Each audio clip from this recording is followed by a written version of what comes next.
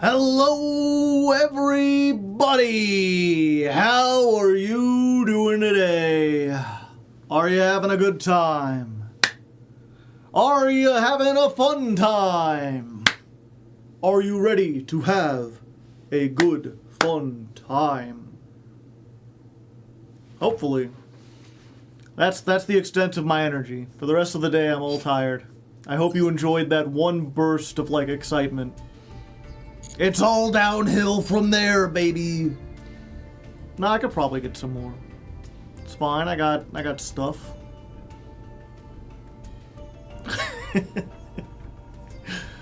I'm just looking. Thank you to the people on the Discord. I tried to ping everyone to let people know what the stream was going, and I accidentally did @Patreon instead of @Patron. But fortunately, someone else got it. Thank you. They're like, Joe, you spelled it wrong. Oh no, he's got his AirPods in. He'll never know. Minor spelling mistake. Channel ruined. Thank you, Carl the Wizard, for the Prime hype. And I mean, I guess while we're here, you know, if you have your Prime sub, if you're on Amazon Prime, you do get a free sub once a month. I'd appreciate it. You know, I don't know if you're watching any smaller YouTubers that could deserve it, but if you're watching the stream and you like what you see, I mean, I'd like those Prime I just had, what was it? I guess it's worth talking about this real quick. Let me see if I can bring it up here. Where's it at? There we go. Let's get the window capture. Yeah, if you didn't notice, if you didn't see it, I had a post on the community tab last night. I was thinking about stuff, trying to decide what direction to take the channel, what I needed to work on. Oh, I guess we're not starting soon anymore. And I had a bunch of ideas, and, you know, it was like 4 o'clock in the morning, and I was like, you know what? It couldn't hurt to ask. I could at least ask people. So I'm like, hey, Legos, I got a question for you. With one exception, the last 9 ladder climbs have all done very poorly. You know, I have about 70,000 subscribers, and the last 3 have only got about 30, 40,000 subs, or views, so only half of my subs are watching. Which is very bad, because the ladder climbs used to exclusively get more views than I had subs. So I'm like, if you haven't been watching lately, if you've fallen off, why is that? And here were the big things that I thought. Like, either the episodes are too long, none of the decks just seem interesting, I haven't been playing the right ones, maybe people just lost interest in Yu-Gi-Oh! In general, or lost interest in ladder climb in general. It's like, oh yeah, the show's not worse than it was, I've just seen enough of it, you know, time marches on. Or maybe it's something with, like, the thumbnails or the algorithms, didn't even know the episodes came out. And, after I posted this, one patron in particular, I'm not sure if they want me to name them. Let me see if I can find it real quick. They sent me a big, long message in Discord. Where was it at?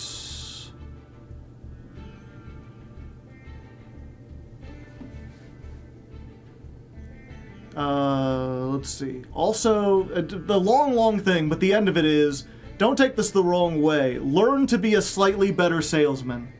It's okay if you don't, because I totally understand where you're coming from. And I was like, what am I selling that I need to be a better salesman? They're like, I always notice that you fumble something, the word not coming to your head whenever you want to promote your Patreon or your merch. It's like, okay, so I guess I'm selling the channel or I'm selling the Patreon or whatever. Be a better salesman. And the thing is, chat, I'm just not a good liar. I can't lie. And I feel like in order to be a salesman, you kind of have to lie. Choice 4, the number is too high. The thing with posts like this is while it can be useful, the vast majority of YouTube watchers are lurkers who will never comment.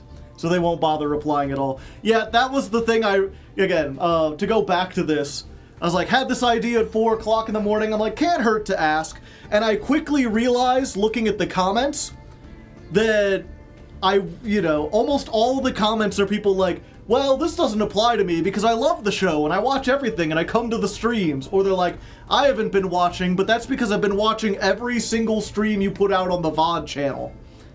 It's like, okay, I'm not going to get responses from the people who actually quit watching. I'm only going to get, like, the 1% of fans who look at everything I do. That's one of those things, is like, okay, this was probably a dumb idea, but any amount of feedback is still good feedback. Is that the true Emperor of Master Duel? I certainly hope so. Also, thank you, King Miner, for the 55 months of sub. You know what, I think Critter gets to thank you personally for that. Critter, you want to give a message delivered especially for King Miner? Oh, 2 honks. That's twice as many.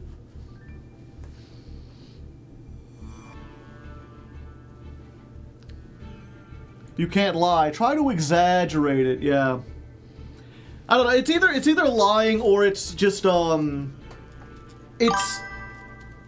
Oh, Tud Sampha, thank you for the 82 months. Holy shit, Critter. Critter, get up there. I know you already gave 2 honks. Yeah, I know, you could do it again. What do you mean you're tired? Honking can't take that much out of you.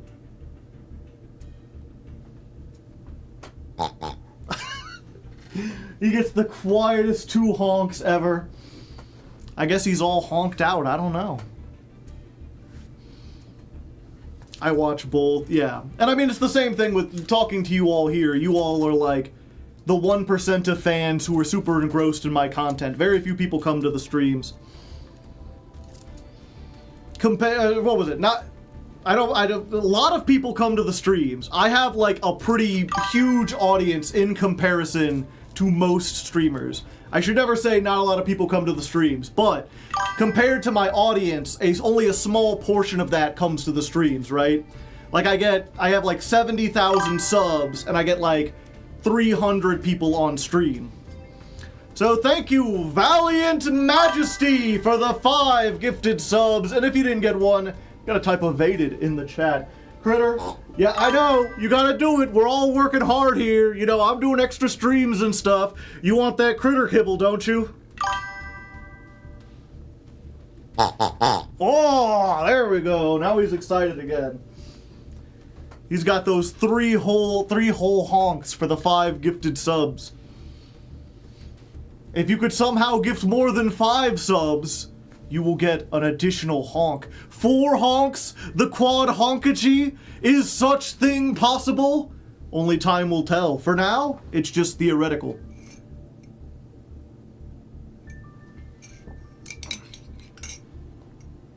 I've been skipping the Masochist video. Yeah. Well, the Masochist has just been doing, like, solidly well the whole time. We're in Diamond 2, yeah. Kowara Tanko 0, thank you for the 12 months. I appreciate it. Critter, you do get 1 honk. There you go. Honk 2. God damn it.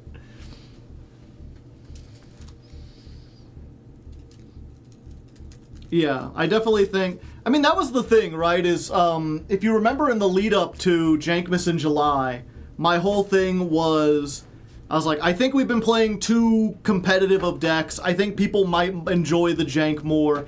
Even if I suffer, it's better to suffer with a bad deck and play something people are interested in than to play a meta deck and have a good time dueling, but no one really cares enough to watch. But then the Argo Stars Ladder Climb came out, and people still didn't watch. And not only did a lot of people not watch, but a lot of people were like, oh, I can't watch this because the deck is too bad. You know, they're like, oh, I don't want to see you play complete garbage, but I also don't want to see you play something that's too good. I've got to find that, like, sweet spot. And the thing is, I feel like, I feel like a lot of the decks, like Goblin Bikers, like Melodious, like White Forest before the rest of the support, that's all like rogue stuff, but yeah, we're Mimighoul,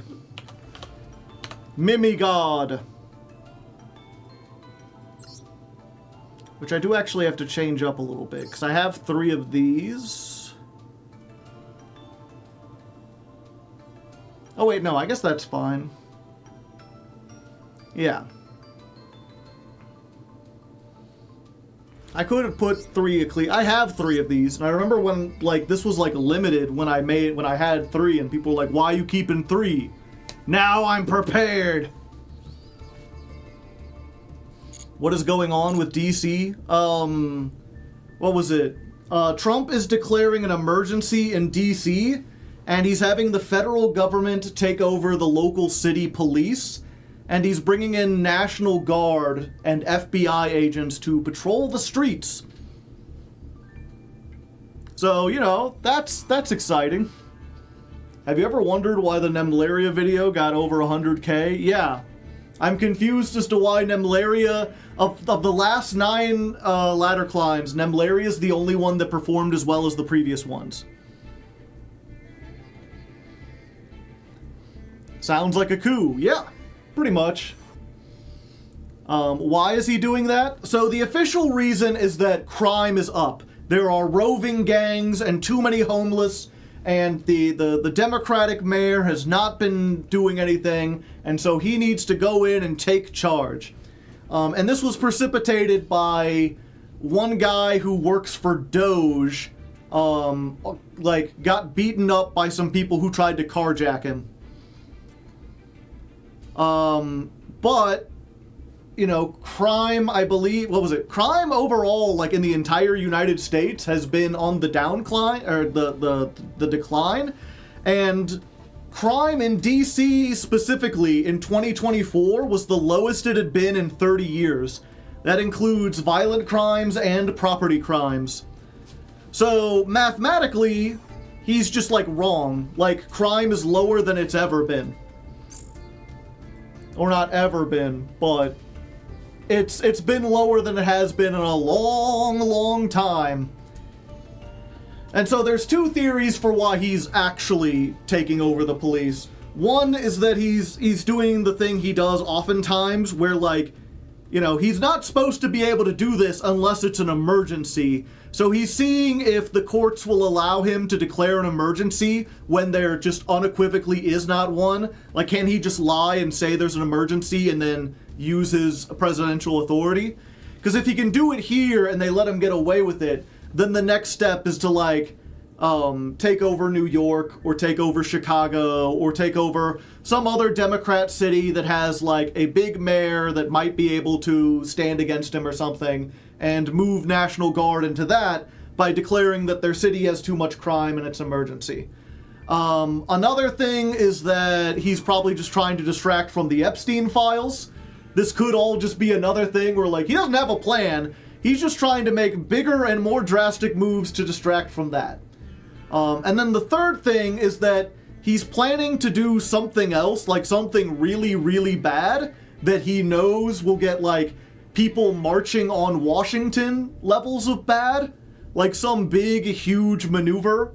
And he wants to make sure that he controls the DC police and that there's National Guard here and that there's all this stuff before anyone catches wind of that. Which do you think? I have no idea. The unfortunate thing about Trump is he's completely unpredictable because he's kind of old and senile, and also, like, at the whim of his advisors. He's very much like, he really goes into whatever idea was pitched to him last. Someone will come in and be like, well, this is why I don't like this. And he'll be like, that's very good. And he'll run with that for like a week. And then someone else will come in and be like, actually, the opposite is true. And it'll be like, actually, I never believed that first thing. Actually, that was a Democrat hoax. The real problem is this. And you can see that, like, when he talks about Ukraine. Like, if he sits down with President Zelensky of Ukraine, he's like, Russia, they're doing very bad things. I don't like it. Putin's going in there.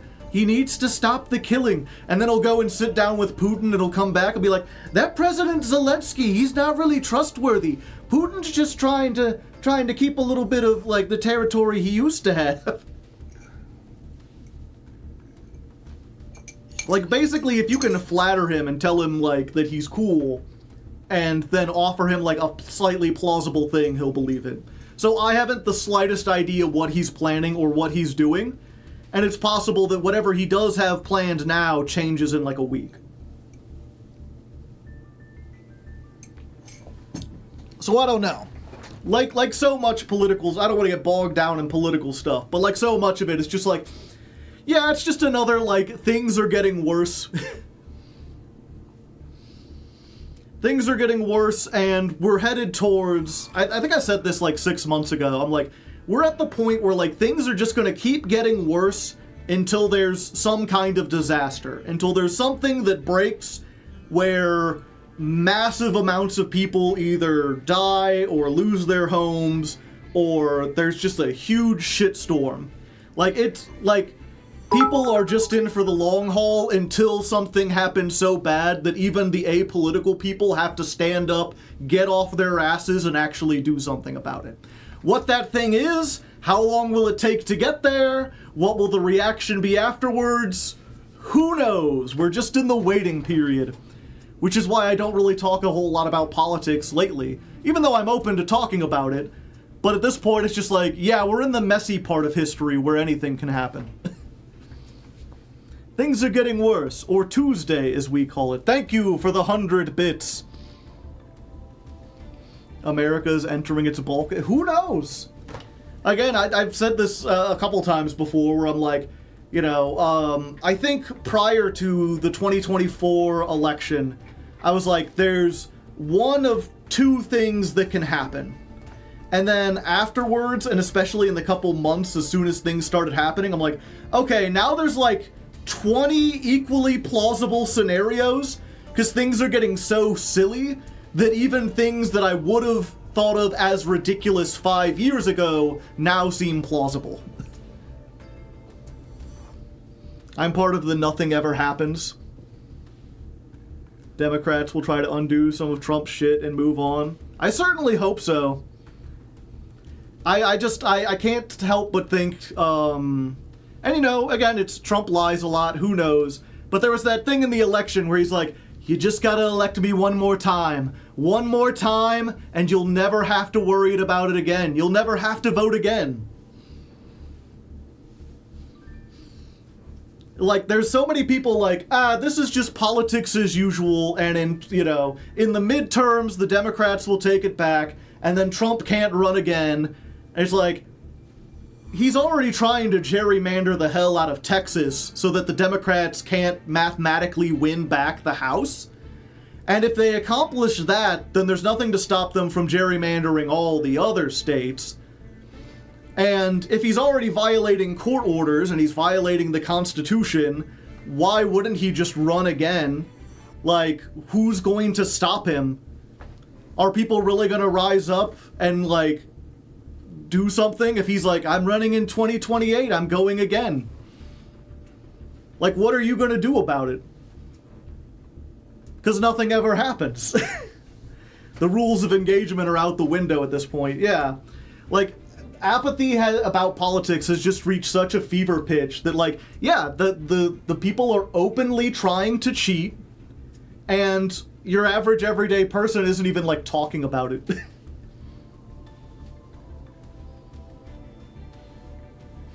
I'm tired of the apathetic group in America, yeah. And that's the thing, there's so much of our population that is just spoiled, that is just like, I don't have to think about this, I don't have to care about it, I'm apolitical, it's not my problem, I will just sit back and, everything will work itself out in time. It's like, I don't think it's going to be that this time. But again, I don't think they'll realize that until, like, the power grid goes down. I don't think they'll realize that until, like, the supply chain gets so bad that there are, like, bread lines, that, like, the supermarkets run out of food. We won't see the apolitical people realize, oh, we've been fucking up by not doing anything to prevent this for, like, 10, 15 years. Like, they won't realize it until, like, the price of bread suddenly quadruples. But we'll see. I could be wrong. I always want to say that, you know, I can't see the future. I look at history and it seems like the direction we're heading, but I could be entirely wrong. Well, the tariffs just... I will say, you know, one last thing, and this is entirely anecdotal. This could just be like a coincidence. This could just be, you know, this just happened to happen. But yesterday, I went shopping because Monday is the day. Usually Monday night, I go shopping for the week, and then after I pick up all my groceries, I stop and get some fast food on the way home. And that's like the one, I eat like fast food like one time a week now, maybe two. And one is just after I go shopping. But one, when I went shopping, most of the bread wasn't stocked. And when I went to buy chicken, all of the chicken had doubled in price from the previous week. I used to be able to get like, a thing of like 2 chicken breasts for like $6, and now it's $12. And I'm like, oh, that's a big hike.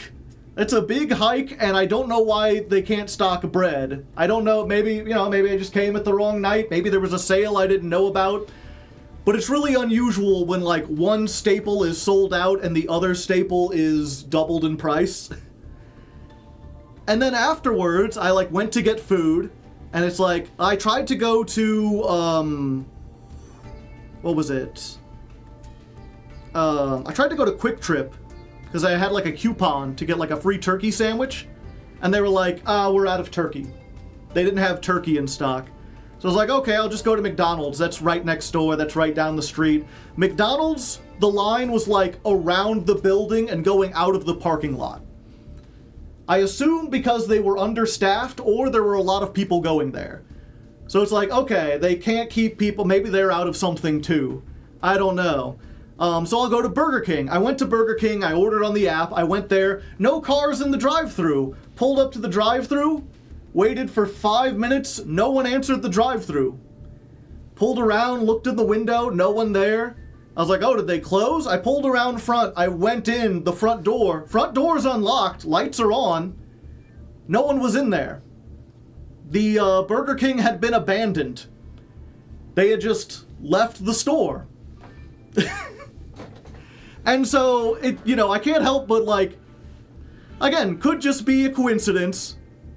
But when it feels like I try 4 different places for food, and every one of them is understocked, understaffed, or just abandoned, or the prices have doubled, it's like, oh, it feels like things are getting really bad. Did you check the ice cream machine? I checked the soda machine. It was still on. That's nuts, yeah. And again, who knows? Maybe the people at the Burger King were just out back smoking weed or whatever, and they forgot. Who knows? They just wanted you to serve yourself, yeah. It's weird because, like, there was, like, they had a tray of, like, fries and onion rings, like, sitting under a heat lamp that they had clearly cooked. And it looked like, yeah, they just kind of walked out. It's weird, man. It's really weird. But anyway, we can't sit here and talk about real shit all day. We gotta get to this.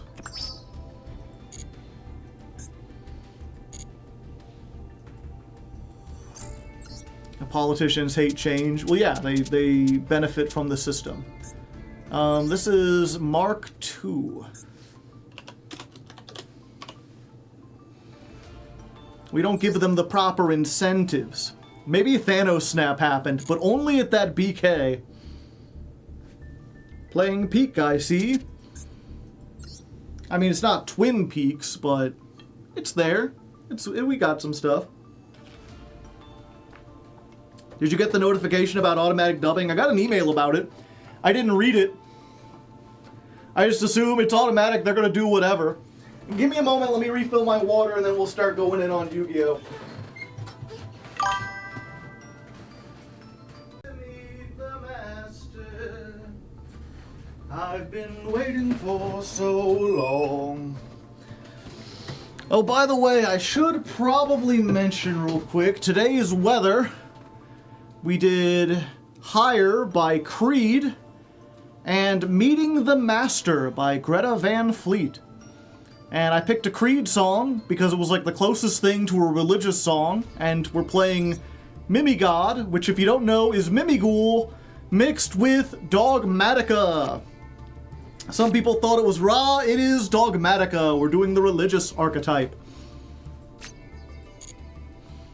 And then Meeting the Master, which is just a newer song. It's like a year old, but it's new to me. Because Mimighoul Master. And it sounds vaguely religious-y. Also, thank you // for the 40 months. Are we trying any neat combinations like Mimighoul Shadal? This is probably the closest weird one. Is God is a Girl a religious song? I don't know. I don't think I've heard about it. Heard that one. I need to start saving money for a class, so I had to drop down from 25 tiers. Sorry about the loss. It is what it is. I appreciate you staying as long as you can. You know, I'll never... It's weird because some people are like, you know, they always get so sad even when they're like donating $1 and they're like, I can't afford to give you $1 anymore. I'm like, you gave me like $2. That's more than like 90% of my subs give me. You know, there's 70,000 people subscribed. There's 400 on the Patreon.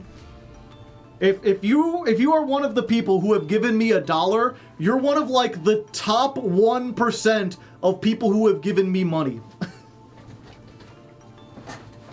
Oh yeah, and that we got completely distracted. That was real quick. It's just like because we were talking earlier where someone was like, you need to be a better salesman. You really need to like push people out like, my streams are the best, come and see them. Hey, you should join the Patreon. It's a great time. Go do it now. And I'm the 1%, yeah, elite. And I don't know, I was like, part of it is like, I can't lie. I can't be a good salesman because I'm not good at lying or like even exaggerating. And the other part is, I don't know. It seems weird to be like I have low self-esteem because I feel like I'm really cocky half the time.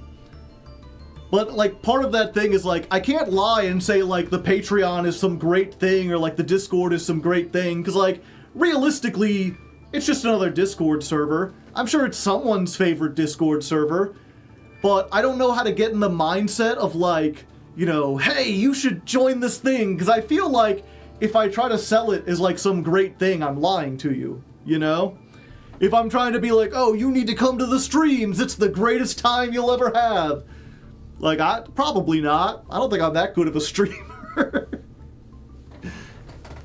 You hide it with cockiness, yeah. It's like when I am cocky or when I am, when I do have that, it's always like for a bit. Like I can do it as a bit if I'm like, dueling against someone in front of an audience. I can be like, yes, you cannot defeat me. But it's always this over-exaggerated thing that in my mind is like obviously fake. Like if I'm like, get dunked on, now you burn in hell. I feel like clearly I don't actually wish my opponent burns in hell because they lost at a card game. You know, I don't wish them poorly. I'm just playing up the funniness of it for the show. But when I'm trying to get people to buy something or check something out, or especially like when it comes to my novel, I feel it, yeah, I guess that's another thing too, is like, I feel like if my novel isn't the greatest novel ever, how am I supposed to pitch it? How am I supposed to be like, this is a Lord of the Rings style novel when it's not? But like, plenty of people like okay novels, you know? Even if it's mediocre, like, I love mediocre things. Team Sam is one of the more popular YouTube channels, yeah. And I mean, that's the thing. Team Sam is one of the most popular, the most subscribed YouTubers. And he got there by being like this deck is the best deck. And it's like, well, he's just lying. You know, for lack of a better term. I keep coming back to this, right? Where it's like, I think I mentioned this before, is like, I feel like our society is so built on lies. Like, it's so normalized.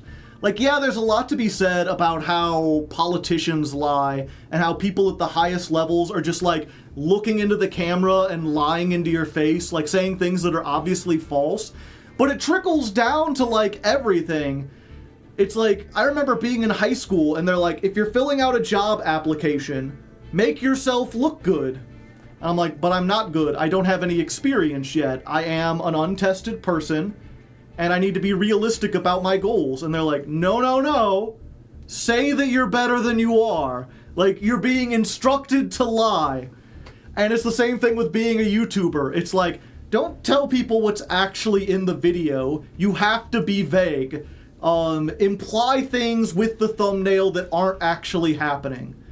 Tell people this is the greatest deck, even though you don't believe it.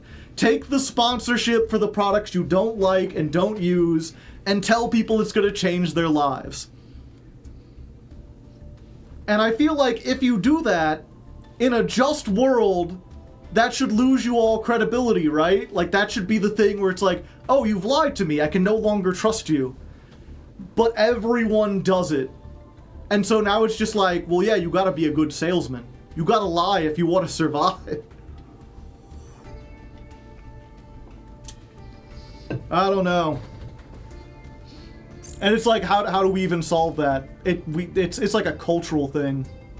Maybe that's my next book after Legend of Lefty. I need to find some way. I always talk about art is, any kind of art is someone trying to communicate an idea. So it's like, how do I communicate in a way that is engaging and really, like, hits home the idea of, like, how important the truth is and how a society based on lying is unstable and will inevitably collapse. I hear that Raid Shadows is good to pick up. Yeah. I think the one thing you could do to help with the ladder climb is thumbnails and titles. Is the goatee one where you're writing it? Yeah. But see, that's the thing, is like, one of the weird things, right, is looking at what people say versus looking at what the numbers say. Because one of the big things, one of the biggest comments I've been getting on the ladder climb is that, or on that poll that I was talking about earlier, is that the ladder climbs are too long. You know? I don't have the time to sit there and do that. You know, you need to make them shorter. And then you look at the numbers, it's like, what's the best performing video period on my channel? The one that's almost 4 hours long. Like, what are the best ladder climbs? 3.5 hours long, 2.5 hours, 2.5 hours, 2.5 hours, 3 hours, 3 hours, 40 minutes. It's like, I don't think the length really impacts that much how much people watch the video. I'm going to try to make it shorter anyway, because I think too many really long ones don't work out. Plus, it could just be better to, like, you know, quality over quantity in general. Maybe something has changed, maybe.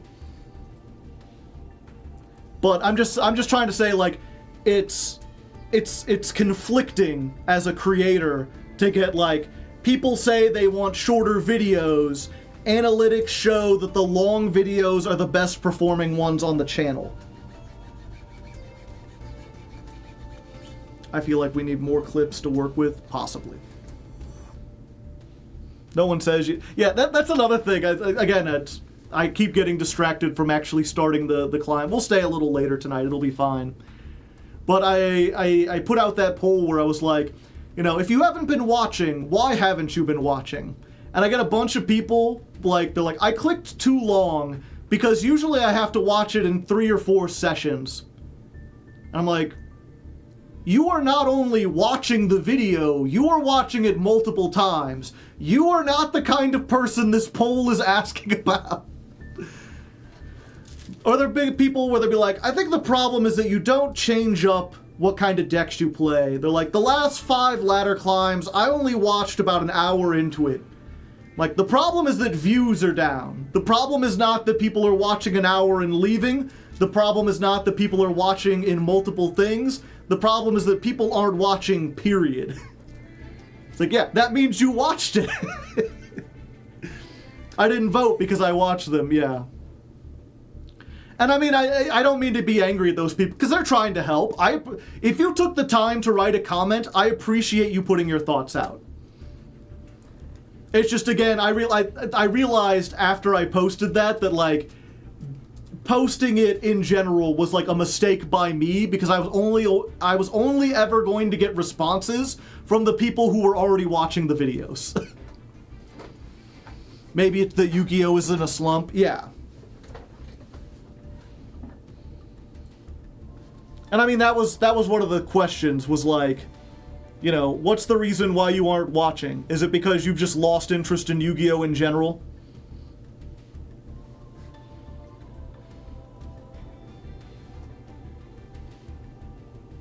I realized I watched every ladder climb that shows up and show up to stream on occasion.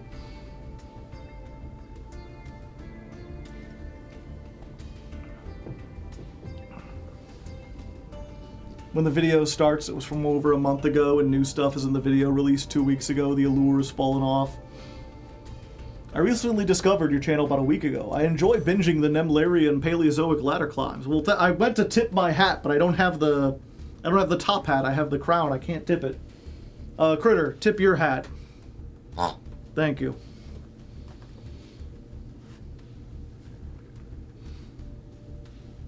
But yeah, that's a good example, right? That person, like, yeah, I'm binging the Nemlarian, the Paleozoic. I don't think people have ever watched my videos to, like, keep up with the current meta. I feel as though it's, you know, my videos are almost evergreen. You know, you could just go back and watch them. You watch them for the entertainment value.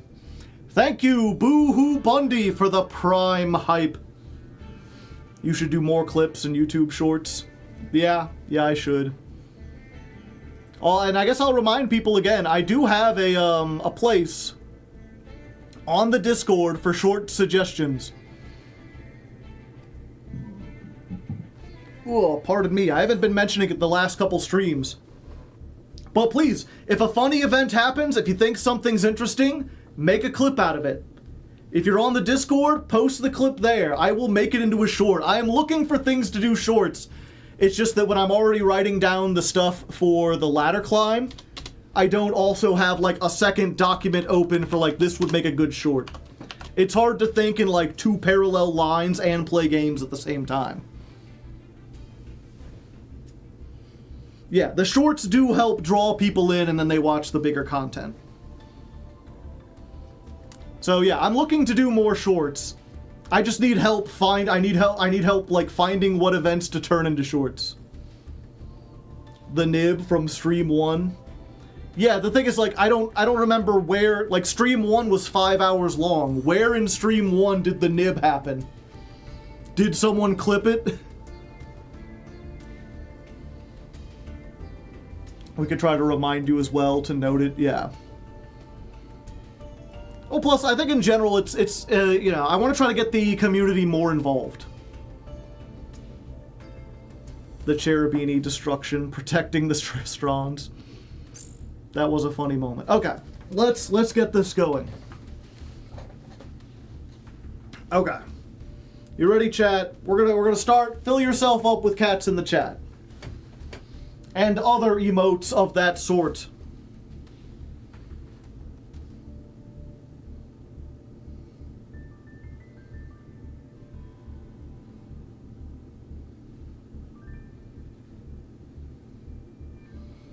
There we go, okay. Avasavidos. Welcome, brethren. Okay, let's try it again. Avasavidos. Welcome, brethren, to stream number 3.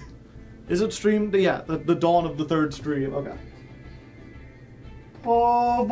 Savidos, and welcome, brethren, to the dawn of Stream 3. We're getting religical up in here, because it's time for a new deck, or not a new deck entirely, but a new build of Mimighouls, and I'm doing something I haven't seen a lot of people talking about. A strange build. I wish I could remember where I saw it, because I was looking at, you know what, I should do the thing where, like, if I'm gonna say that I did this, I'll just look it up real quick. Where did I find this? I need to give credit. Mimighoul, Dogmatica.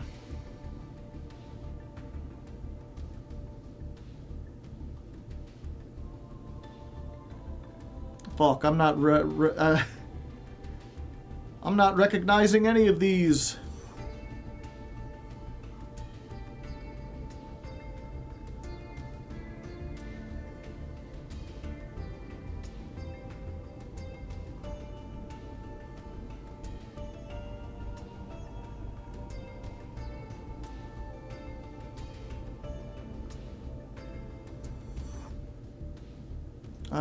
One second. Mimighoul. Maybe if I take the Dogmatica out.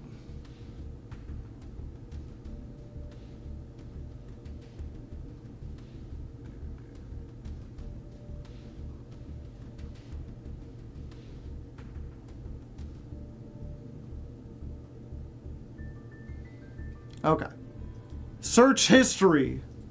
Dogmatica. Frost Hollow, thank you very much.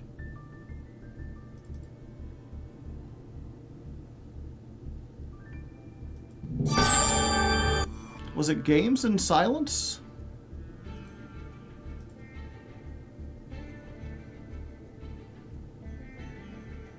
It wasn't Games in Silence because I thought someone... I remember someone...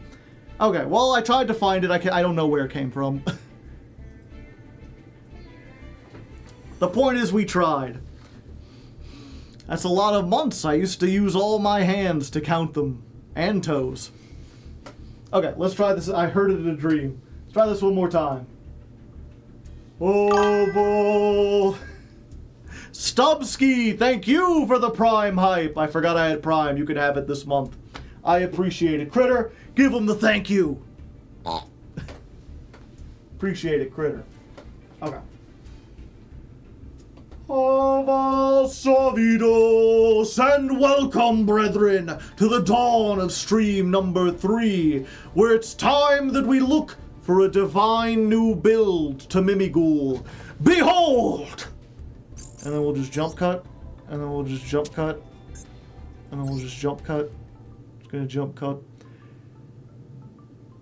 Deck version 2, something I call Mimigod. Half Mimighoul, half Dogmatica, the Catholic-themed archetype. I think they're Catholic-themed, right? Or maybe just like Christianity in general. Maybe there's a little Eastern Orthodox in there. I don't know, some religious scholars can tell me in the chat. I have religious scholars who watch, right? But yeah, we're playing this big loud car outside.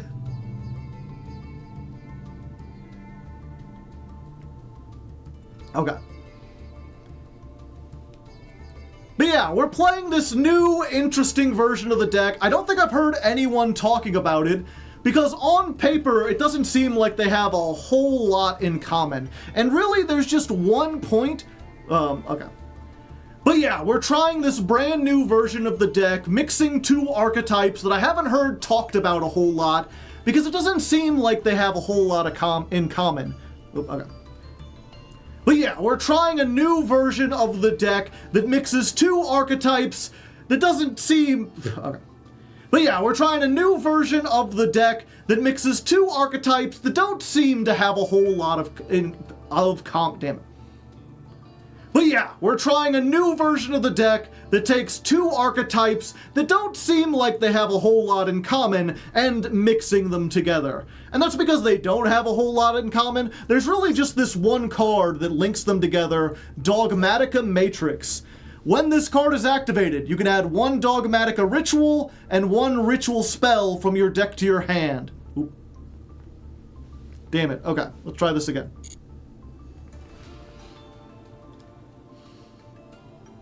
But yeah, we're trying a new version of Mimighoul that combines it with an archetype I haven't heard a lot of people talking about, probably because it has nothing in common with Mimighoul. They don't seem like they would mix together, but there's one card that makes them work, and that's this one, Dogmatica Matrix.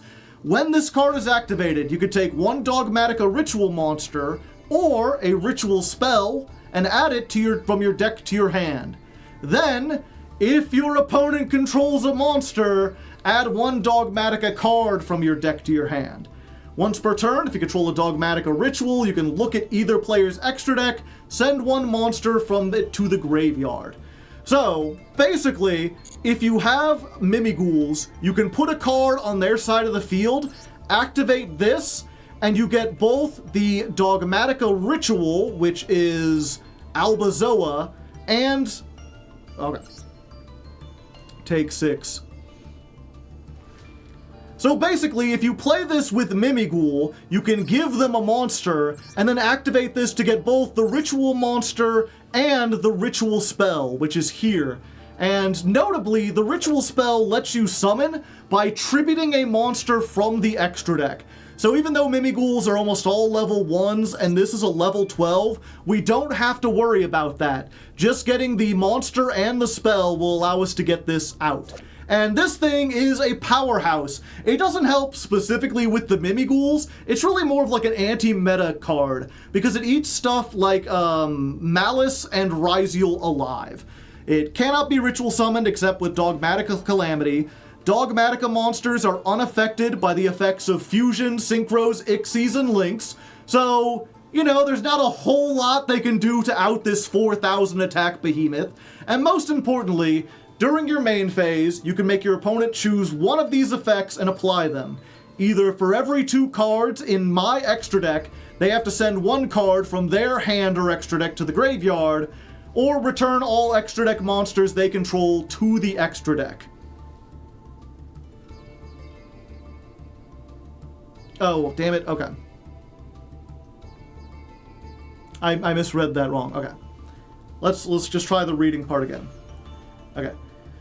Can't be ritual summoned except with a Dogmatica card. Dogmatica monsters are unaffected by your opponent's extra deck monsters, which I mean, if Ryziel doesn't have an Ixie that can affect this thing, there's not a lot that they can do. It's got 4,000 attack. It's hard for them to beat over 4,000. And perhaps more importantly, during the main phase, you can make your opponent choose and apply one of these 2 effects.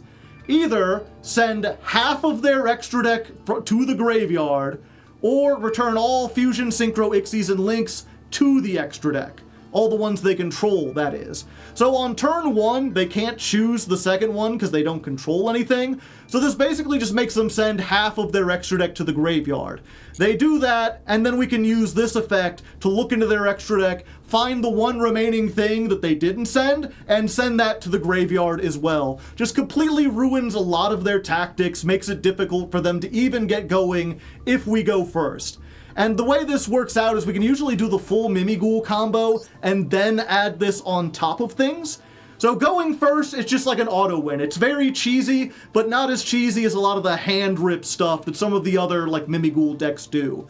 Perhaps more importantly though, the Dogmatica engine gives us a lot more play going second, because now we're playing like 3 Nadir's Servant, because this adds Dogmatica Ecclesia from your deck to your hand, and this searches Dogmatica Matrix. So basically we can activate Nadir's Servant and then send an Entis or a Malong or Mirologic Agitator. So we can activate this and then send an Entis or a Malong or a Mirologic Agitator and then get rid of one of the cards on their field that's causing us trouble. Maybe something like a Detonator, get rid of that or negate that before it can even cause us a whole lot of harm. Damn it, okay. So you can activate this and just instantly send off an Entis or a Malong or a Mirologic Agitator and just completely stop. Okay, damn it. We'll get this, Chad. You get locked from the extra deck. We don't necessarily need the extra deck. But yeah, you could just activate this going second, and then you send off an Entis, or you send off a Malong, or you send off the Mirologic Aggregator, and then you can just shut down one of the cards they have on the field that's causing you some trouble. Of course, this does lock you out of the extra deck for 2 turns, but the Mimighouls don't necessarily need the extra deck. Like, between Mimighoul, Room, and Dragon, and Archfiend, and just being able to use Master's Effect, and the other, like, hand traps and stuff that we have, there's still plenty that we can do while we're waiting for that to run out. And hopefully we can also do stuff like try to bait things out with the Mimighouls, and then use this. If we can get them to use all their negations, and then go into Albazoa, send half of their extra deck off and attack, we should be good. Now, I have been playing this over the weekend. You'll notice we haven't ranked up, but we've gained a few more wins and losses. And if we're being perfectly honest, I don't think this is better than the previous version of the deck. In fact, it might be slightly worse. But I've decided that I don't care about that. You know, a lot of the comments that I've been getting lately is that I'm focusing too much on trying to make competitive versions of the deck, and as a result, the episodes feel stale, there's no experimentation, there's no fun stuff. So I'm going to give people what they want. We're going to play a fun, wacky, experimental version of the deck that probably plays some cards you haven't seen before, has some combos that you're not going to see anywhere else, and we're just going to have fun with it. Maybe we'll get into Master, maybe we'll get lucky, maybe we'll lock some people out of the game. Who knows? There's only one way to find out, so let's jump onto the ladder and see what we can do. Okay.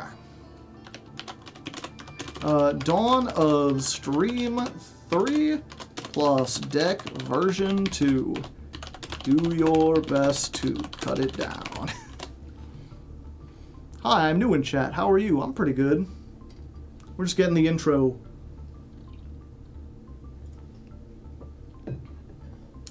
out of the way. If you're somehow new, if you don't know, I record these on Tuesday and Thursday, and then I turn them into YouTube videos. So I occasionally have to do something where I, like, explain stuff and take multiple takes to get it right, because that's going to go in the YouTube video, and then everything else is just improvised. We're just going. If I make a misplay or whatever, I can't be like, whoa, well, let's go back and do that again. Like, no, this is live TV, baby.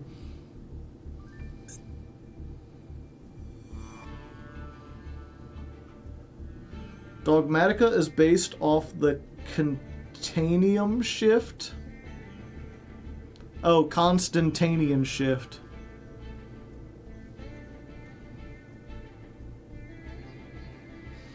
The Constantinian shift was, according to some theologians and historians of antiquity, a set of political and theological changes that took place during the 4th century under the leadership of Emperor Constantine the Great. Rodney Clapp claims that the shift or change started in the year 200. The term was popularized by Mennonite theologian John H. Yoder. He claims that the change was not just freedom from persecution, but an alliance between the state and the church that led to a kind of Caesaro-papism. That's a word that has its own, like, article. The idea that combining the social and political power of secular government with religious power. Gotcha. The claim that there was a Constantinian shift has been disputed. Peter Leierhart, that's a great name for that's a great name for someone who's like an academic. My name is Leierhart. They argue that there's a brief, ambiguous Constantinian movement in the 4th century, but there's no permanent epochal Constantinian shift. Gotcha. Anyway.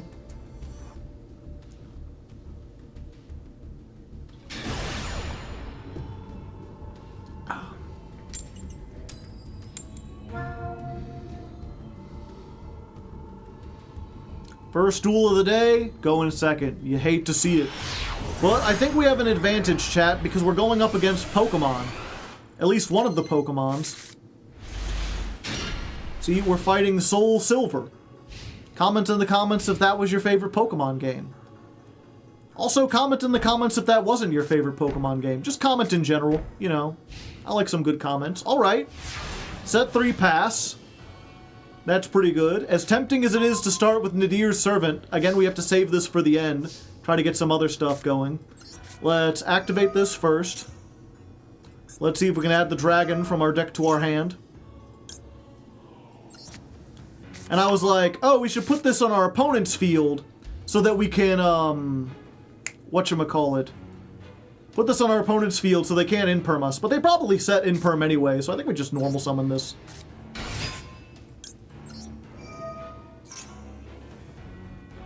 Let me have card, please. I would like to have card. Please allow me card. Please. Please. Please. Please. Metaltronus! Target one monster. Special summon one monster from your hand, deck, or extra deck that has 2 or more of the same type or attributes. Max! It's an Earth with 500 attack, chat! Fortunately, if your opponent controls a monster, you can special summon this from your hand. So we can activate this and summon it to our side of the field now.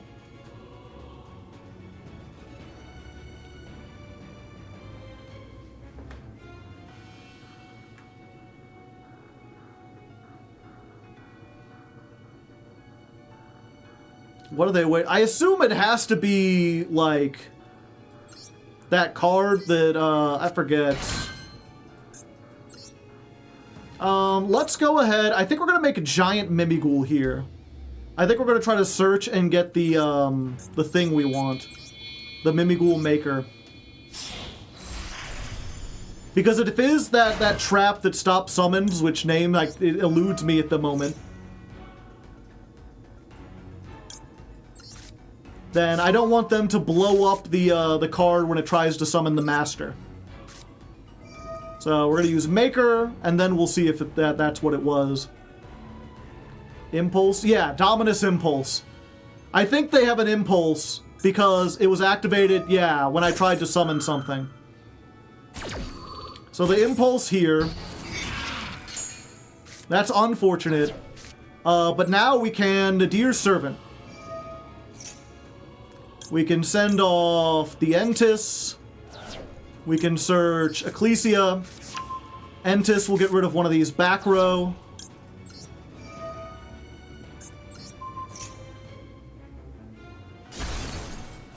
Another Metaltronus, okay. And then because we have an extra deck card, we can activate this and special summon it from the hand. Now that locks us out of the extra deck, but we weren't going into the extra deck anymore this turn anyway. And then we will get Dogmatica Matrix. And because they control a monster, we can get both of the things. Yes. Give me the monster. Add another? Why, yes. Yes, I would. Dogmatic Calamity. What a calamity, chat! Now, do they have another Impulse? Because I think Impulse stops this. If they do, they ain't using it. And then we just send Lulu Welleth, which is level 12. Behold! The ugliest fucker you've ever seen! Come forth, Albazoa! Big. Yeah, we'll just use this effect now. Please send half of your extra deck to the graveyard, please. Impulse is a hard once per turn. Is it? I could have sworn I've been hit by it twice. Nope, it's hard once per turn. Now, if we're playing against a branded, then they just go plus ultra. Then they just win at life and everything at it. But anything else and we're golden.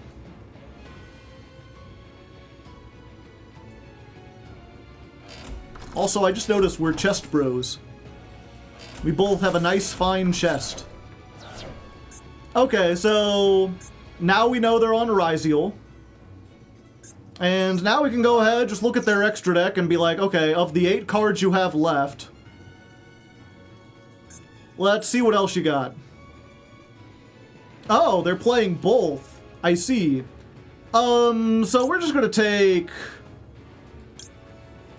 I think we take red ransom, right? Yeah. Let's take red ransom, get that out of there. And there we go. Battle phase. Get rid of this with Ecclesia. Ecclesia, smash the bug. Just do half your life points.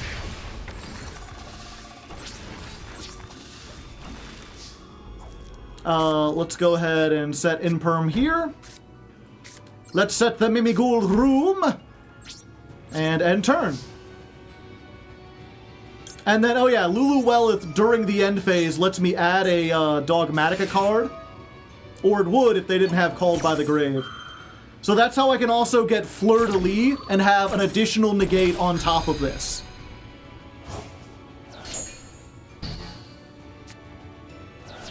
But we didn't get it. But they're on 2 cards, and we've got Book of Moon and Imperm. I do not think they're getting out of this. Maybe they can, I don't know. Dormouse, very nice. Yeah, I think we're just gonna room here.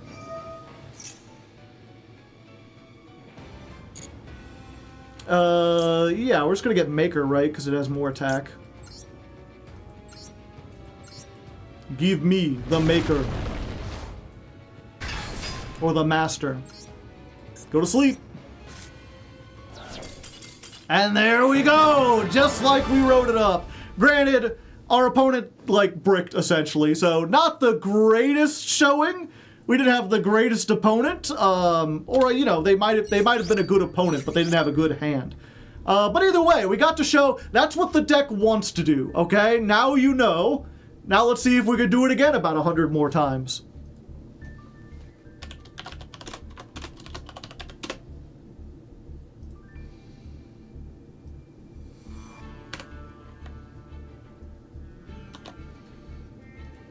So that was duel 37 versus Bricked Malice. A win is a win.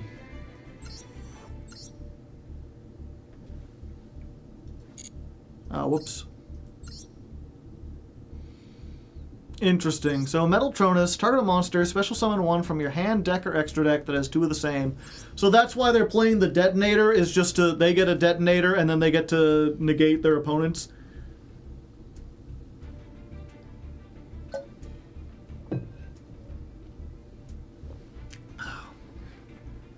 I have contributed a clip to the Short Suggestions channel. Your country thanks you, sir.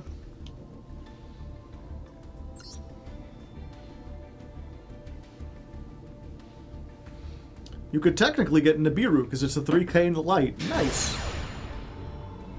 Alright, one more win, and we get into Diamond 1. And we're going first, baby. That's what I like to see.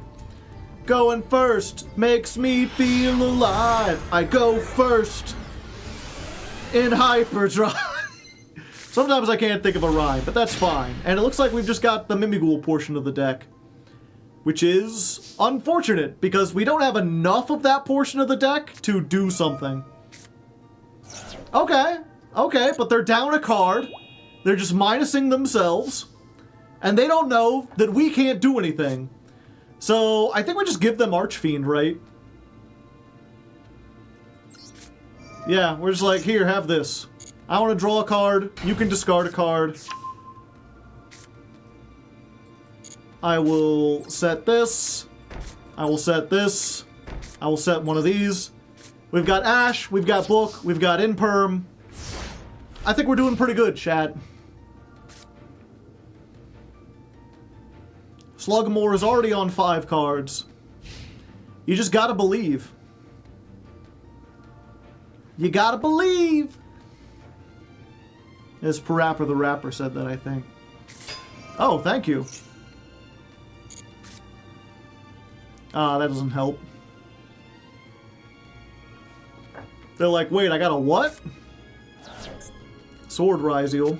Okay.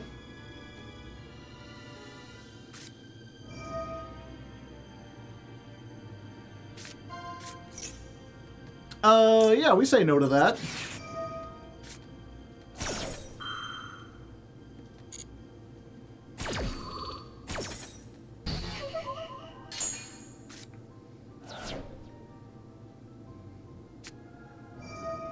Triple tack. Okay, probably drawing 2. Yep, unfortunate, but there's not much we can do about that.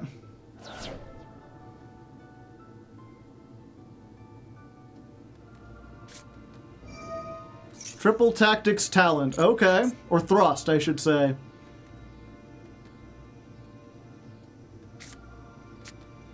Bonfire.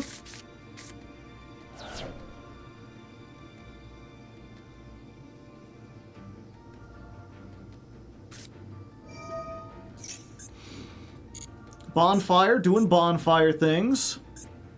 Sword Ryzel is a thunder. Okay.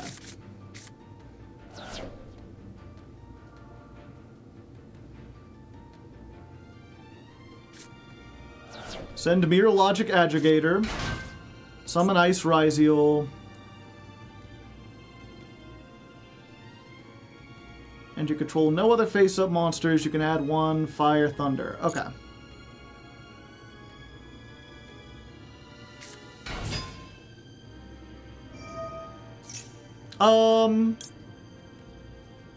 Yeah, I think we'll kill 2 birds with 1 stone here. Shouldn't have discarded that sword, Ryzel.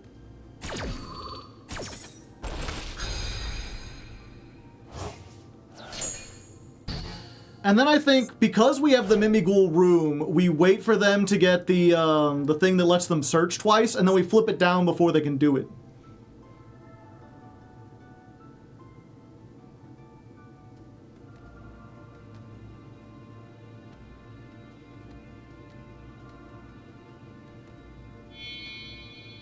Duo Drive, yes. Thank you, Chad. I appreciate it. Because Duo Drive isn't a quick effect, right?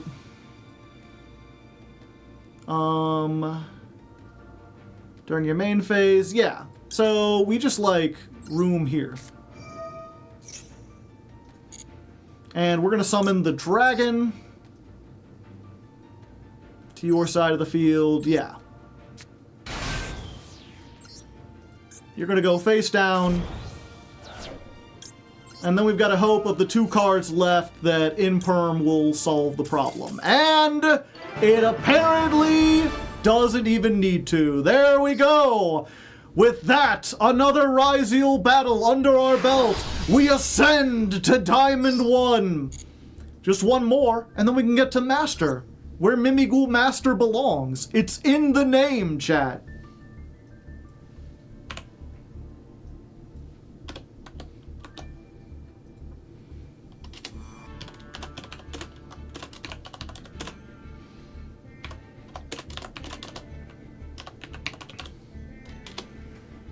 Why is this working?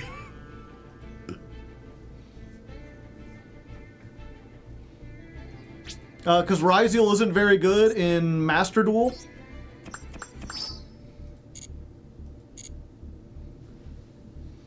So what's the win con for Mimighouls? It's like an advantage deck, if I had to describe it. It's like partially advantage, partially lockdown.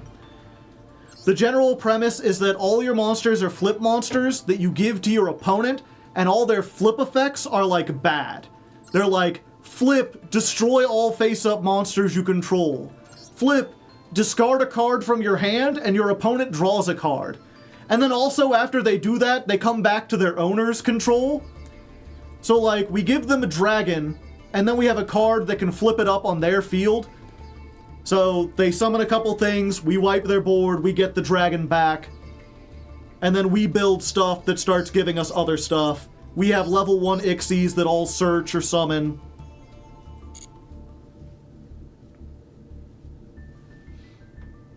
They go to the opponent, not the owner, yeah. But it always gets confusing when I'm like, flip up, give control of it to your opponent, which, because it belongs to them, their opponent is me, so it comes to me.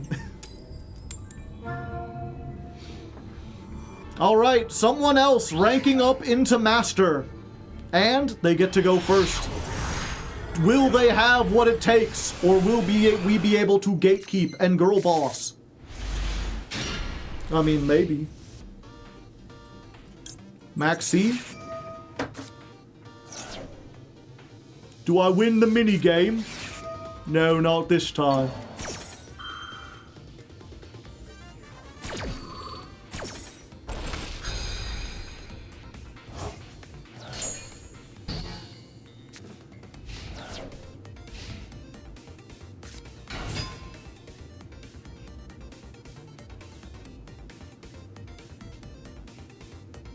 Okay.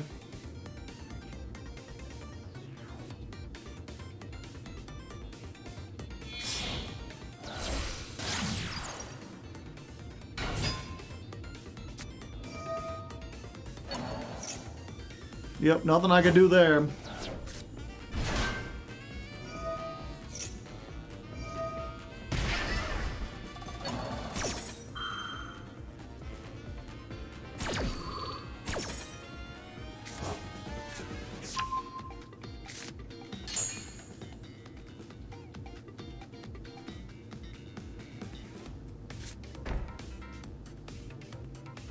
Oh?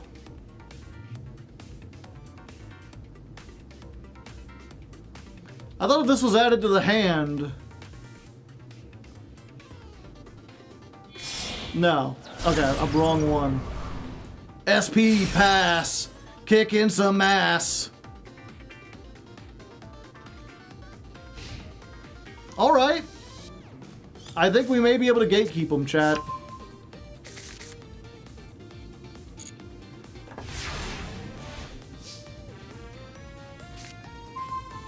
That's a pretty good one.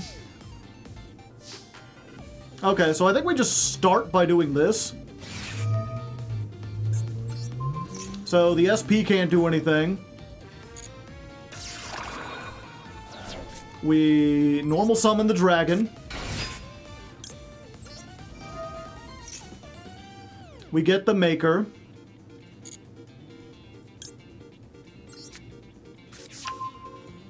We activate the maker.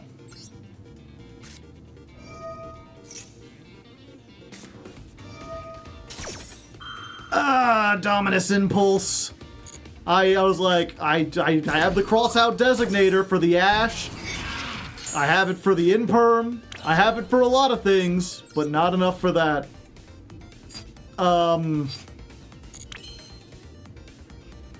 Yup. Unfortunate.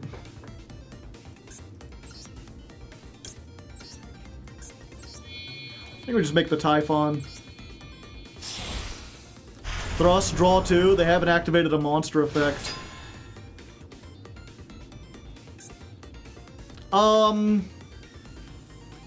Do we waste the... I mean, we're probably dead anyway. So let's use this, and if they chain the little knight, either forgetting or just to be funny, then they play into the triple tactics thrust.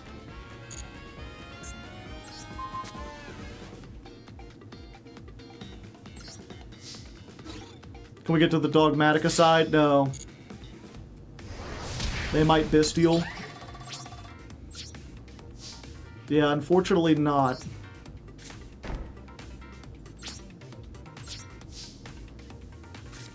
They wait until the end phase.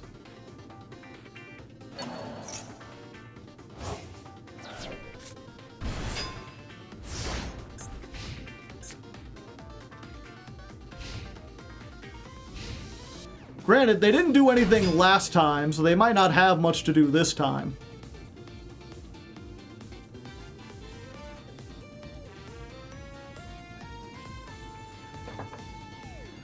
Like, they could link these off and get rid of the Typhon, but I don't think they have a way to trigger the March Hare. Oh no, any 3 cards gets them to the fucking hearts. Well, I can Ash that, though. But she came back.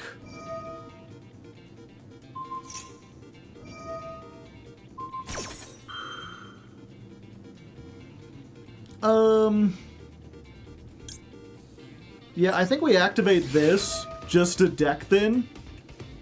Just to be like, you know what I really don't want to draw right now?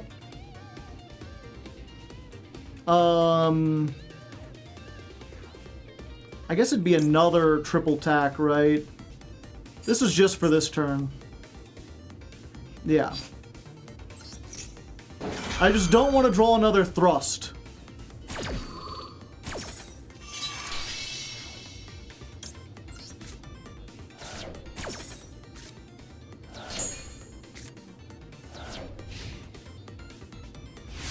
Okay, come on, another starter. Show me a starter. This could get me to a starter chat. It seems a little wasteful, but fuck it, we ain't doing anything else. Ultimate Slayer. Send Bucephalus. Put you back in there. We have bounced this SP twice now. And then Bucephalus can send Garua, and then Garua draws me a card. Called by. Well, sometimes it be like that, chat.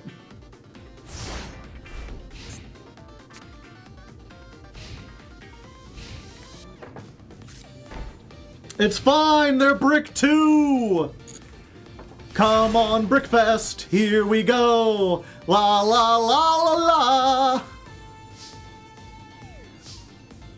Alright, let's try to summon the dragon again.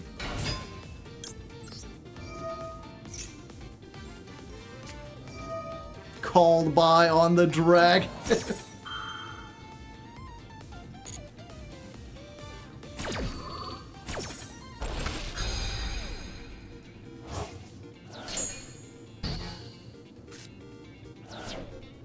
Well, we're getting them there, chat. 500.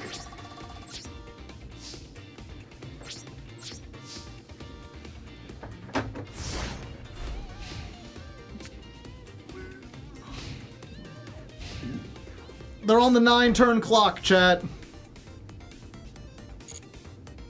Remember, they're under impulse. Oh yeah, so they can't Ash Blossom even if they have it. You've gotta be shitting me. Do I have like a generic link too that helps me get out of this? Do I fucking make a,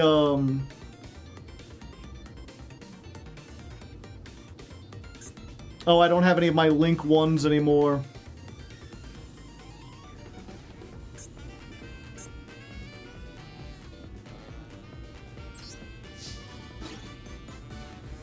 Yeah, we just keep attacking.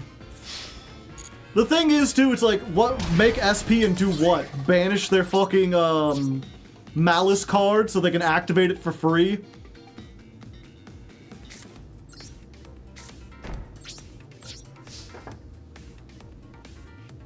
Yeah, I'm keeping Ash just in case.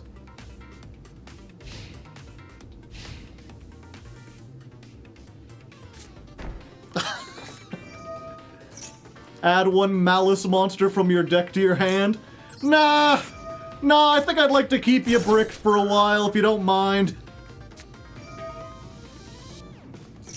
Okay, okay.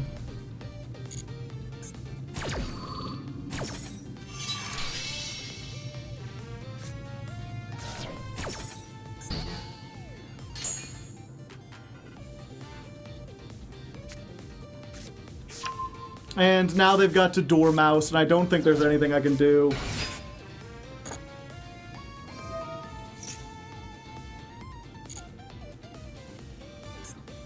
The name they add will already be in the Dormouse. It's just March Hare.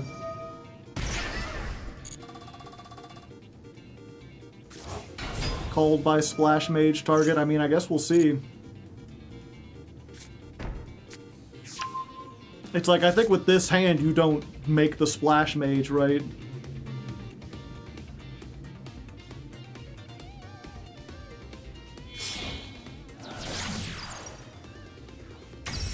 Wait, Lizardos isn't a quick effect, right? Yeah. What if I called by both of your Malice monsters before you had a chance to Lizardos?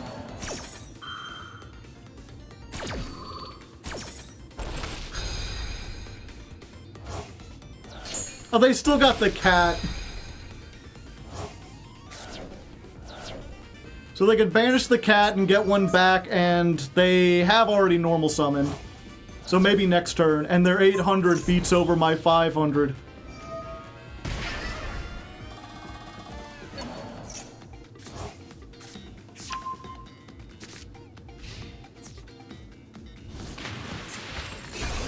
Yeah, so they get the Dormouse back. I really need a starter this turn, and for them to not have something that stops me that isn't a monster. Okay. Hold up.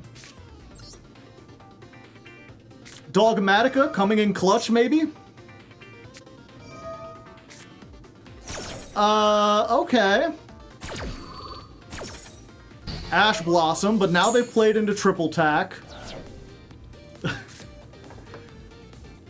Let's see.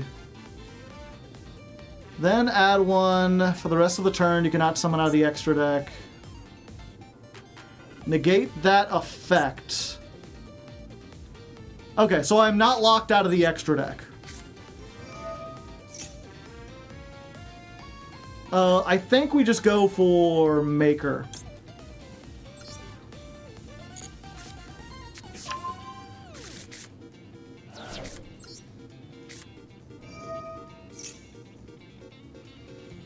Last time. Hopefully it'll work this time. Ah, we got the Archfiend.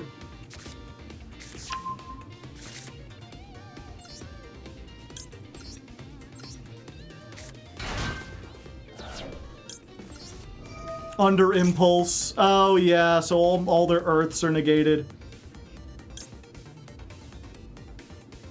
Oh, we know they just have...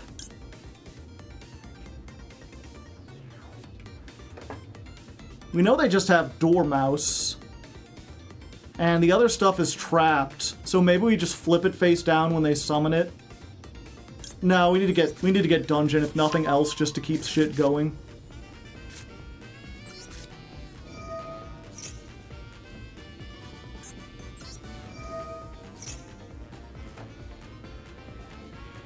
Have normal. I think we do need to make an extra deck if possible.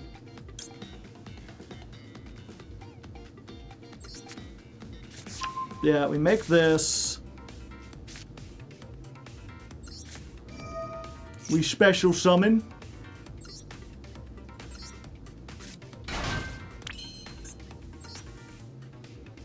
We're gonna make the throne.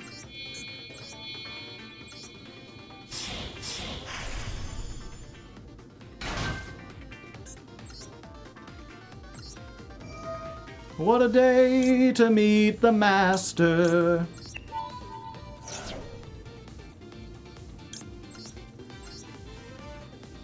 Haven't normaled. Yeah, I'm not sure what good the normal would do for us. Like, we could flip up their shit, but I don't think I really want to, because it won't come back to me. Is the problem.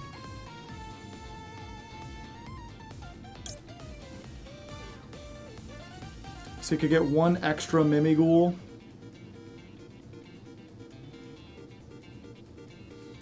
Yeah, like I could normal summon this and flip, but because they've activated Dominus Impulse, their monster won't work when I normal summon this and flip it up. It'll just get flipped up for nothing.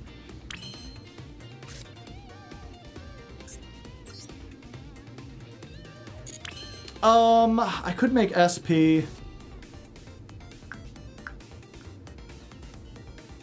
I think we just do this.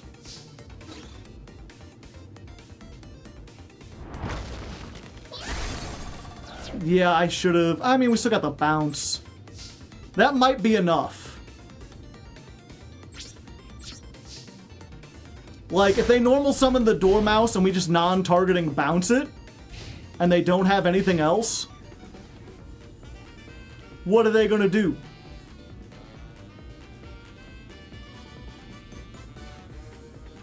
Plus, maybe they don't know, chat. Maybe they think if they flip this up, they have to discard. Nope, they figured it out.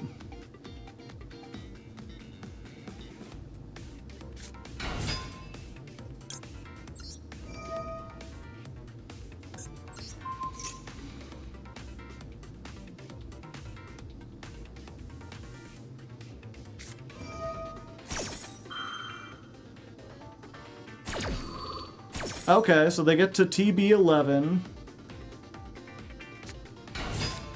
two of them things. Fuck.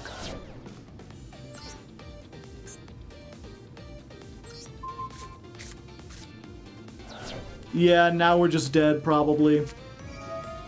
Ah, they had all of the traps.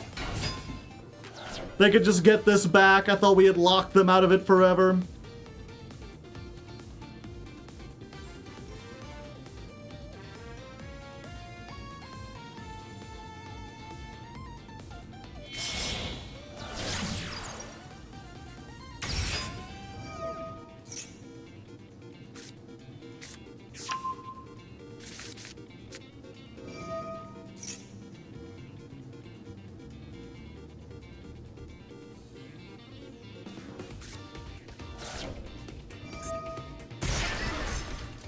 I'm trying to think. I know they don't have an easy time OTKing, especially when they've already used all of the traps.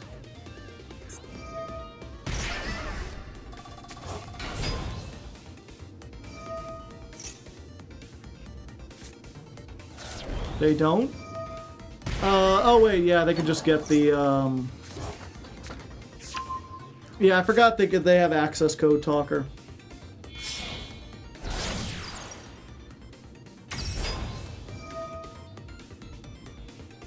Yep, unfortunately, it didn't matter what I did, I don't think.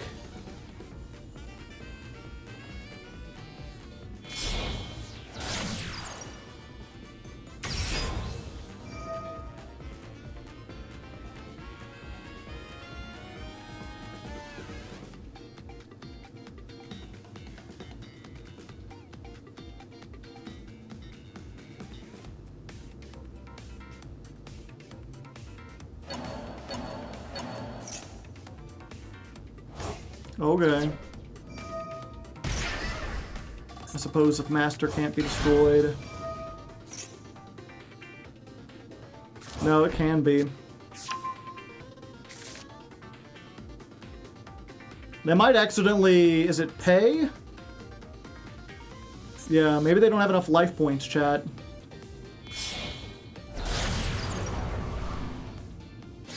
No, that's just the OTK right there, right?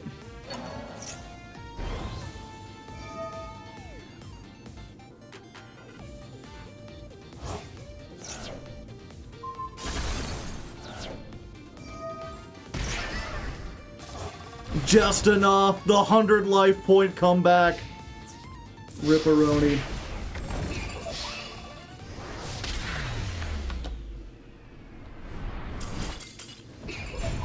Could have burned them with the other Ixie. Yep.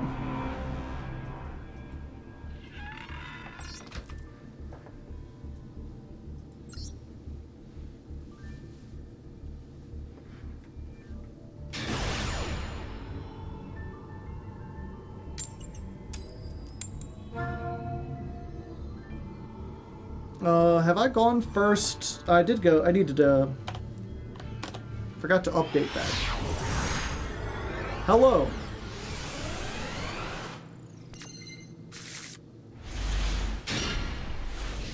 Alright. Interesting hand, if ever there was one.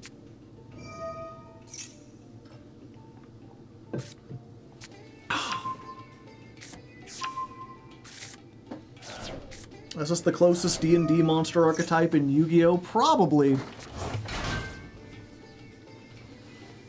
Impulse as a counter to this deck is so mean, yeah. Unfortunately. Well, this gives me time to eat my donut. Is the board getting broken? It might.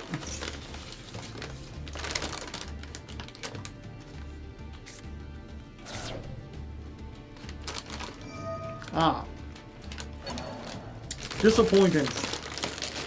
My donut is stale, chat.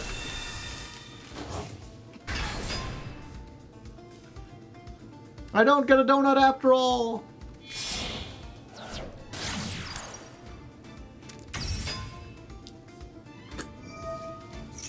Yeah, this might as well be the adventure engine.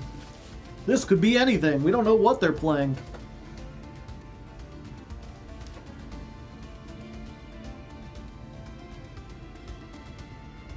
Some king cake.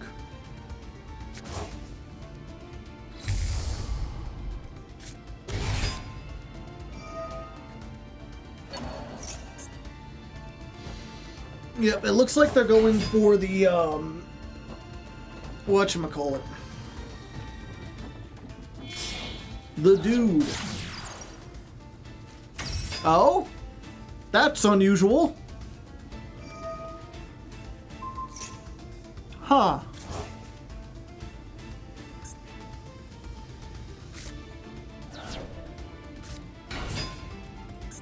Magistus Chorozo.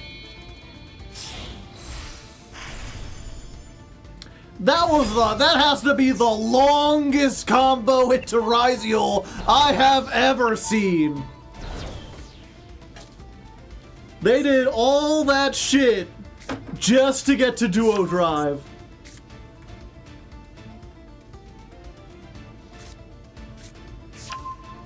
So I was like, yeah, it could be Ryziel. I assumed that they would end on like Ryziel plus other stuff, but no, all of that was just to get to 2 level 4s. Surprise, it's Ryziel. You could even say Surpriseal.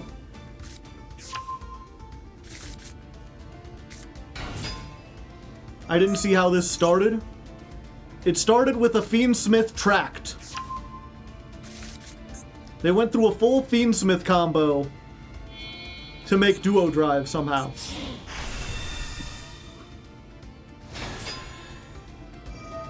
Do they have an out to Albazoa? Not really. I think we just do that, right? Like, we don't even worry about this shit. Oh, they might, if they have the trap, that might be the out to it. Oh, I see.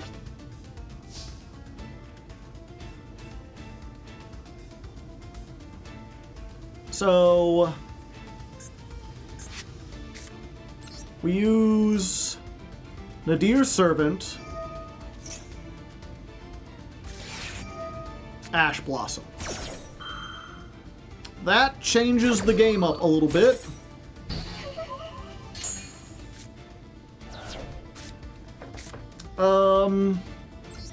Now we can thrust.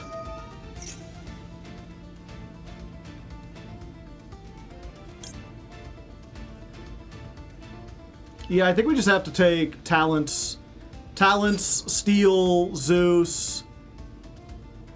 Because they negated the effect, so we should still be able to use everything. Either that, or we Slayer. Slayer guarantees. I think you're still locked after being ashed.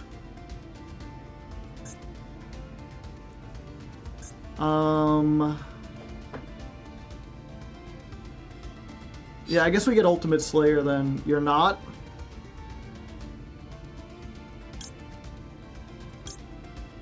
We tested that last game.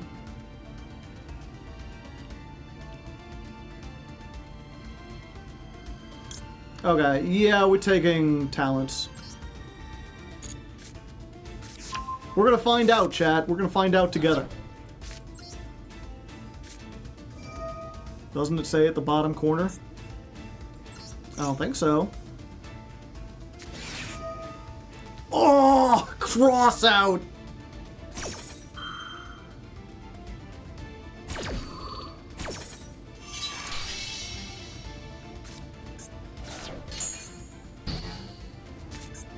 There's a lingering effects button.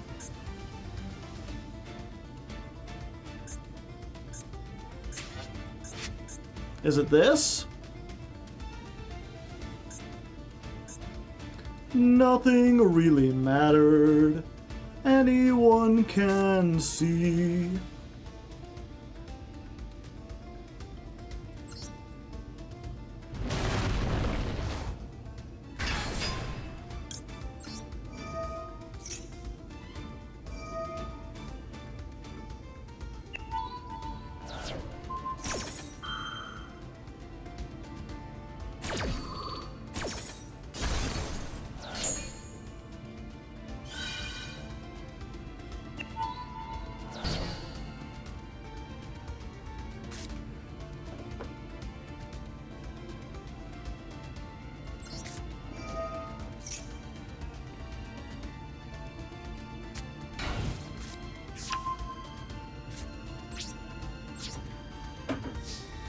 Yep, unfortunately we draw 2 of the same card. They had the Ash cross out.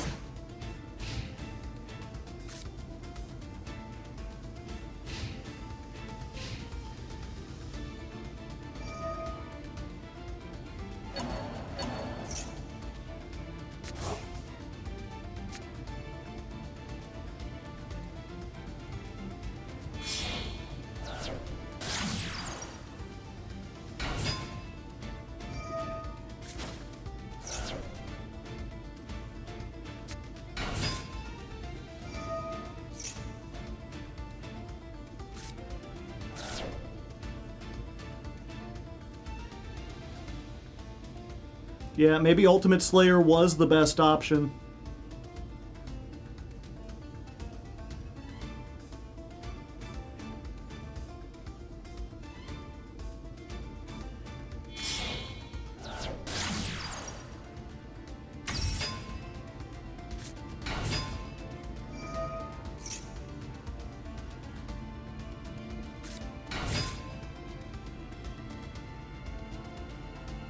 Question is, can they get 8,000 on board, chat?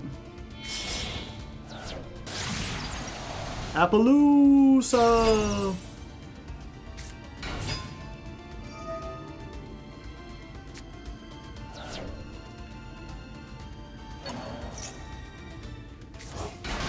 Yeah, probably.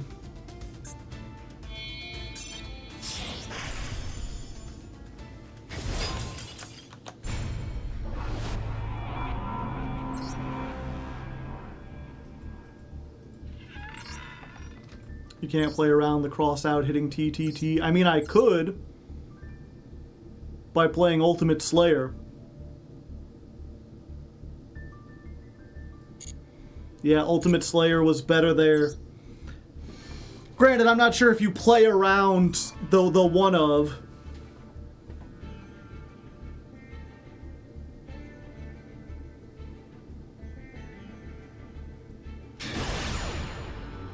No, I just got it a Diamond 1. I haven't even won a coin toss, and it looks like I won't. It looks like I just won't win a coin toss in Diamond 1. Get here, 3 lost coin tosses, instant D-rank. Thank you, Story, for the prime hype.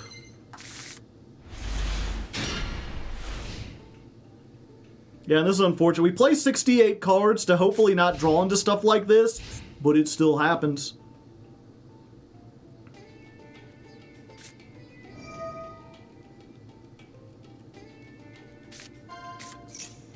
Yeah, I think we just have to Ash this and hope they don't have another starter.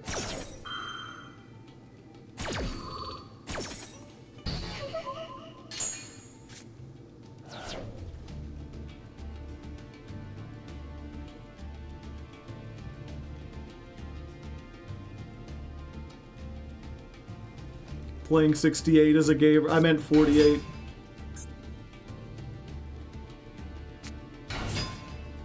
Yeah, and they still have it. And unfortunately, we don't have an out in hand to anything. I mean, Maker might work.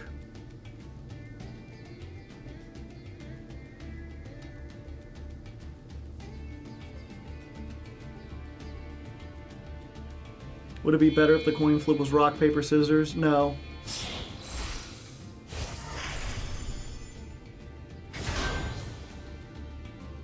Duo drive in the extra monster zone. I just gotta draw like the best card in the deck, chat.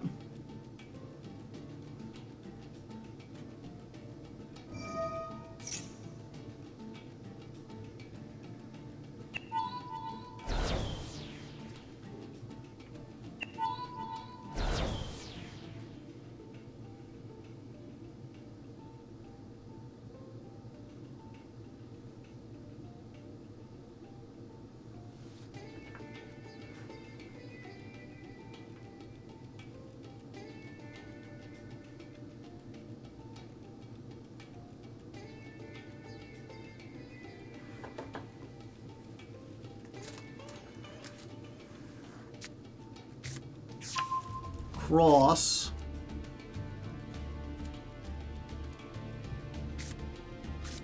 And Plasma Hole. Huh. The way they were playing, it looked like they didn't have any good, like, extenders. Wouldn't you get the... Oh, I guess they did have it. Don't you always want to lead with X or Ice?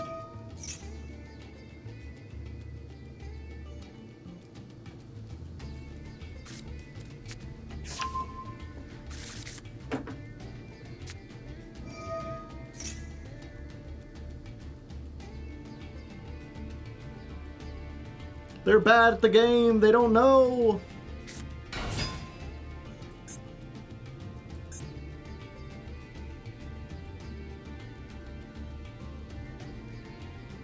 Just save Ash for duo. I guess so.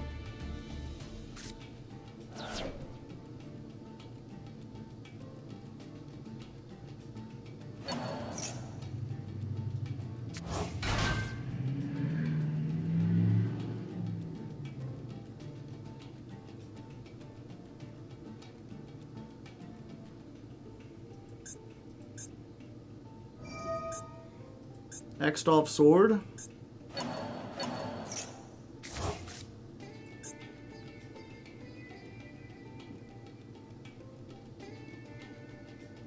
Maybe.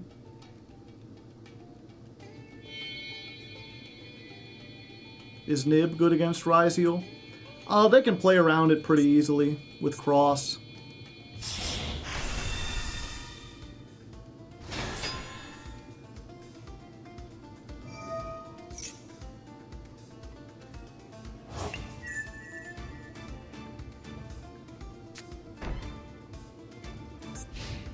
Okay, so it's just Detonator. It's just Detonator. We detonating. Okay, so we start with Maker.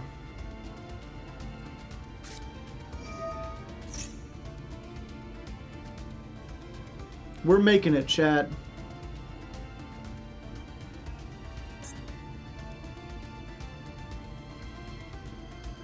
Would be destroyed. Okay, so Dragon doesn't destroy it. We just go for Mimighoul and Slime.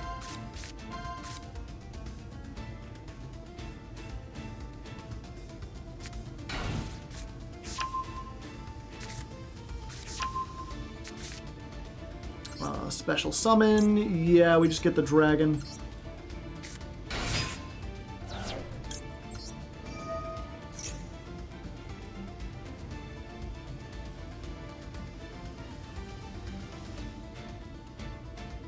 Yeah, unfortunately we just lose here, I think.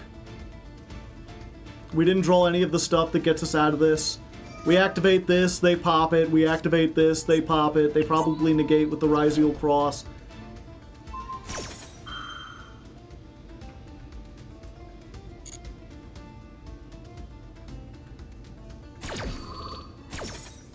And we know they've got the whatchamacallit hole too. Oh, they didn't negate it. Alright, we might be able to get our way out of this. So we grab the room. We activate the slime. We just gotta bait out, like, the plasma hole, chat. It's the only way.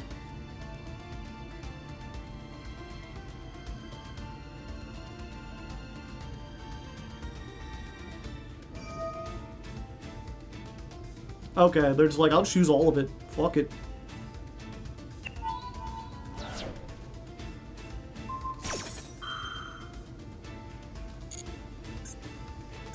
Pop the face down.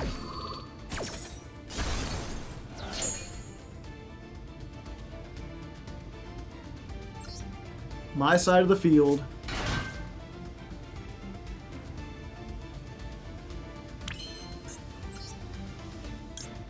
We get Typhon.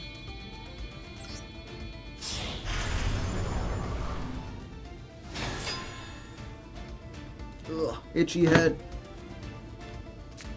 They plasma hole here.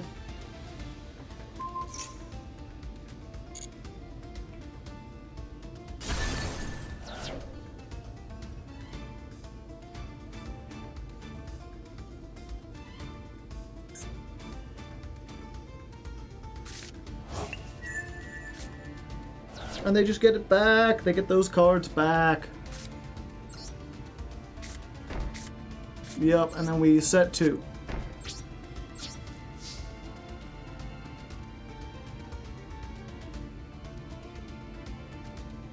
We're probably dead, but we might be able to do this.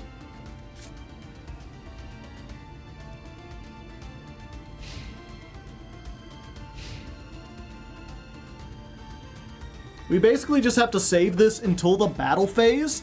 If we can get this to attack and then flip it face down, then we have the ability to, yeah. If we can wait for this to attack, flip it face down, then hopefully they won't be able to summon another one, and then we'll be able to do plays on the next turn.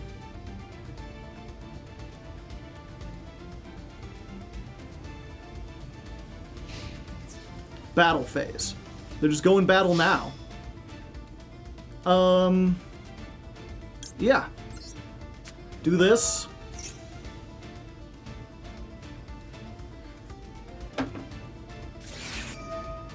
They Ash. We have the called by for the Ash.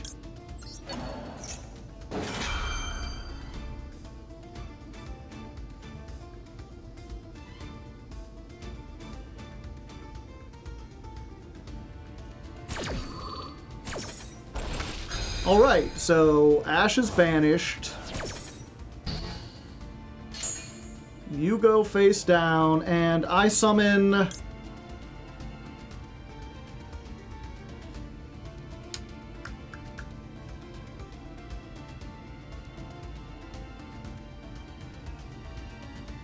Yeah, I think we get the Master.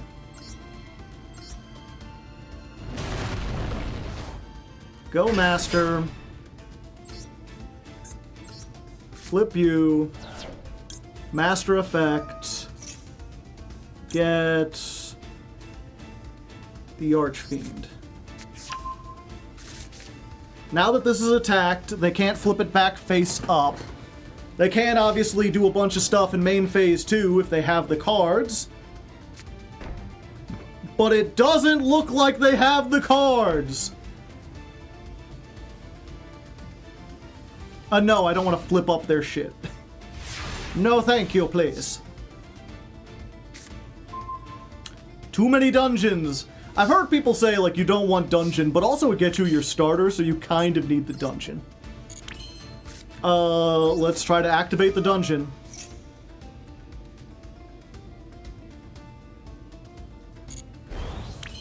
$3,000. Dungeon gets dragon.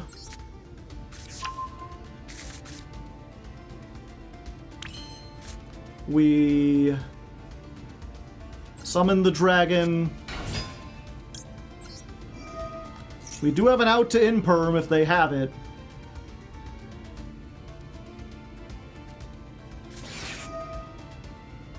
What was I saying, chat?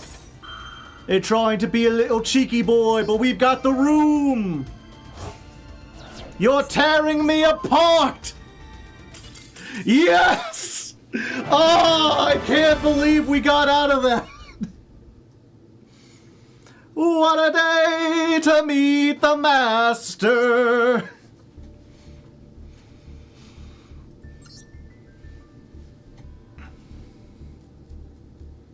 Hard fought, yeah. We escaped from ranking down.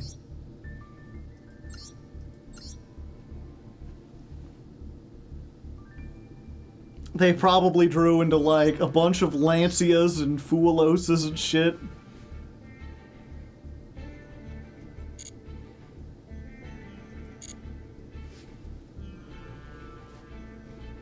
Do we include... Yeah, you know what? Duel... 41 versus Ryziel. Good comeback when we almost rank down. Skip most of their turn. Lancia would have stopped your called by. I mean, I think they drew it for turn.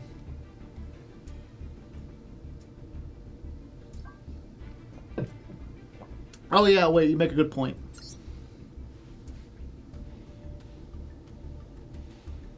Yeah, I don't know what. It must have just been a bunch of Mold Charmies. Alright, the last person who is ranking up. We cannot win a coin toss! Ever since we've gotten into Diamond 1, we haven't won a single coin toss. I just want to go first a few times. At least half the time would be nice.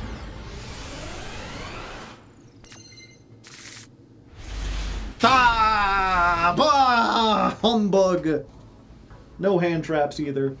Yeah, that's the thing about playing a 48 card deck.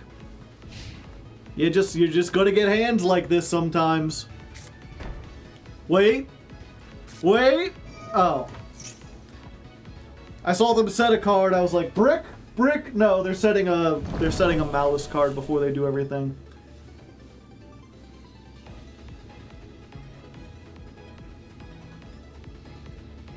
I mean, if we can summon the big guy, and we're almost there, maybe.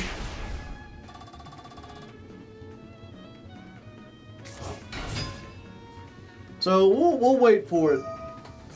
And I'm gonna wait for it.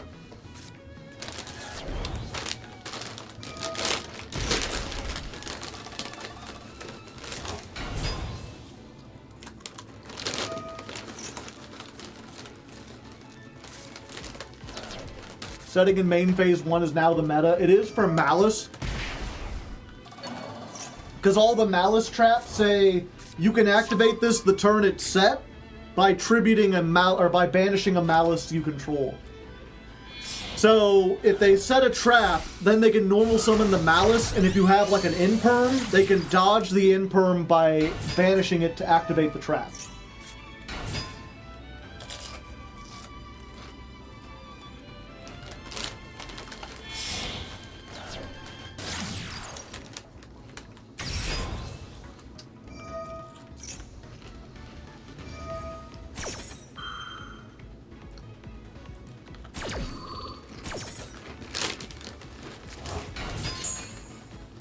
Is that Dogmatica cards? Yeah.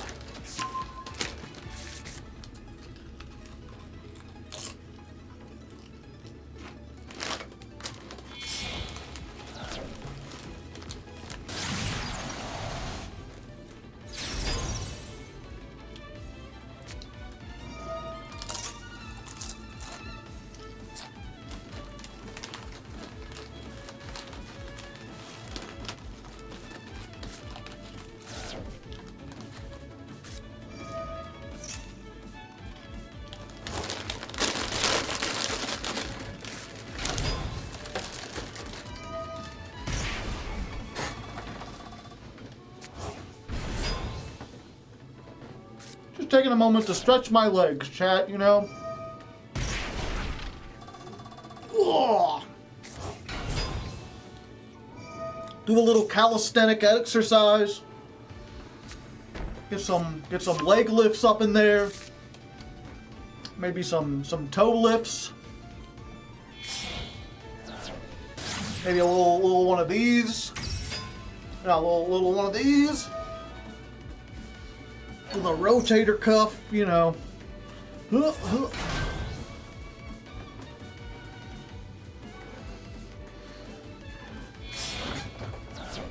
Watch them have impulse. I guess impulse does stop the ritual summon.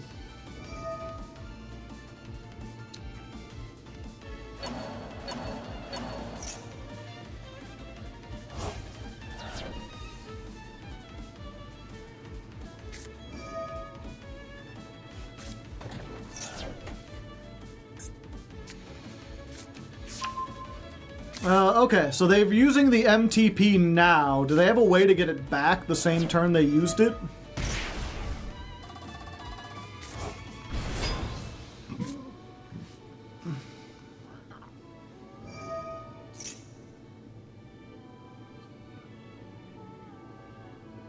Yes.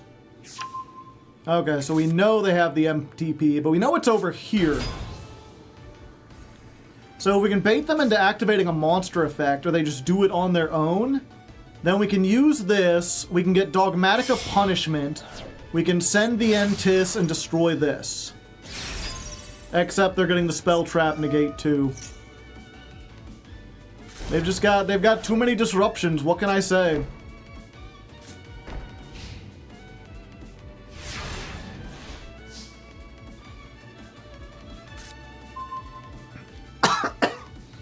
All the disruptions in Disruption City, disrupting all the things like you wouldn't believe.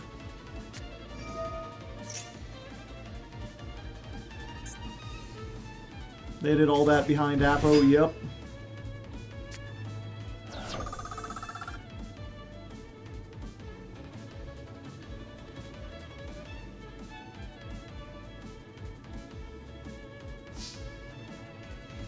Okay.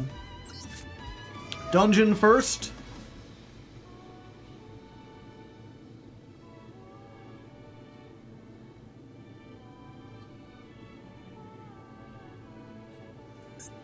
Activate the dungeon.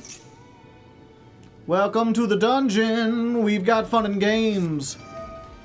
Okay, they're using the MTP here.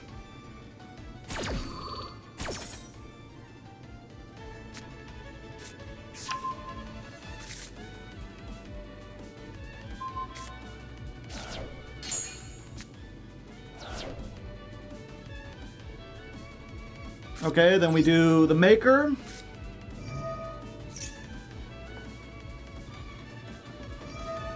They're negating that. Oh, do we even have to do the Dogmatica stuff? Can we just do the funny thing? Thrustin makes me feel good. Triple Tactics Talent.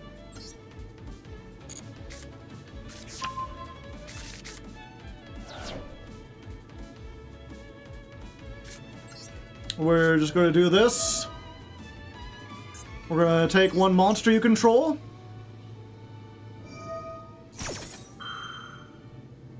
Okay.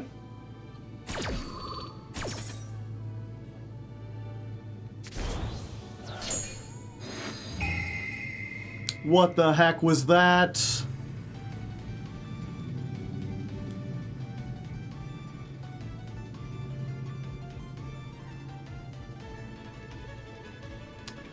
Wow.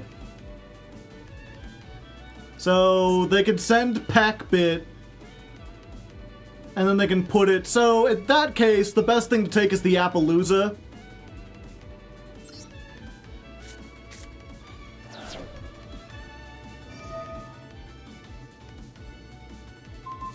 They've had the Terahertz stolen enough times.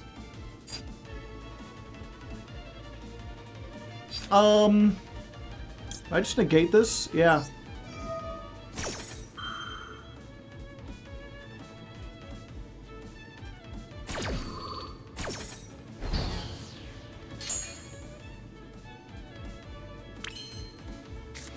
Okay.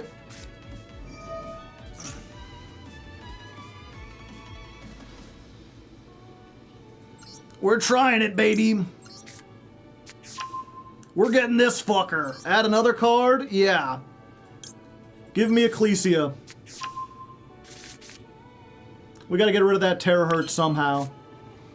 Okay.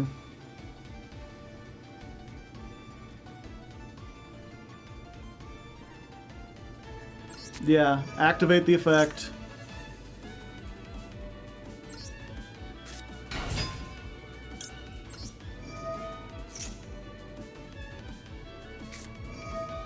I'm looking at the malice in the mirror.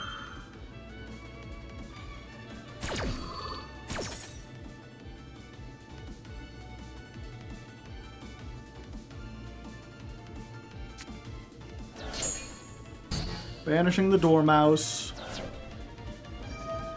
I do not want the Dormouse to come back, please.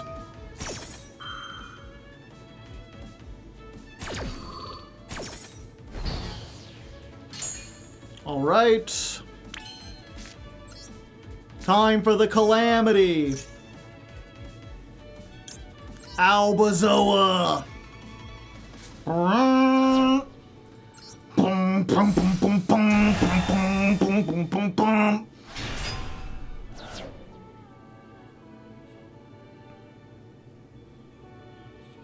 We could make SP with Apo. We could if we didn't special summon the Ecclesia. But we did. Please choose one of the following effects. Send half your remaining extra deck to the graveyard or bounce these two.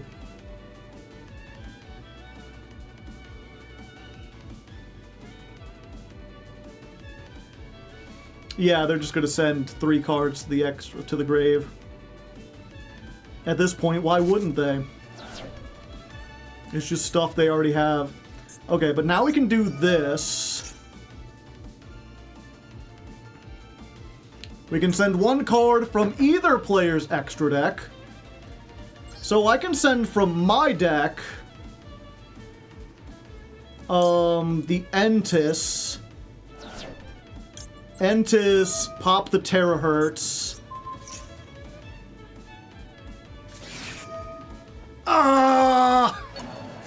Why does this stupid deck get to do all this and draw like 5 cards? If they didn't get to draw like 5 cards, it wouldn't be so bad.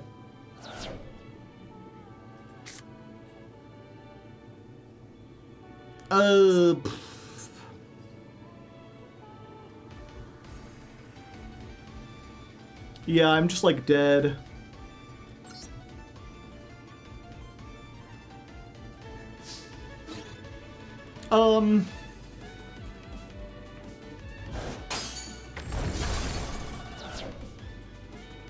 Yeah, we do that to avoid taking 8,000. I think I die anyway, because the Ecclesia can't be destroyed by a monster from the extra deck. Here, have a present. We were so close to greatness, chat.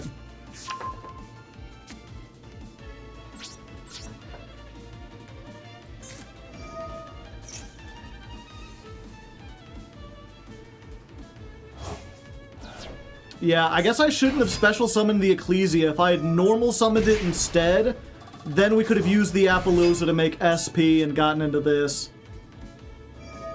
But it wouldn't have mattered because they could still do all of this.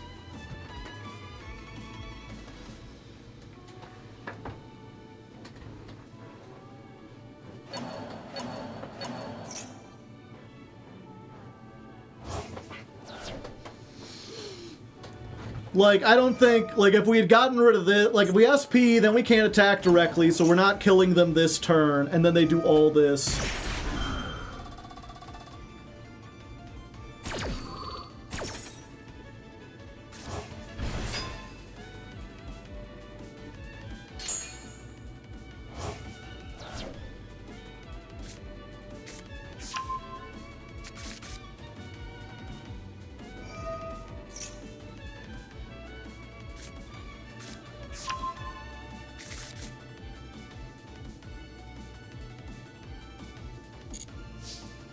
The anti-Malicarian, possibly.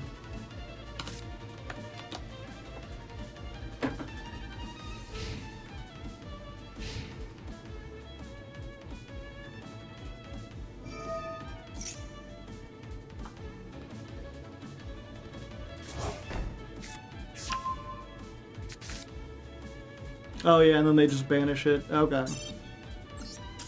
Again, I don't know why they just attack. You just attack with that and it's over.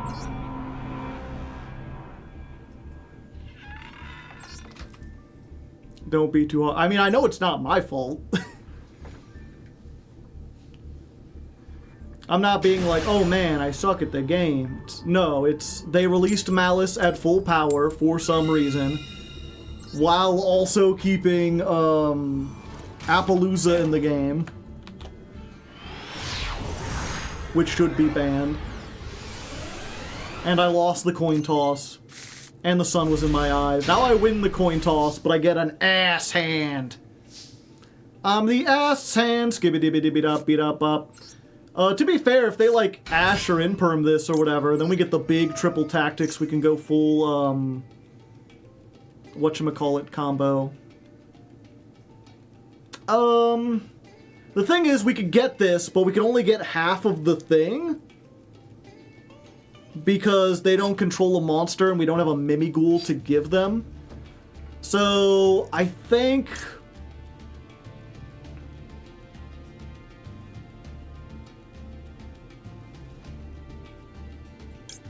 we get punishment. I mean, we get blown out if they have a whole bunch of, like, Spell Trap, if they just have, like, Harpy's Feather Duster, but I feel like that's not even played in this format. So we just set 3, pass, kicking some ass.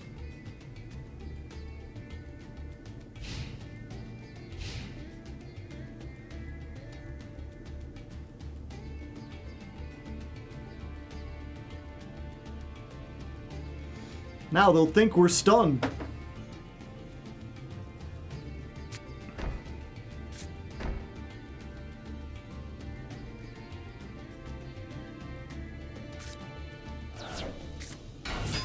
Ryziel, I see.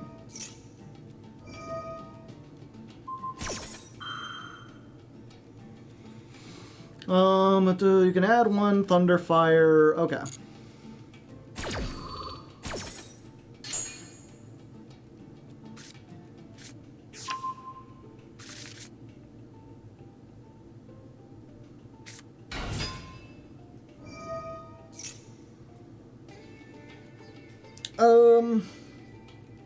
Do we just blow up both of these, chat?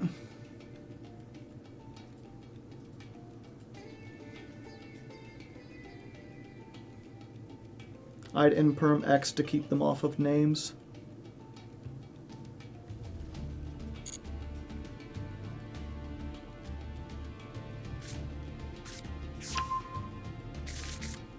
Wait for Duo Drive. I think if they go to Duo Drive, then we Imperm that, or we flip it face down.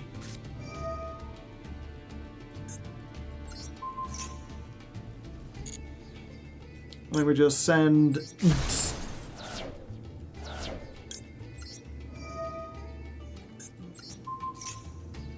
Because they already used their normal summon. Called by. Okay.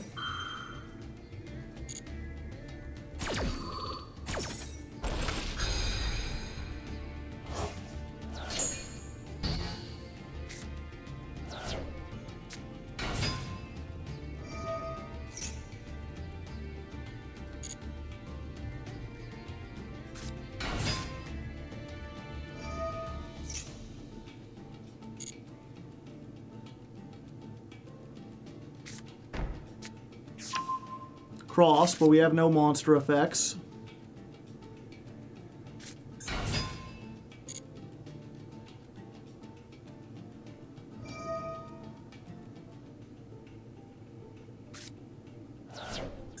I see. 5 whole monsters stronger than ever. What if they just make the biggest detonator? What if they just go all in on like 5 mat detonator?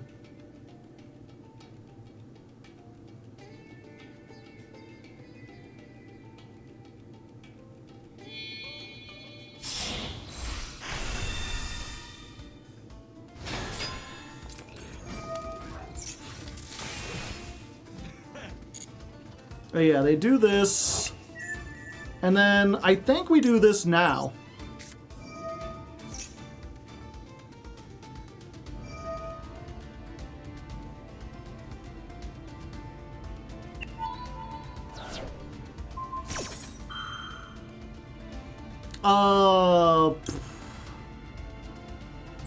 Why not?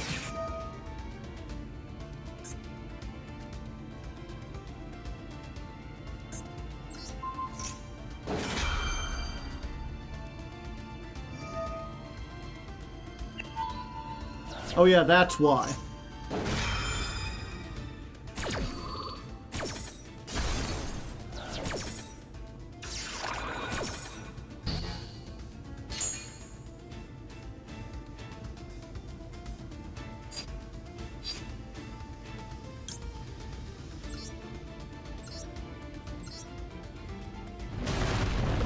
Not even once per chain.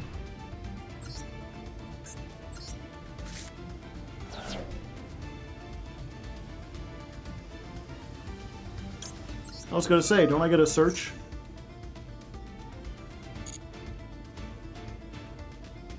Yeah, we just go for dragon.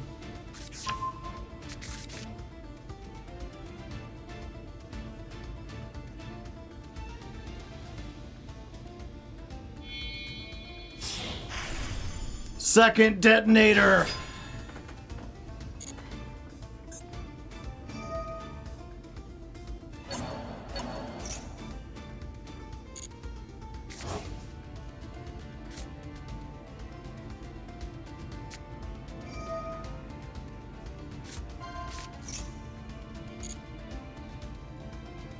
Why would you do that? Don't you have to put it back? They just want to show off, you know?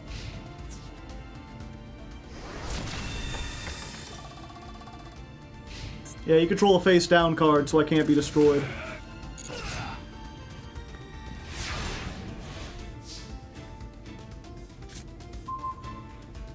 Alright, so dragon, they get to pop. Triple tactics thrust, we get to pop. I do have the room, so I can bounce both back. That's cool.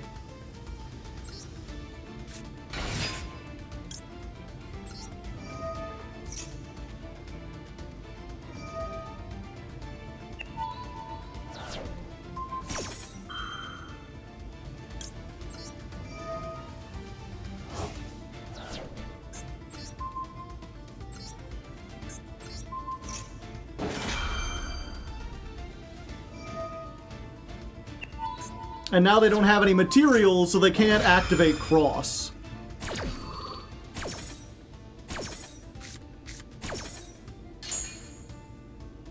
Thank you.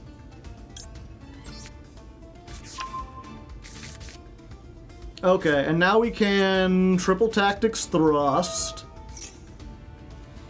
And we don't even need to get rid of that. I think we just get this for, like, afterwards. Yeah. Set it? No. We'll take it.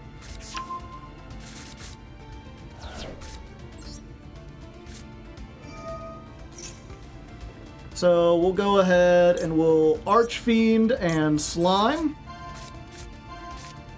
We can get their detonator. We could, but it has 0 material.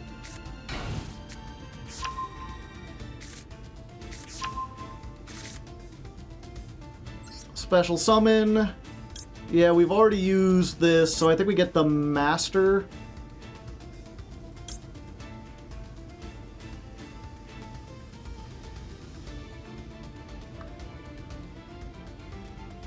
If your opponent controls more monsters. No, we do have to go for the dragon here, actually, so we get 2 level 1s.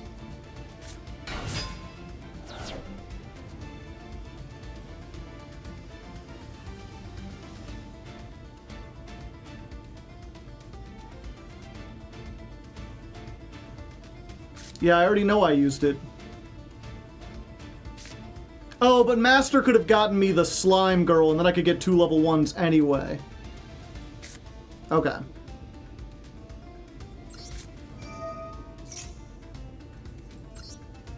Yeah, I could have had 2 level 1s regardless, I just wasn't thinking. Why am I locked out of the extra deck?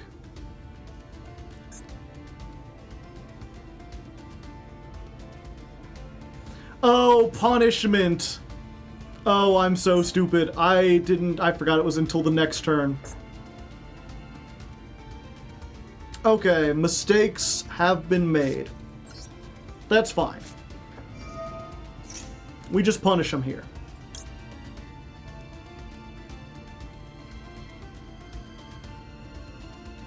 Oh, I've already used the Ecclesia though, so this doesn't do it. I'm messing up so bad.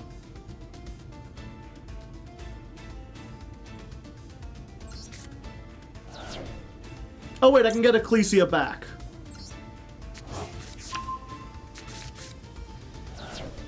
They called by Entis. They sure did, Eddie.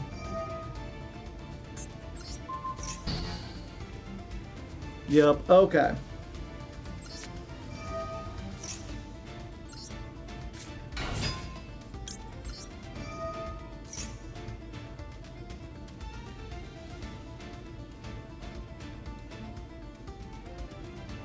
Yep, I've just completely bungled this one. We need to take care of that detonator. We sure do.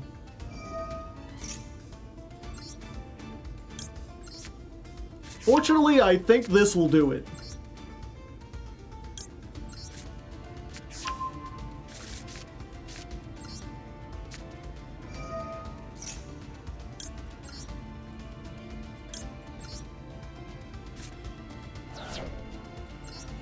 Behold, the ugly one!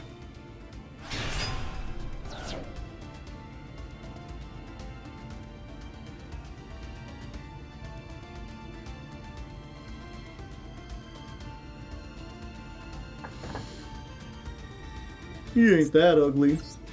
I think he is.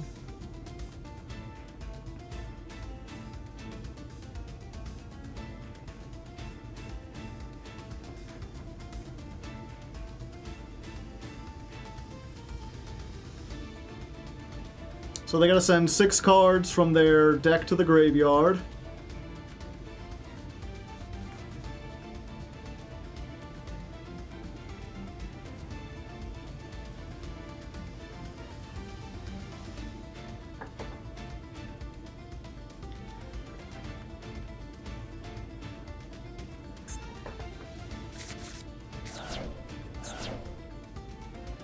Just sending all their Fiendsmiths. Fuck. I didn't think they got the effects. No. They're unaffected by your opponents. Okay, so they can try to send this back, but it don't do anything. What did they target? The dogmatic. Okay, yeah. Yeah.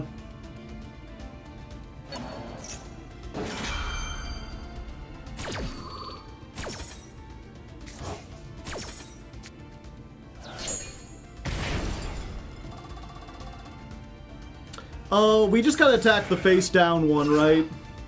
We've just gotta clear that.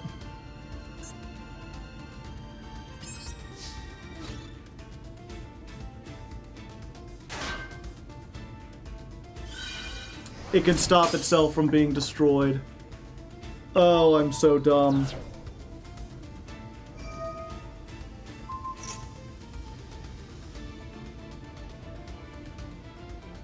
Heat Protect, yeah.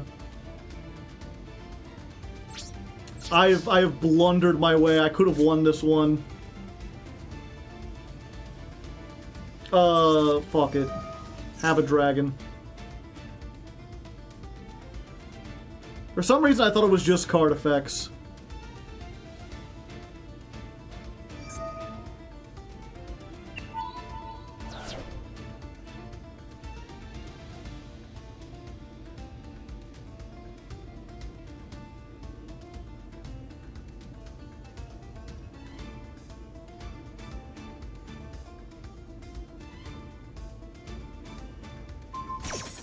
Oh, okay. Thank you.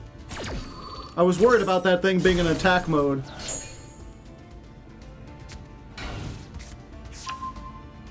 We Mimigoofed this one.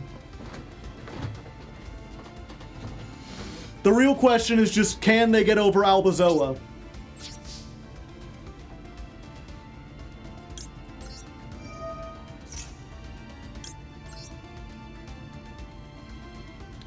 Special summon. Oh, okay.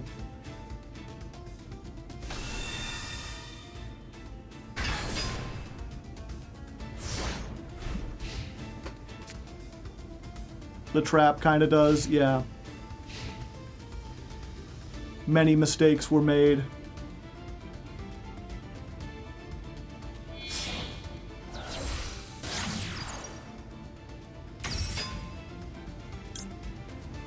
Moon of the Closed Heavens. You can target one face-down monster your opponent controls, change it face up. Flip the dragon. No light fiends for you, please.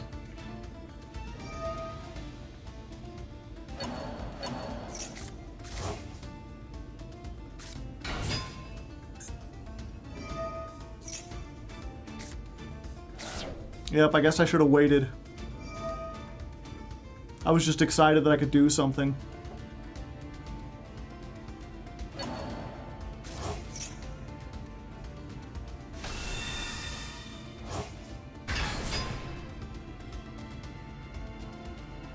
Would it have mattered? Yeah, we could have waited until they summoned, like, something bigger.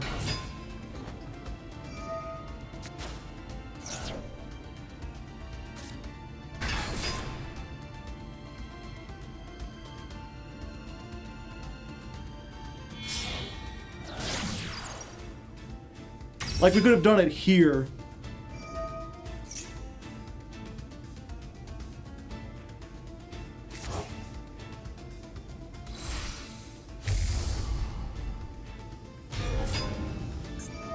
Rextreme!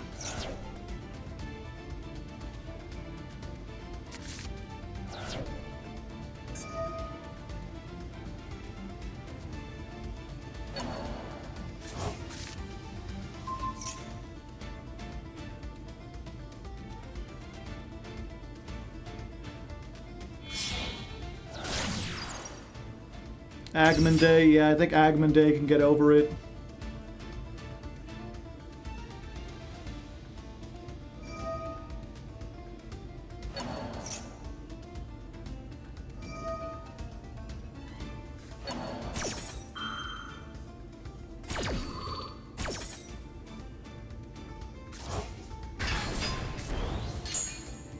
$48 is big.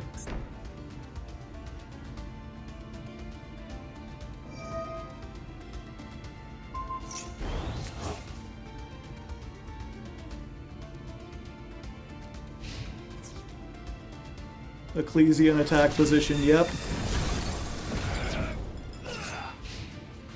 Huh. I wonder why she was destroyed. This was summoned from the extra deck, wasn't it?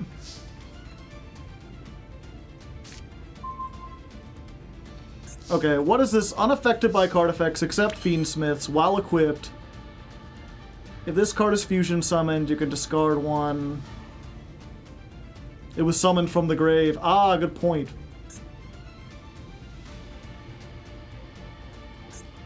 I don't want to use that because if they send the one guy, then they could burn me for 1200 and I just die.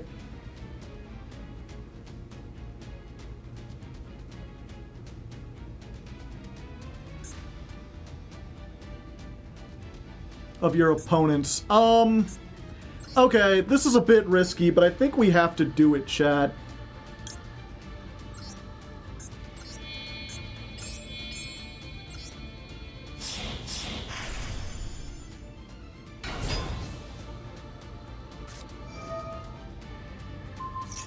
Oh, nothing. Oh, wait. I take no battle damage, but I do take effect. Oh. I forgot it did that. Interesting. Mimighoul Master?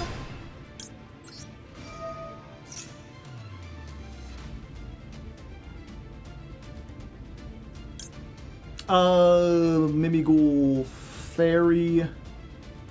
I really need the Link 1s in here.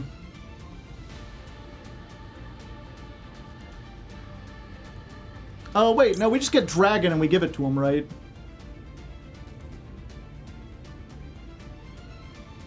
Yeah.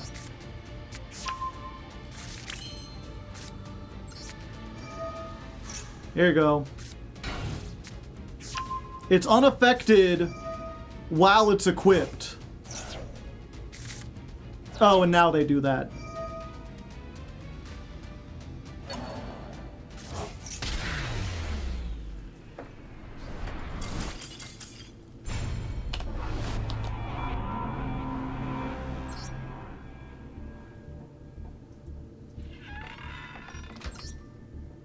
I didn't think they could use both effects the same turn.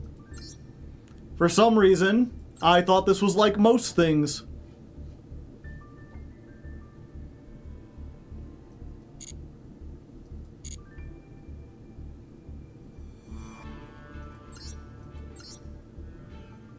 I did my darndest to lose that one.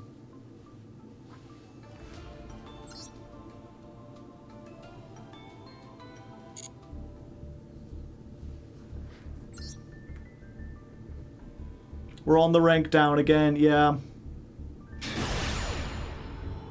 Oh, are we? No, we're not.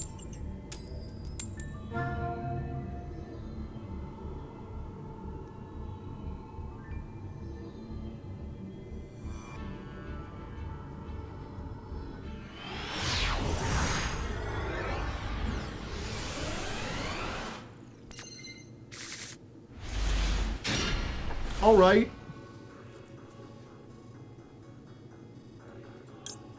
Charmy time.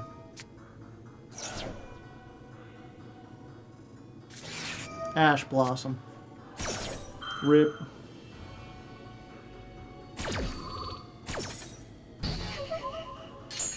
I've only won the coin toss twice today. I don't know how many duels I've played so far today. Yep, we just gotta hope this does it.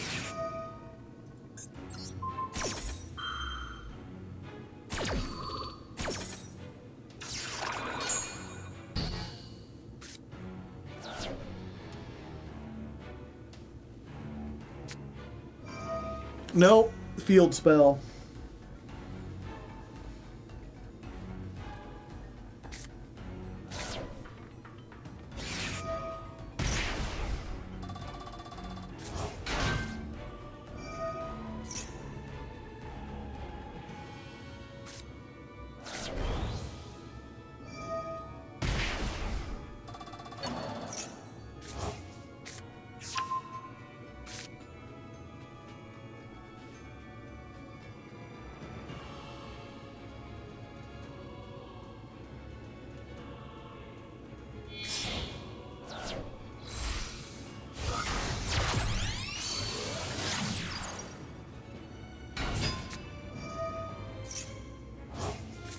Is Gold Sark 1 at the TCG? I do not know.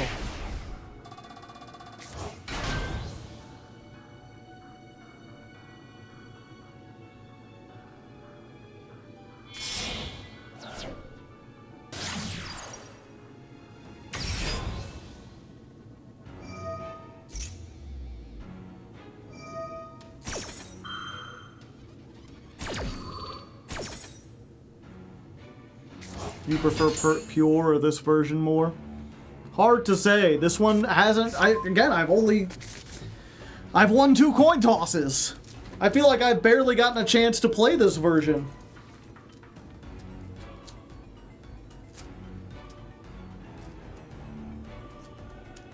Play Switcheroo. It's good on Mimighoul. No, it's not. Do not lie to me.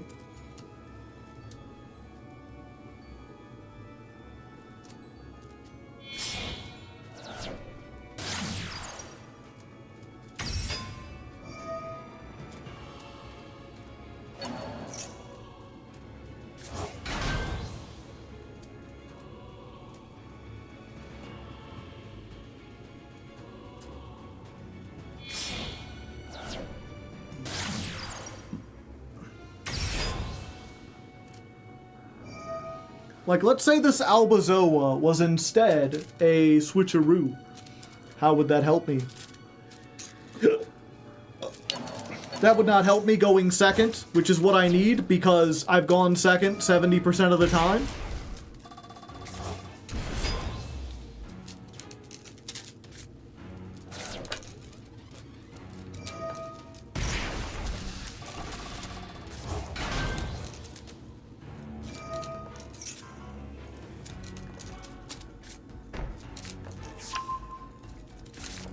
What if you play a large Ryzeal package? Like all Ryzeals, and then just throw one Mimighoul in there. Are you playing any Charmies? I literally started this duel by activating a Charmy. It was the first thing that I did, and they had Ash Blossom.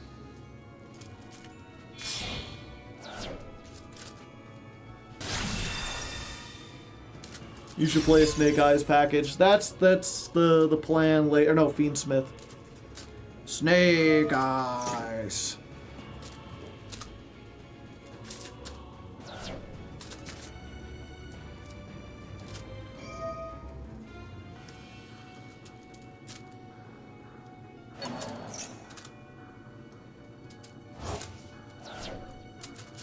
Ah, Firewall Dragon.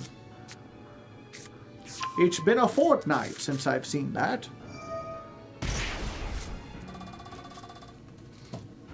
Mm-hmm. Mm-hmm. Mm-hmm.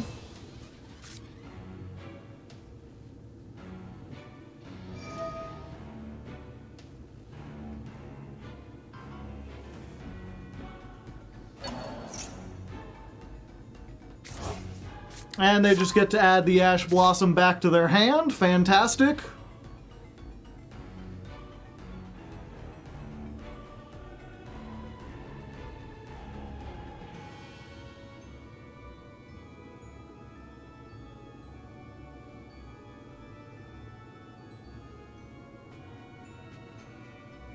Yeah, with Kashtira, Fenrir's at 1 and Unicorn's at 2, so the package isn't very big.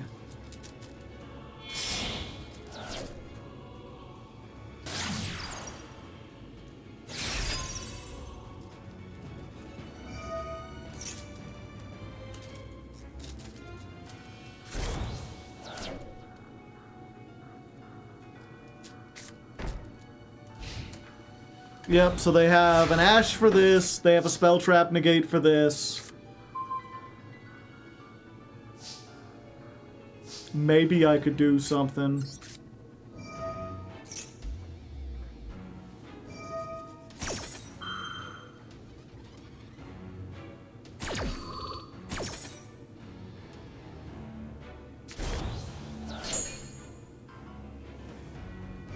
Send Mirror Logic. And they don't need to use either one on this.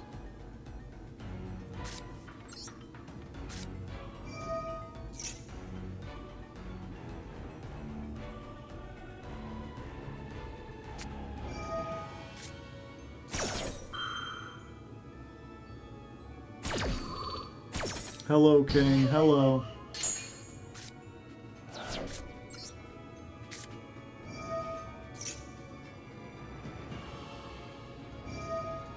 Yup.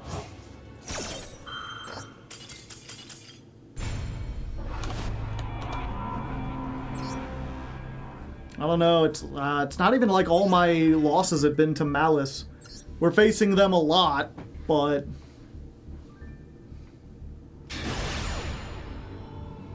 Yep, now we're on the rank down. And we lose the coin toss again! Who would want to win coin tosses?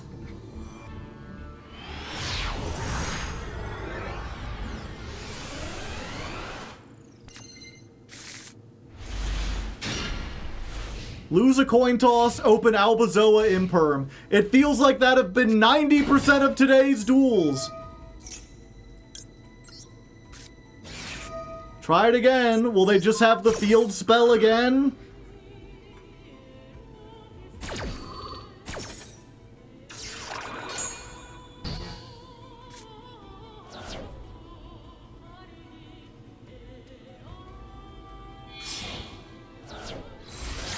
Okay, Lingeribo. Set 1. Set 2. Alright, history is not an exact repeat of itself. We're still not in a great position. Here, have an Archfiend.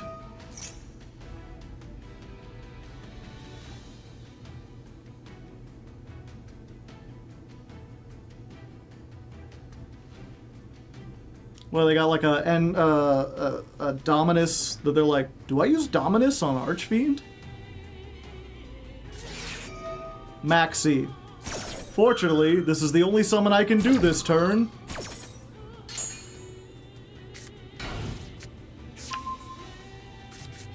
Draw 1. Normal summon. Hello there.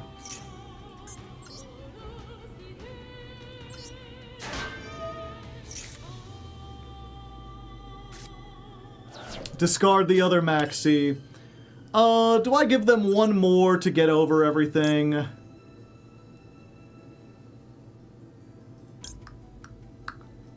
Yeah, I think I do.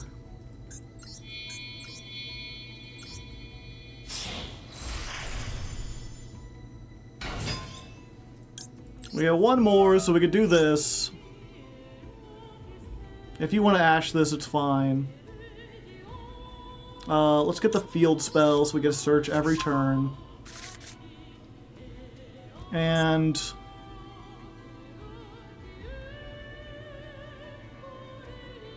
up to the number of face down my opponent's controls. Gotcha.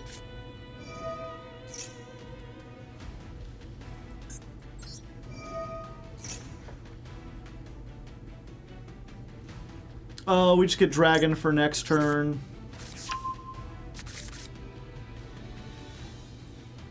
Battle phase.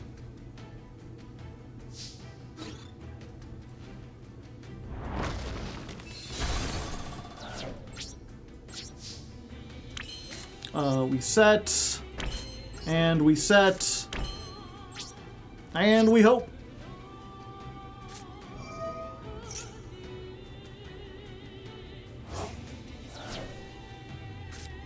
Playing on my turn? That's rude! You're rude!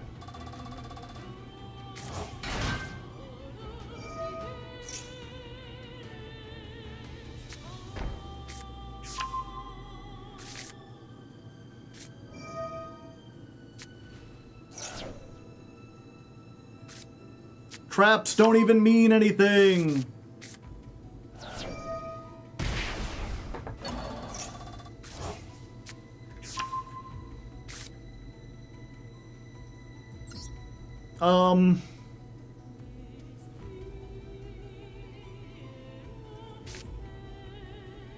Yeah, I think at this point it's worth it to do this. It gives them one more draw, but now it actually makes a choice, right? Like, if they want to just flip up dragon, they can, but now they have to lose the white dragon. Okay, they are Dominus Impulsing here. They have activated on the field, so the earth monsters are not completely dead. We give them slime. Do you have another one? There you go. Enjoy slime. Oh, and we can do this.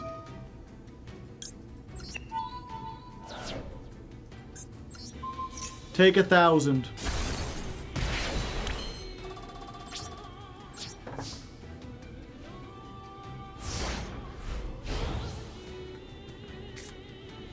Of course, now they have 5 cards because Maxi is a hell of a drug.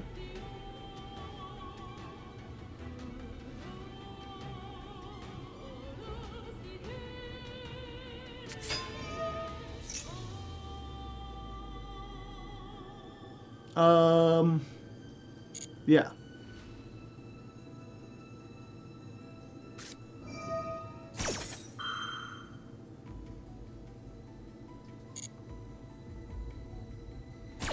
So they're doing this now.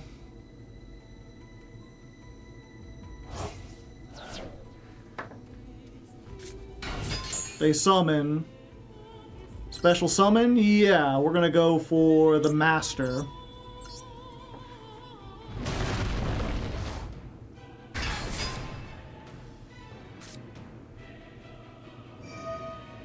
They're gonna do that. Yeah, we get a search.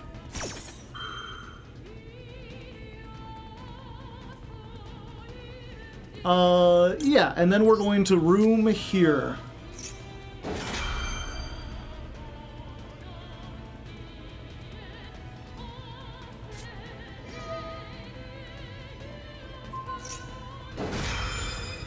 Okay, they're stopping the search. That's fine.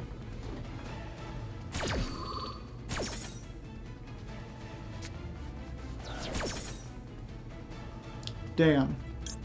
But yeah, we still get them this to the opponent's side of the field. They cannot normal summon. Change the battle position.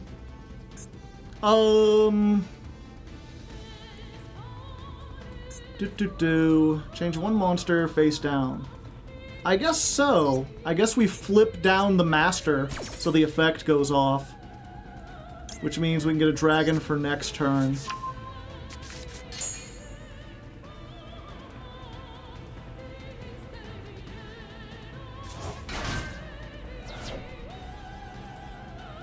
And I guess that stops that from going.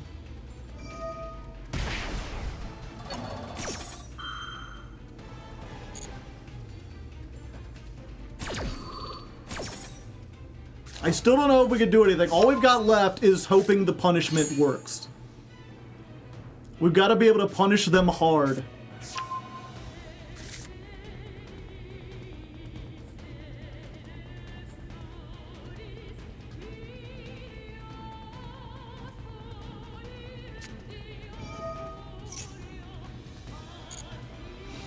They can no longer normal, yeah.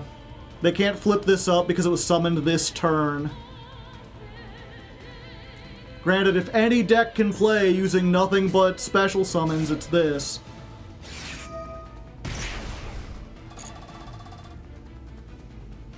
But they bring this, and then we... Fuck, what was that trap they just set?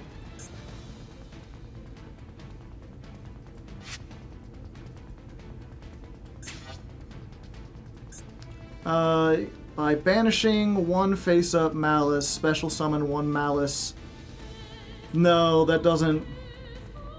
It's the revive... Yeah, they can't activate it now, but it means that if I use this and pop the Dormouse, then they can just use this to, tribute the White Rabbit to bring it back and do it again. Yeah, they popped the Dormouse on resolution. I have to wait for them to go into a link of some kind.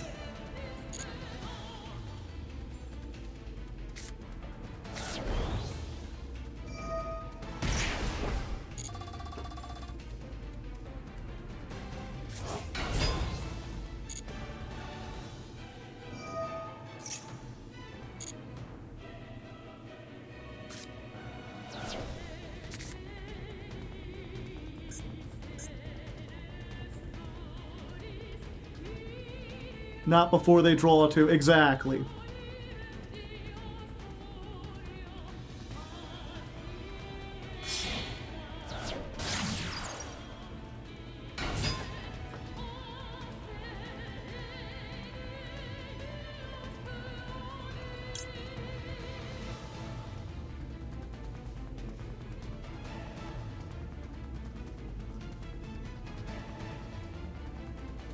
Yeah, the problem is just we can't stop them from doing anything. We have to wait for them to build the board and use all of their effects, because otherwise they're just going to banish them and come back.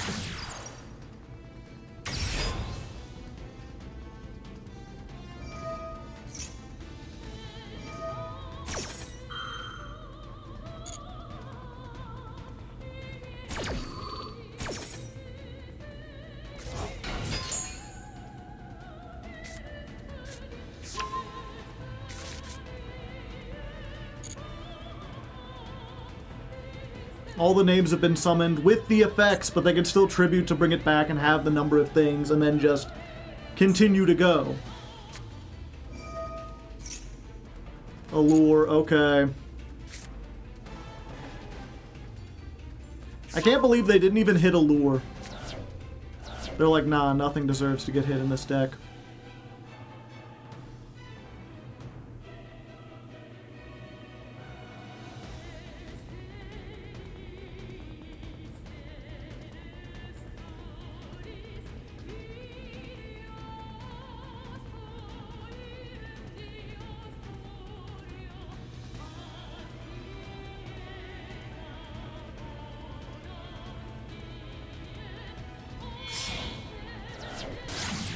Splash Mage.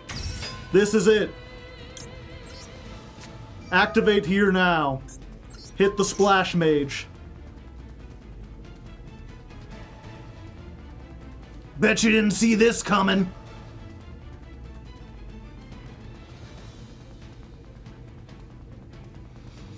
And then we send the Entis.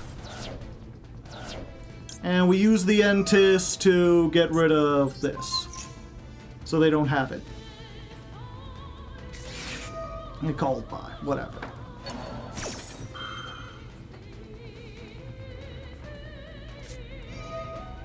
And Druis Worm. Infinite works.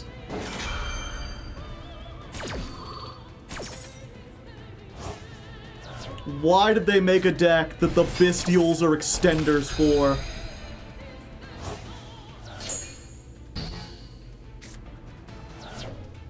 And again, you know, it wouldn't be bad if they didn't have the 2 cards that give them +2s. And now they make access code. And they get to send one. Oh, look, they haven't... Oh, they have. Okay, well, at least there's that.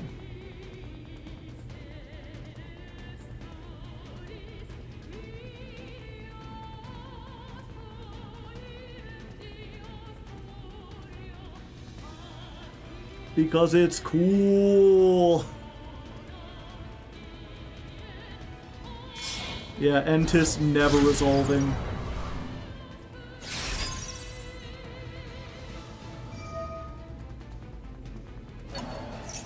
To be fair, I think they've summoned just about everything.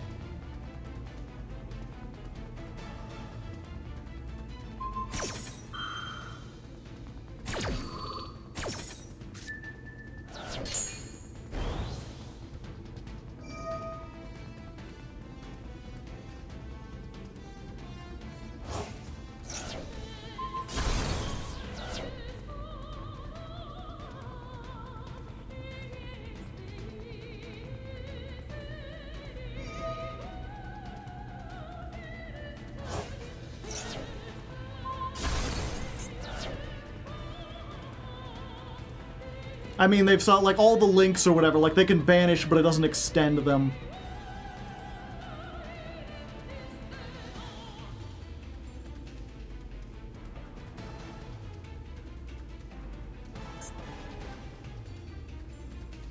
I'll live, but again, the problem is, chat, they drew 4 fucking cards. They drew four cards and they cleared my field, so if they have any hand trap, and now they can normal summon.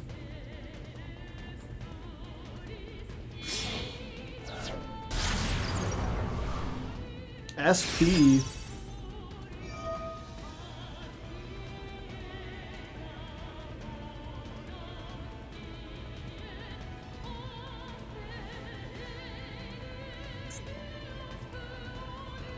What are you banishing? I think my only hope is if I draw, like, exactly the ritual spell. Mimighoul Room. I guess that does have an effect.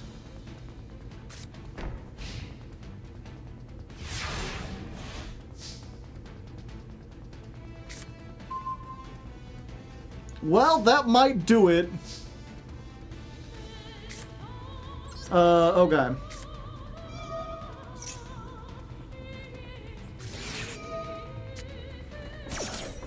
They drew 1,000,000 cards!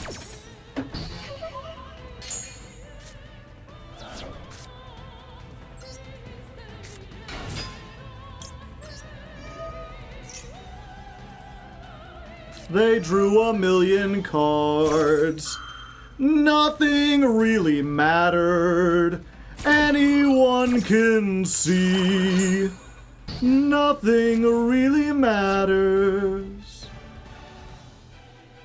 No, nothing really matters to me.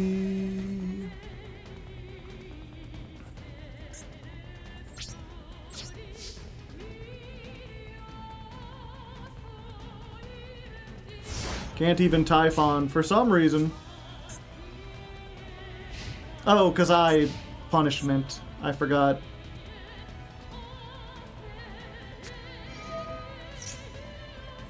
Yup.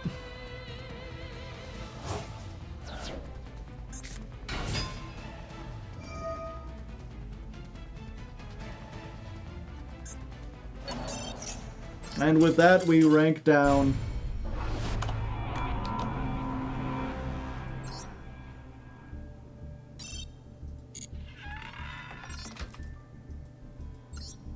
How many duels have we played today?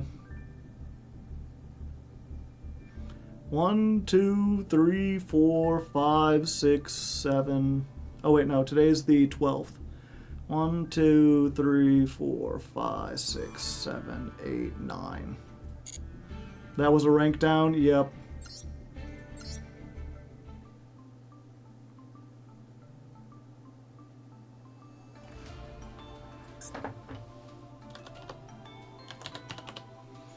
The thing is, playing Lancia in a 50-card deck isn't going to do anything. Happy Tuesday, Joe. Thank you, Albino Rhino. I appreciate it.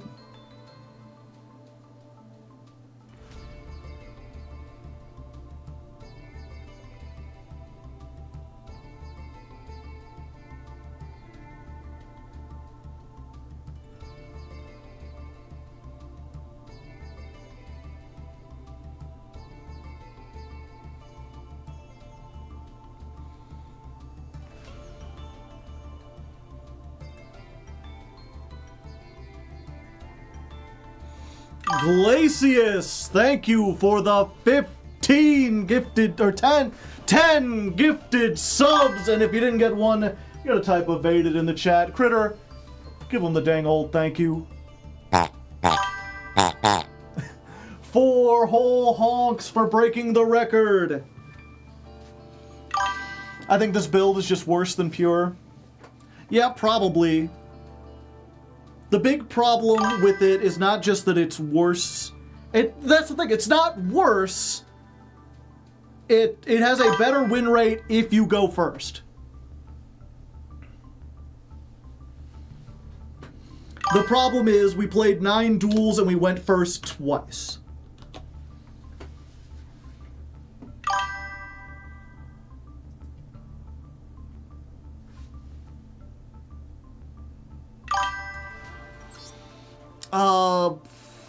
I don't think the punishment is helping. Let's take out the punishment.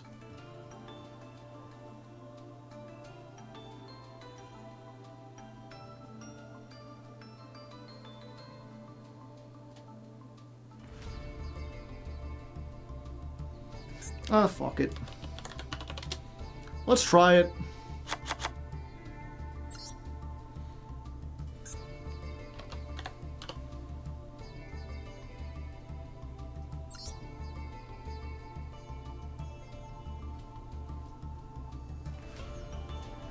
Okay. It has going first covered. Not necessarily. You need an emote of I'm pondering. Yeah, unfortunately, I just don't have anyone who makes emotes. We just don't have that kind of community for whatever reason. It's like I go to Luke Von Karma streams or MBT streams, and they're like, people are like throwing emotes at them, like put this in, put this in, put that in. And like no one in the community, we don't have any artists in the community, no one knows how to use Photoshop.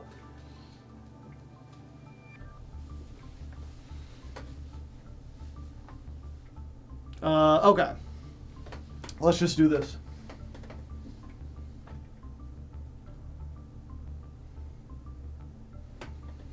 Alright, so after the excitement of getting up into Diamond 1, we got knocked back down into Diamond 2 again. Unfortunately, okay. Alright, so after the excitement of getting up into Diamond 1, we got knocked back down into Diamond 2. And it's kind of a threefold thing, right? One problem is Malice. Malice is everywhere. It's one of the most unfun decks in the history of Yu-Gi-Oh! Like, it's kind of hard to believe that they made something so unfun and then put it unhit as like the tier 1 list while also not hitting a bunch of other problems. Okay, let's try this again. I don't want to get lost in the sauce.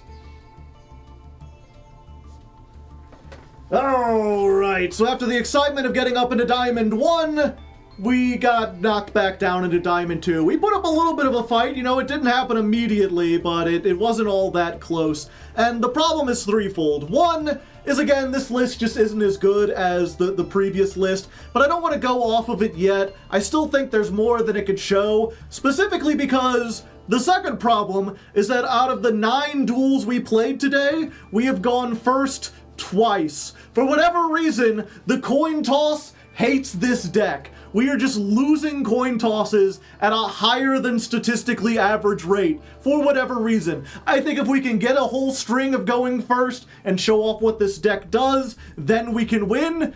We just haven't gotten it so far. And the third problem is Malice, which is, I'm gonna be honest, having played against Snake Eyes and Tearlament and Blue Eyes and Fiendsmith, all these like tier 0 decks, I think Fiendsmith is the most unfun deck of the last like 3 years. I am astonished that the developers not only decided to put it into Master Duel completely unhit, but they were also like, yeah, you know, Allure of Darkness is fine, Appaloosa's still fine. We just want to make this game as unfun as possible. So we're just going to throw in the 3 Lancia. We're just going to try to anti-Malice. Because this is a 50-card deck, we're less likely to grab it.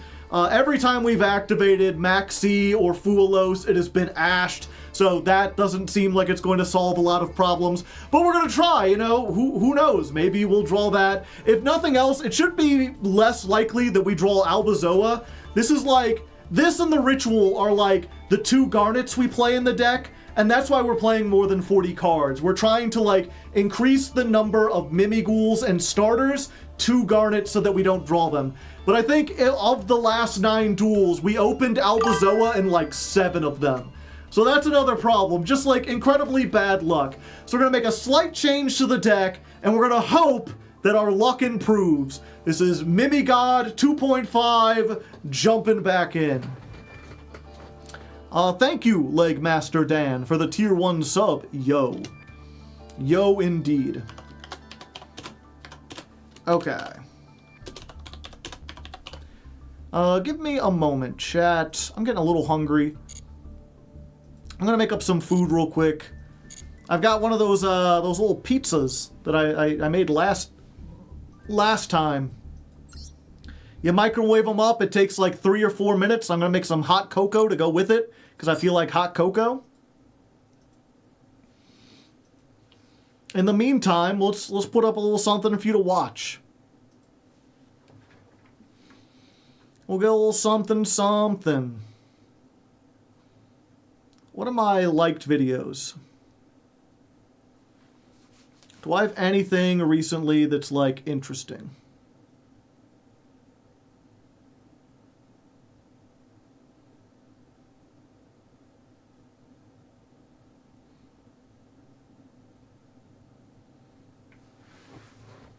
Why didn't America go metric?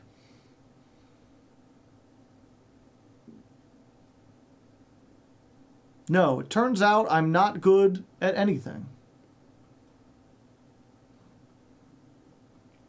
This shouldn't take too long. Let's just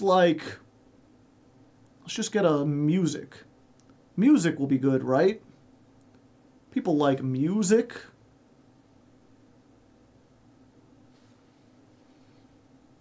Why is my ska playlist at the top of recently added? I haven't added anything to this. Did they remove songs from it? Is that what happened? Why didn't America go metric? It's actually kind of interesting, but it's the video, it takes like 20 minutes to explain it, and I could explain it in like 5. Did you like that, chat? Ah. I meant to make the window disappear, and I disappeared! Also, I think I burned my pizza again. I cooked it for less time than last time. Last time it got a little crunchy. This time it seems a little bit more crunchy. I guess we'll find out, though. chat, has become one with the universe. And I gotta wait for my pizza to cool off. And what better to do that with than to play another duel time? Right? I should turn the music back off. You may need to lower the temperature of the microwave. I didn't think the microwave had temperatures. Pardon me. I thought it just went at one temperature and it was like, deal with it.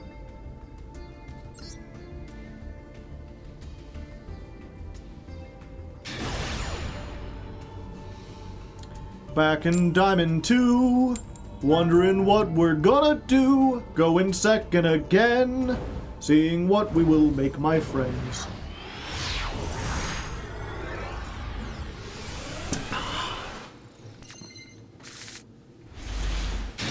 Well, I was like, this will give me time for my pizza to cool down.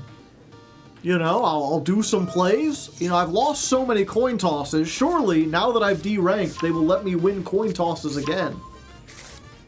And the decision there is nah. Nah.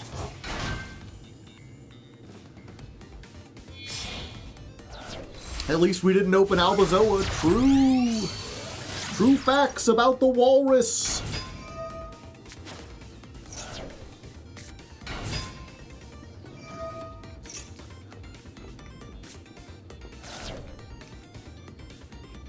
I thought you cooked it in the oven in 5 minutes? Ovens need 5 minutes just to heat up.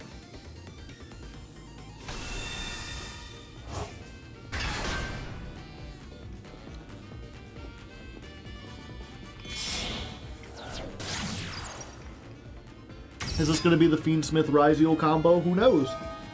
There's only one way to find out, chat. We're going to watch together. Oh, you know what? This is a good opportunity. Someone asked while we were gone, because I was talking about the videos I liked, and there was one about, like, why America never switched to the metric system. And the answer is, because of weird religious people. As unfortunately is a common theme in American history.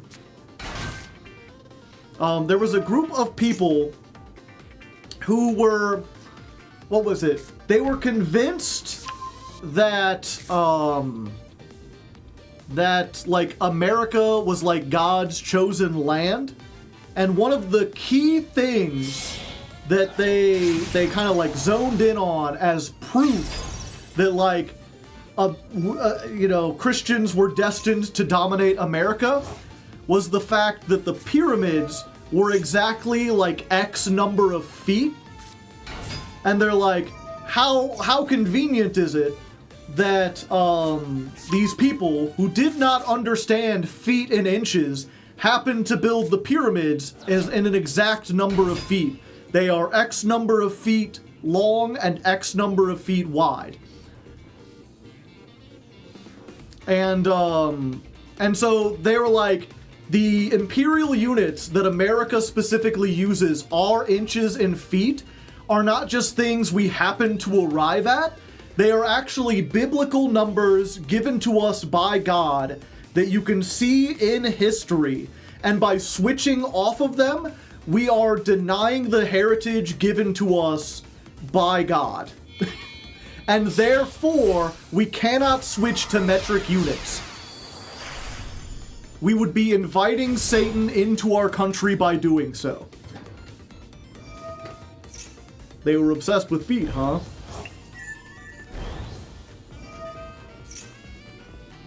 Didn't feet lift?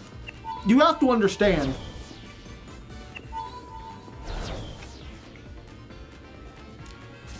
People right now have an extremely limited understanding of history. One of the things that I'm realizing, you know, it's something I always hear is like, whenever you're talking people, one of the biggest mistakes that other people make is assuming that the person you're talking to has almost all, if not most of the same knowledge that you do. You know, I went to a really good school that taught a lot of history, and then I spent a lot of time reading about it on my own. And I could do that, because the internet allows you to access like historical documents and various different people talking about history from different angles really easily. If you like to read, you can do that. But the fact of the matter is, most people do not have that understanding. Most people, they arrived here in like the 90s or the 2000s, and anything that happened before they got here might as well just be a mystery. They might know some big, huge swaths. And that's in an age where you can easily look this shit up. The thing about this is like, when they're talking about like, oh, the pyramids are an exact number of feet, that's not even true. But they read it in a book, and it's not like they could go to Egypt in check. It's not like they could look it up and find pictures of the pyramid because photographs barely existed.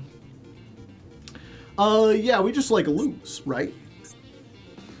This doesn't do anything, right? Like I could try this. Maybe this baits out the Desiree. Alright, Mimighoul armor, you got this.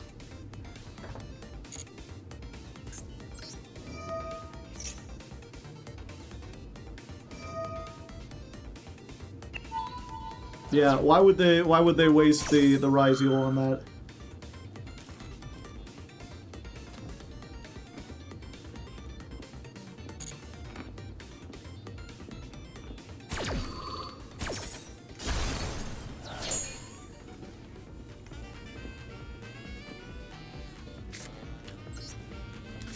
Yeah, and then this gets hit by the Desiree.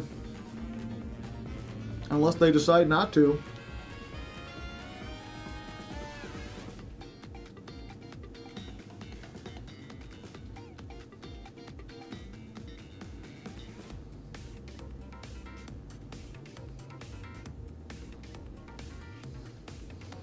Oh, they decided not to. Not that it matters, because they can negate anything I said. Like, if I send the NTIS, I think they can't be targeted anyway, right?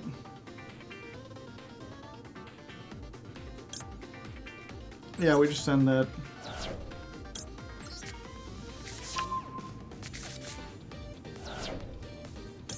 Draw me a card.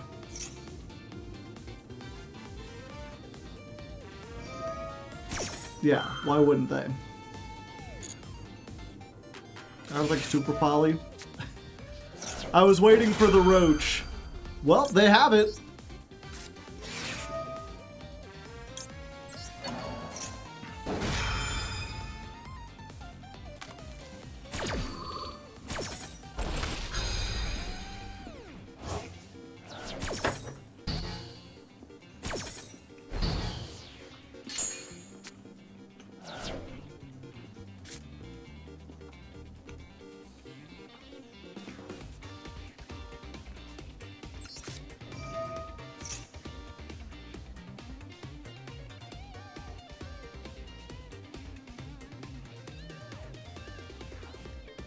Come on, use Appaloosa on this.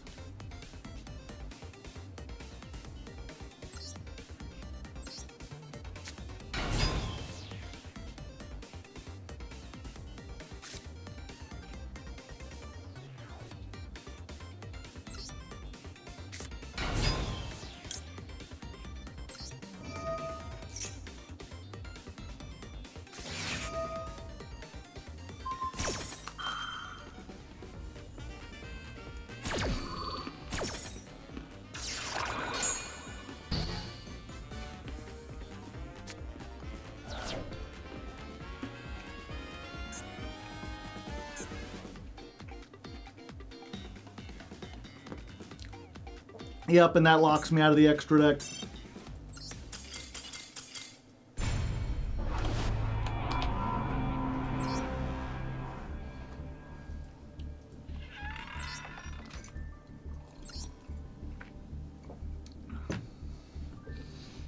They had everything, what can I say?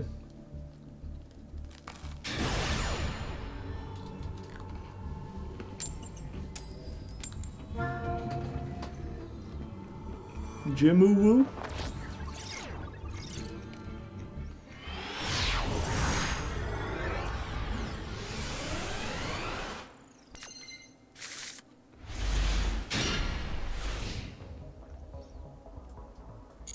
I have no starters, so I have to wait for them to do something and then try to max C.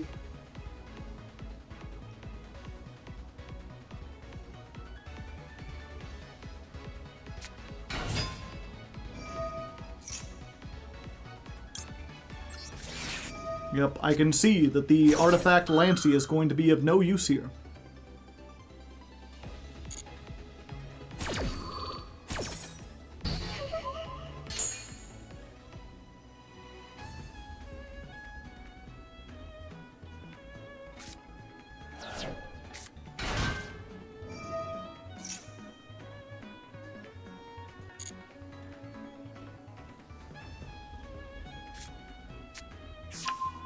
Sword Rizio!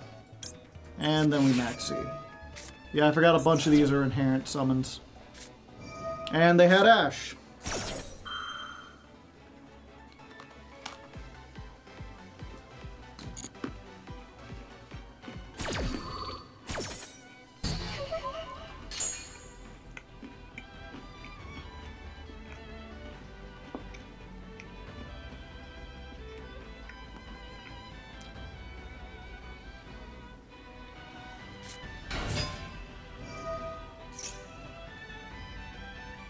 That's GG. Yeah, probably. But I need to eat my pizza anyway.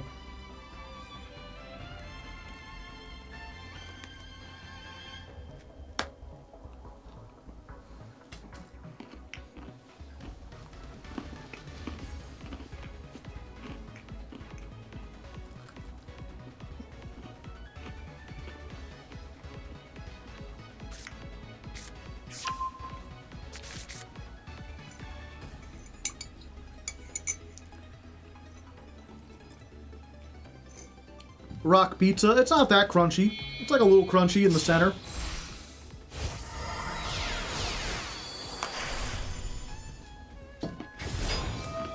The sad mouse eating pizza.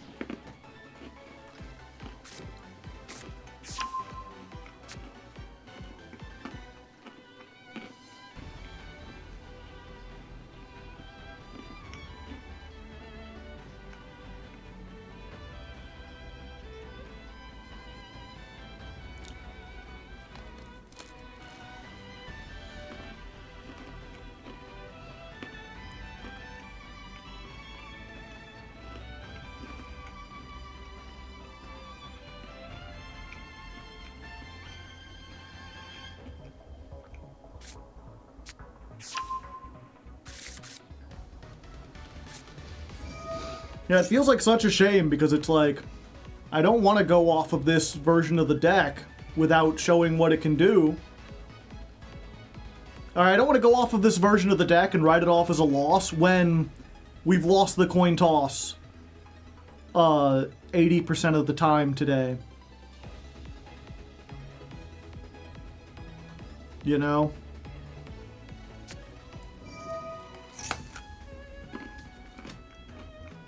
Because I feel like even the Fiendsmith version of the deck would not have done that much better.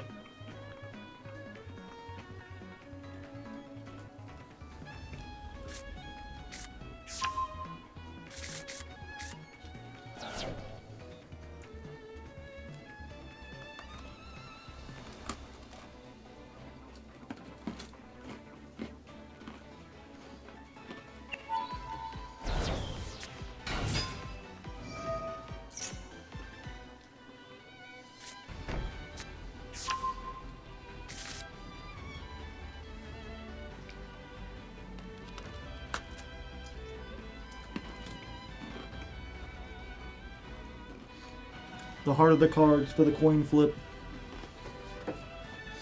I thought I'd have the power of God and anime on my side, but God has forsaken me.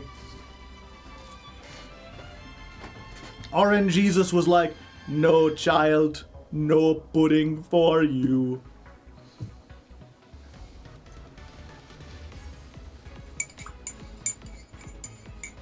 They seem to be going awfully slow, chat.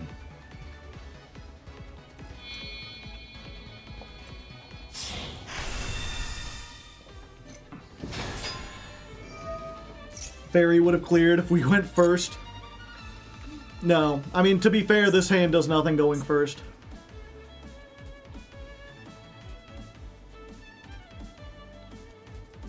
Like, I can't even blame this on this version of the deck, except for maybe the Lancias.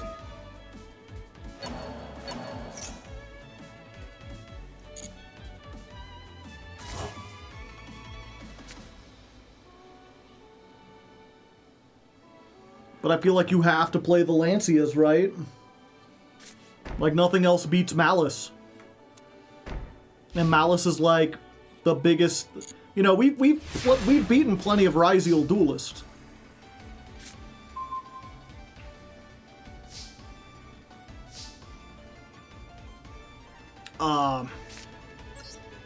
Yeah, I guess we try this.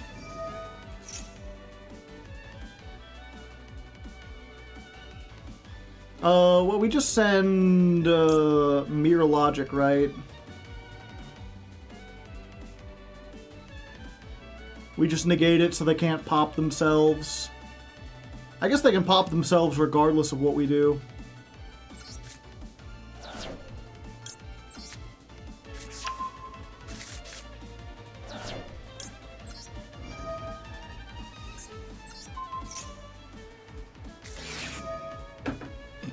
Wait. Oh, I can't use Lancia on my turn? No, only on your opponent's turn.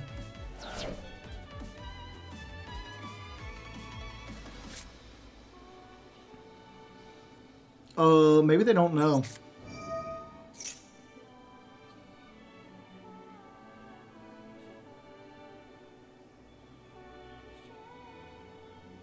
Come on, use Cross to negate this. You don't want to get hit by this. No.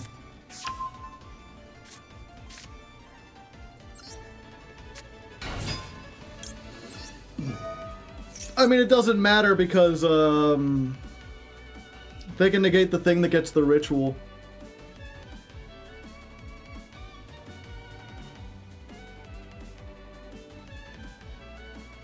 Although, again, maybe they don't know. Maybe they're dumb.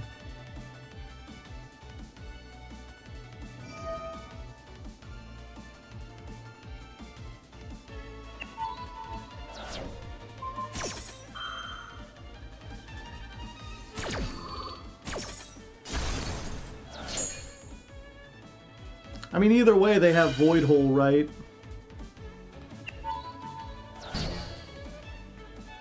Yeah, negate and destroy.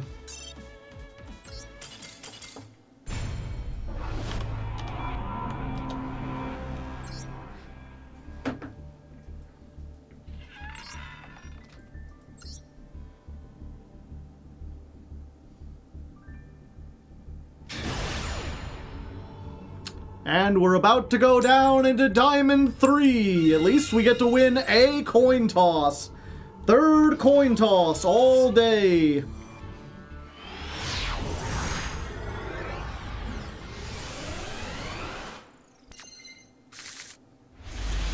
Oh, look at all these starters.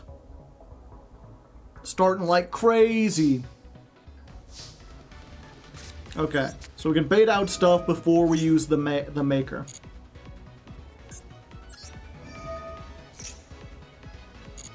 Let's get Dragon. Let's summon the dragon.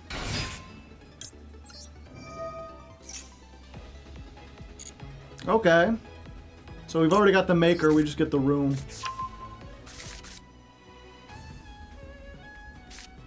Alright, maker time. Ash Blossom. Fortunately, we do have something for that.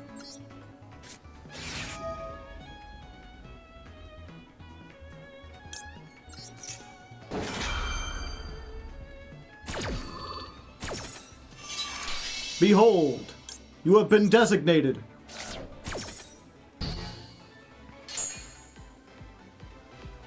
Let's see. Archfiend and...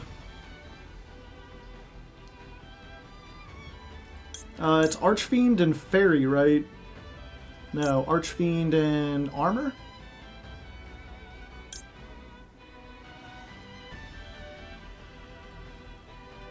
Yeah.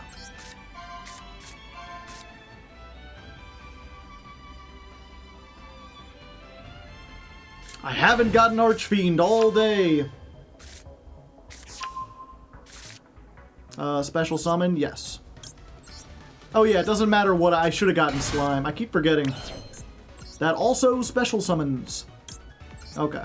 We got the throne.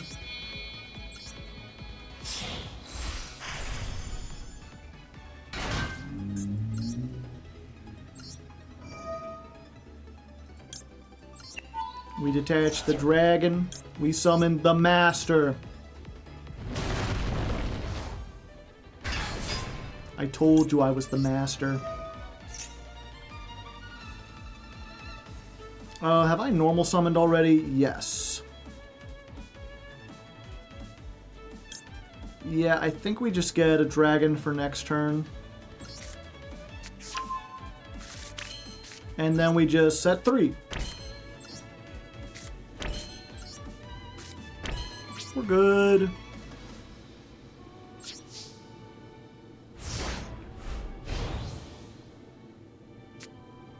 We got stuff. We could do things. Many cards.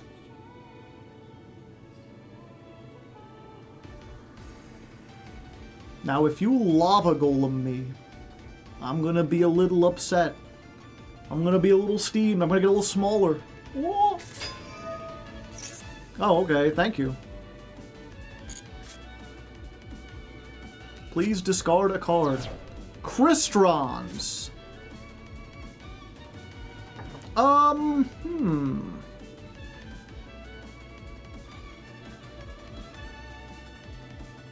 Yeah, they seem to really want... Oh, they do... I'm trying to think, like, do we just do this so that they don't have a card? Or they just flip it up again? Yeah. That's fine. They can normal.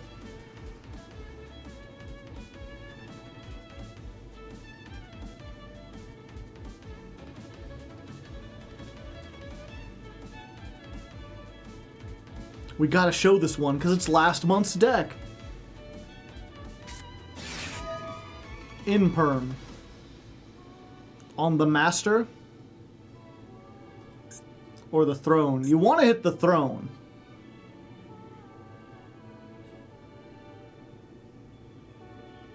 I assume the master, because they played it all the way over here.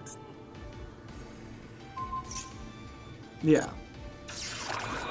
That barely does anything.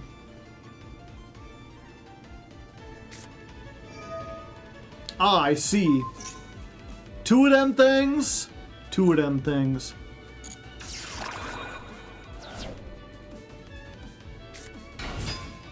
Tristeros. Okay. So we Mimighoul room.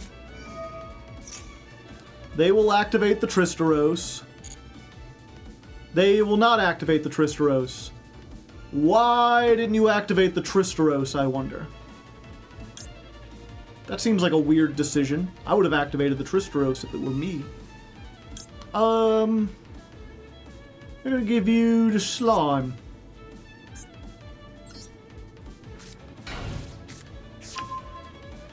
Throwing? Possibly. Maybe they don't know this is Book of Moon.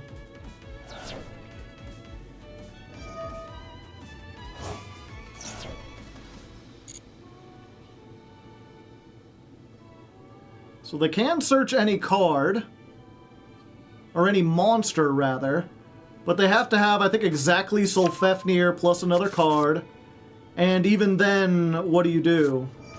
You get Solfador, and then I imperm it. Ah, you got something into... Okay, hold up. We might be in trouble, Chad.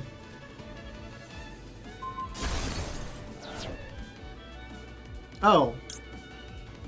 What's Solfador say exactly? Target 1 Crystron you control. Oh, okay, that just changes it. Yeah, we're fine.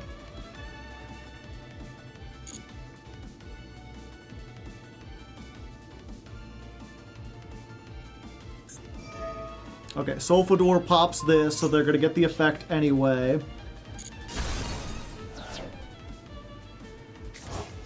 They get this.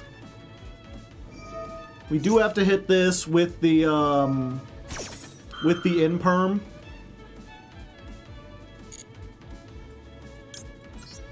So that they don't get 2 cards in the grave.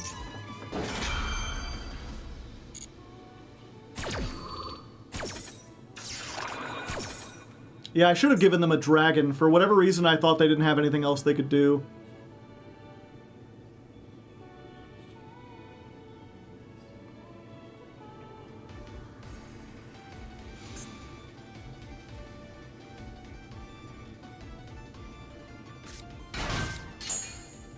Yeah, so now they get the other Tristeros.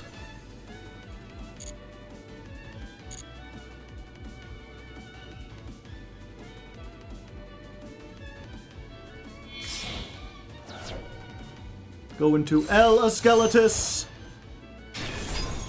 Now they can beat over my things. Yeah.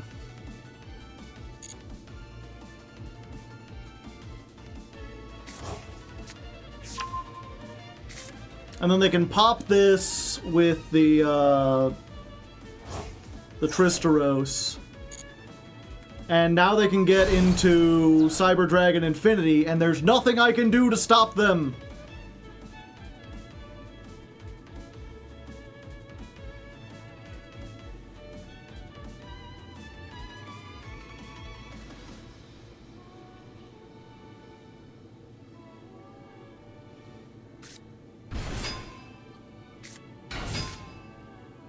I see. They're not going for Cyber Dragon Infinity. Oh, are they going for Quarian Gondrax?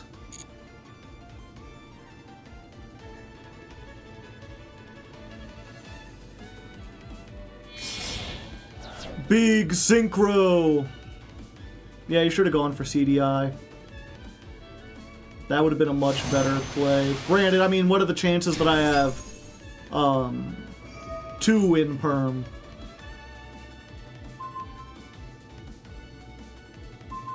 Just banish the entire field.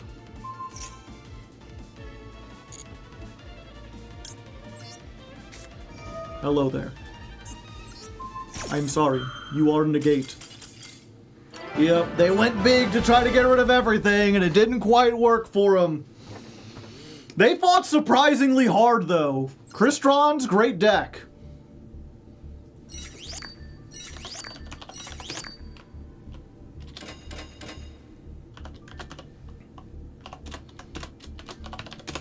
And at least we don't rank down.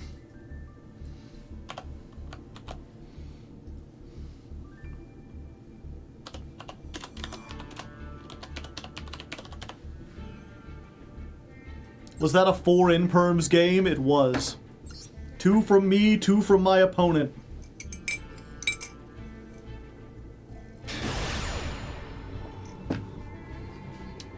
The win streak starts now. We win every coin toss from here to master. We're past due. That's how probability works, right? No one send this to a mathematician.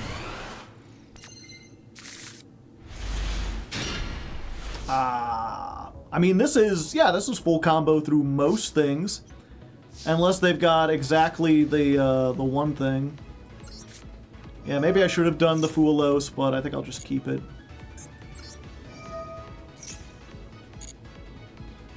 So this gets Dragon. Yeah, it's just full Mimighoul combo, plus a Garnet. Summon, get the Maker. Imperm. Cross out for the Imperm. I'm sorry, I am just the alpha gamer. There's nothing you can do.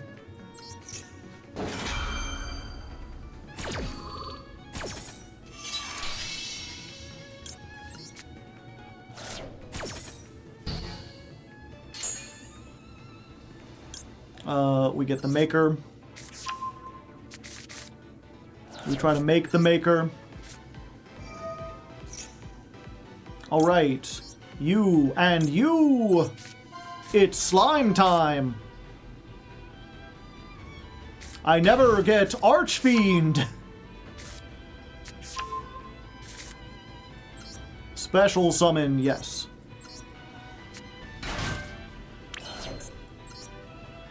Okay. We go for the throne.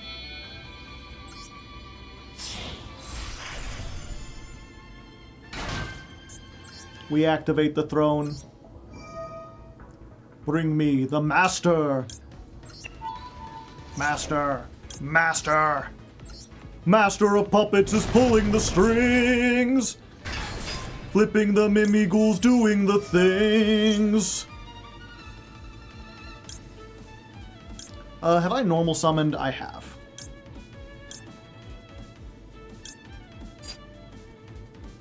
Yeah, unfortunately, we're just like relying on a bounce pass. Plus whatever we draw into, plus called by.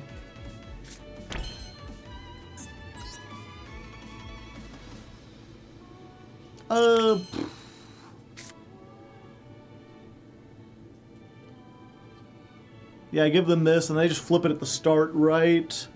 Yeah, I just save this for next time.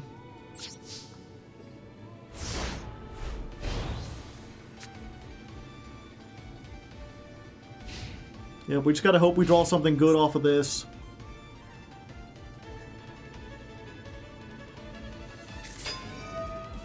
Yay, free card. Alright, we got stuff for next time. Macrocosmos.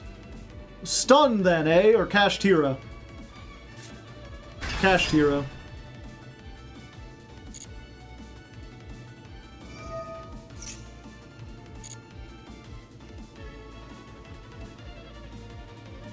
Do you value the throne bounce more than the trap? I think so.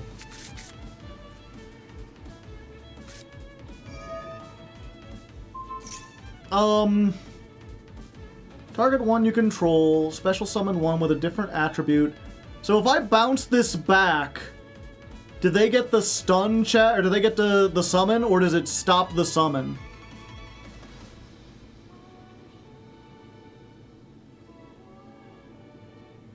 It still summons.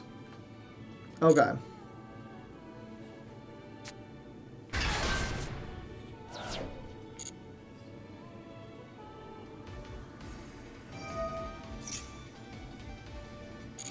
It checks on resolution. If it's not there, there's no attribute to check.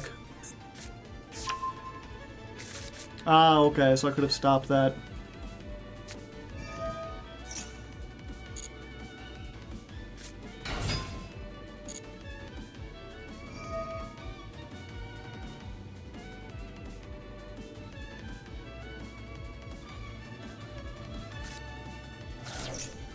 Ogre!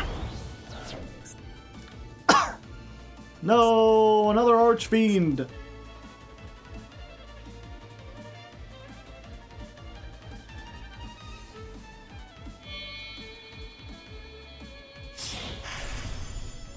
Big Eye.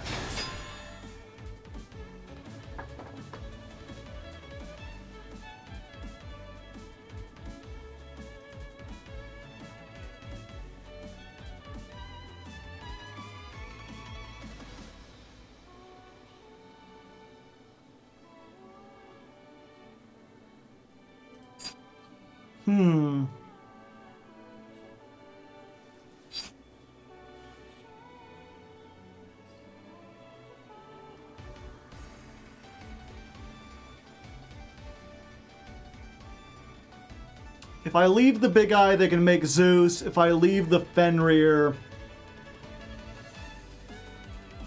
Wait, no. This card... This card cannot attack.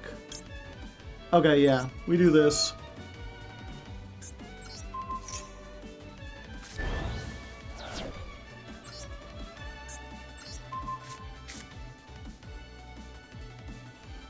Bounce the Fenrir. Just let him take.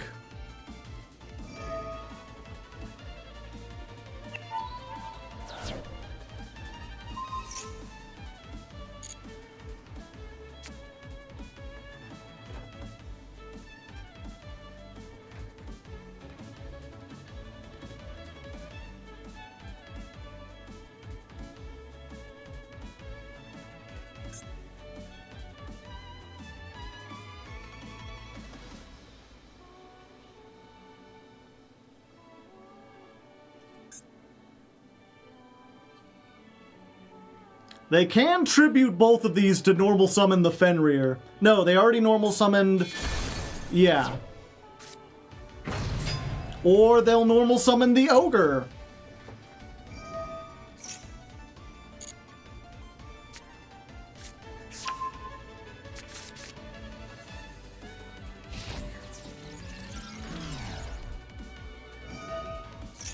Okay, at least we're living.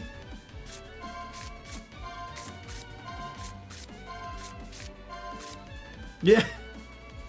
Will they banish the Lancia to stop? No, they just get the dragon. I've lost 1, 2... Yeah, I still got a third dragon in my hand.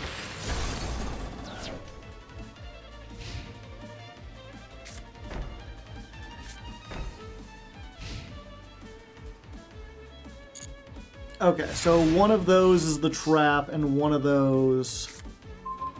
Yeah, and I know they were giving me Lancia.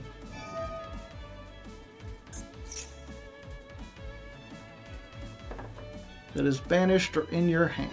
Okay.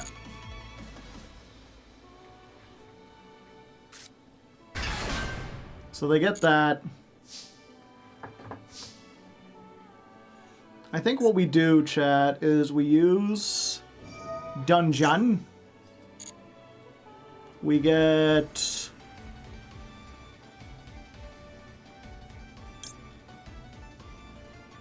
Get Archfiend? Yeah.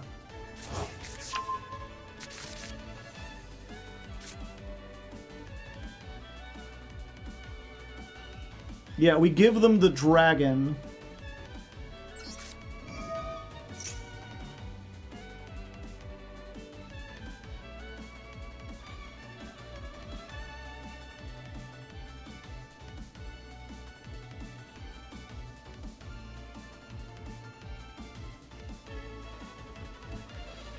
And if they use the Fenrir now to get rid of the field or whatever, then they won't have it when I normal and I can make an Ixie afterwards.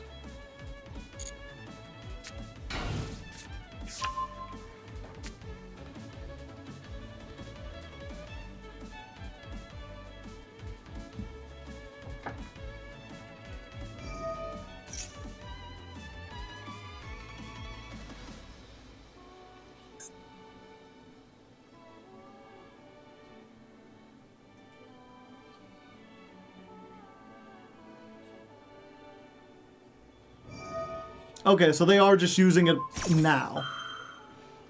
Get rid of the field spell, okay.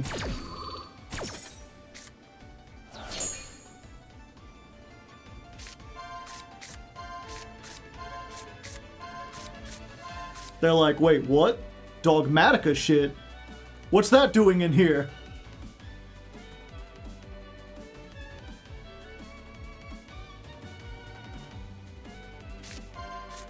Yeah. They're like, get that out of there, that's scary. Normal summon? Oh, they've got Solemn Judgment. Because they can negate this summon. They ain't doing it, though.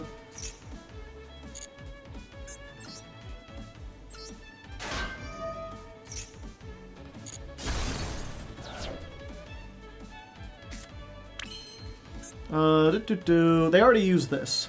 Okay, so now they use the... We try to make the giant, and they use the Solemn Judgment here to stop me from getting it.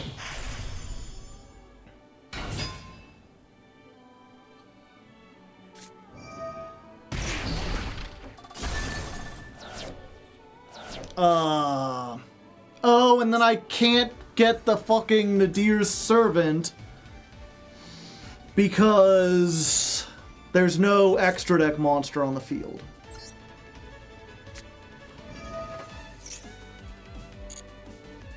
Do I just try to draw? No, I need to get rid of this. Yeah, I think we still send Entis and just pop that.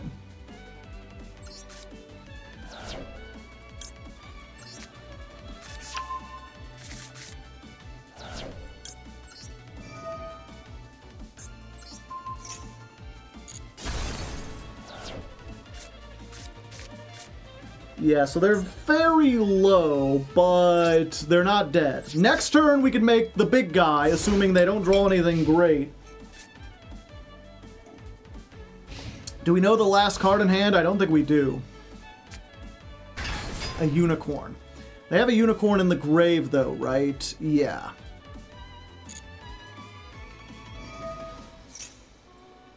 So we can just Called by the Grave, take out the unicorn. That negates the effect, so they can't get Theosis or whatever. If they already have Theosis in hand, then we're at least open to use the Fualos, so maybe we could draw into something before they kill us in half.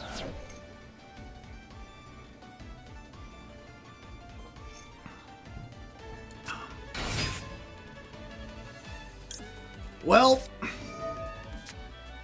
go ahead, make Barone, but I want a card.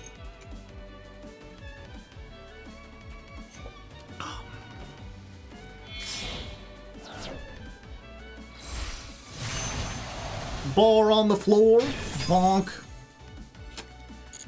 God damn Lancia.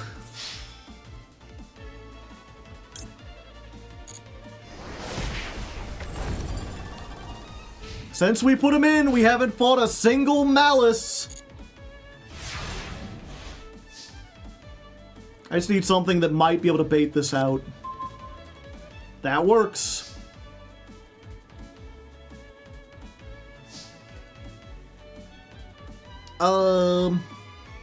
Yeah, I think I want to get this stuff out of my hand, so we go for the Maker first.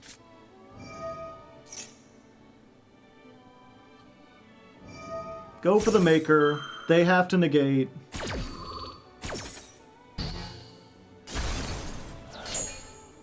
Then we normal summon this. Activate. Get me the Matrix. Yeah, we still get the Matrix. I was like, do we even need it? Because we've already got the thing, but now we can just add both. So we can add this, and then because they control the monster, we can also get the other thing, and then we make Aldazoa, and then we go in. Okay, alright. We got double Lancias, but we managed to win.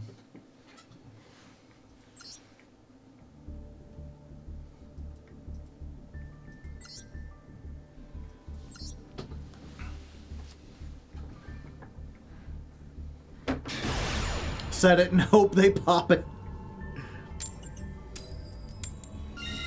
Alright. Our luck is turning around. We're winning coin tosses. We just gotta hope this holds out until we can get into Master.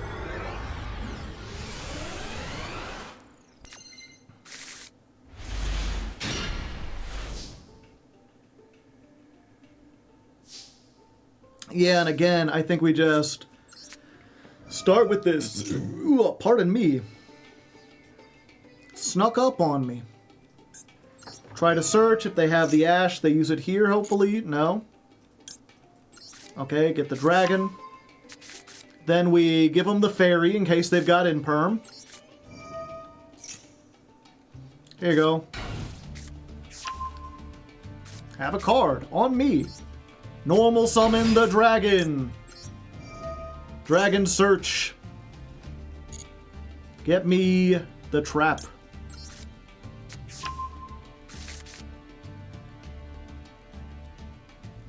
Oh, okay. For a second I thought droll?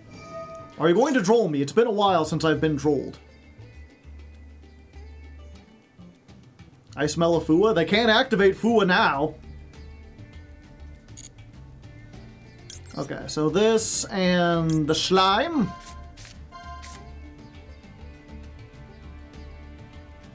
Yeah, we finally did it. Now we can get everything. Unless they have a Nibiru? The Nibiru isn't real, right, chat? Valor? Yeah, it could be Valor.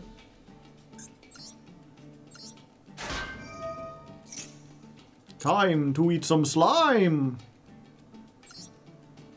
Yeah, I'll get a,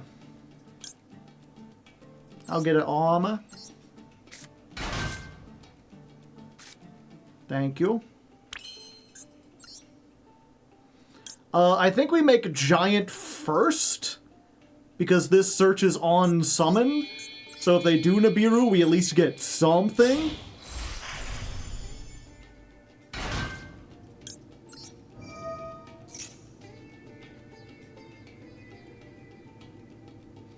Is Mimighoul room once per turn? Yeah. So what do we get here? We already have the room, so I think we give it another Archfiend and we give it to him. Give them something that they don't want to flip up.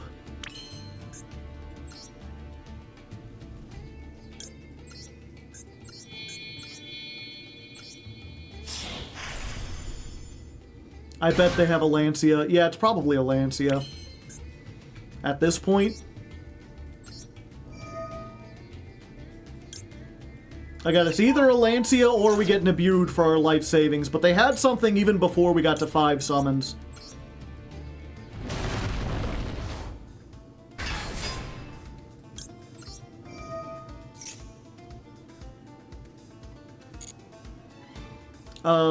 Yeah, we just get another dragon for next turn.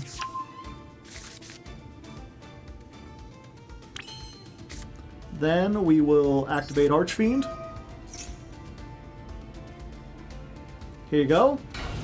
Another present for you.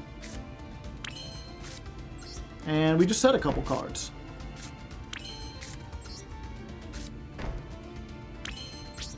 Your move. Okay, it is not Nibiru.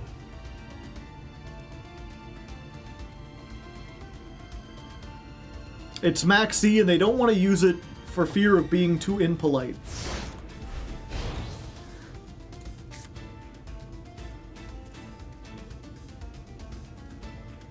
Dun dun dun dun dun brum bum bum bum.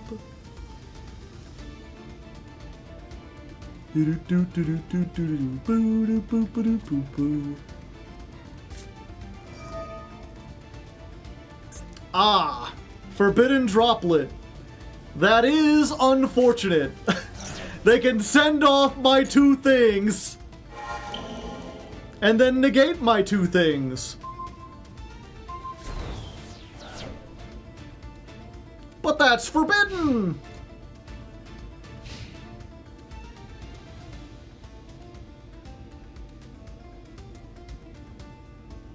Crystron again? Might be Crystron's. Oh, it's you. Yeah, I'll ash that.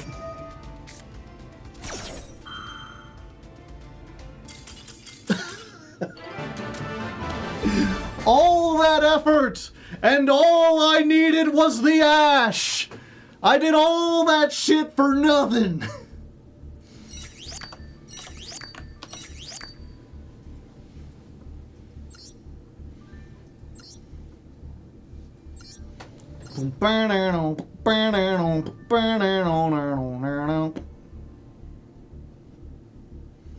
Yeah, so probably Lancia, as people suspected.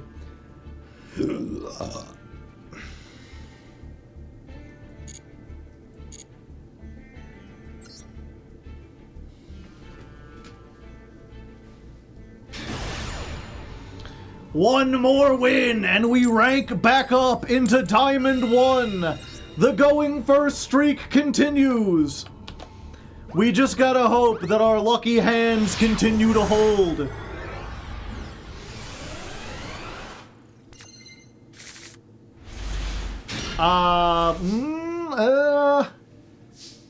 This has potential. We're against Galaxy. I wonder if they're playing Galaxy. If they ash this, we can get into the other half of the deck. But they didn't ash it. They used the trap. Okay. So, bad news. They're playing Dominus Impulse, which means the Mimighoul half of our deck is effectively turned off. The good news is we have Lancia.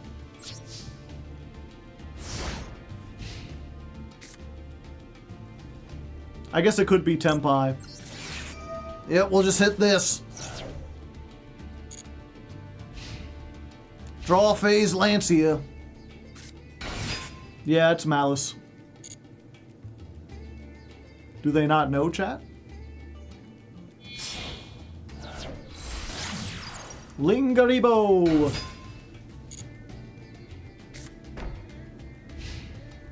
I didn't even think about that. I was like, it's fine, and then I'll activate this and I'll get a... Oh. Oh, yeah. Oops.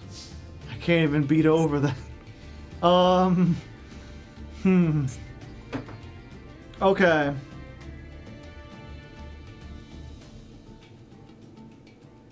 What is this effect? When your opponent activates a trap, you contribute this card.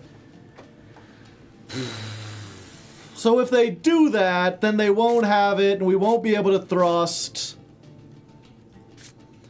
Like, or yeah, we'll be able to thrust, but we won't be able to get anything.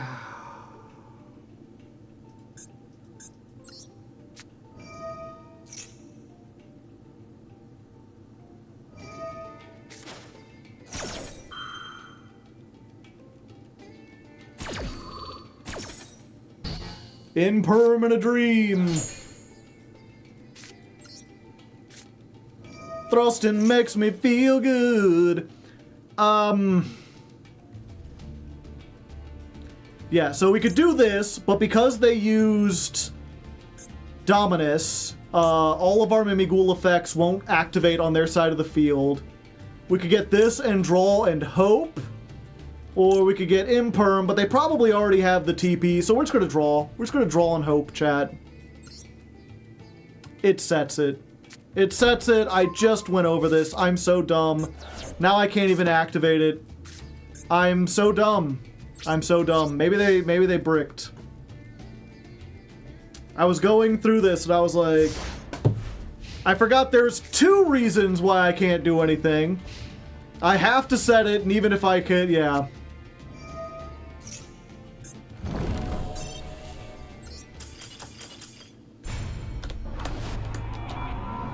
Yep, big mistake from me.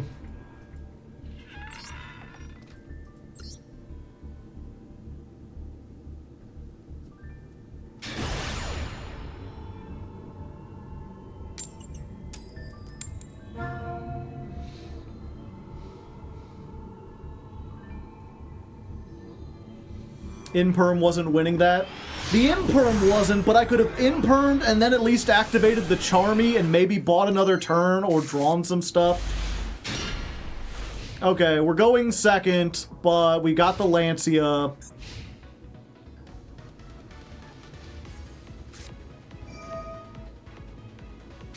And it's Ryziel.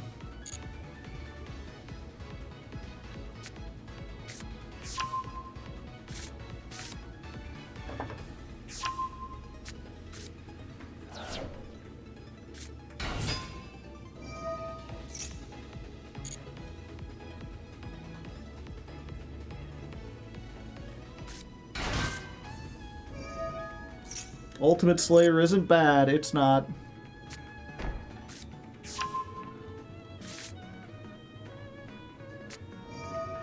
Ultimate Slayer plus Maker might be able to do it. It depends how full of their full combo is.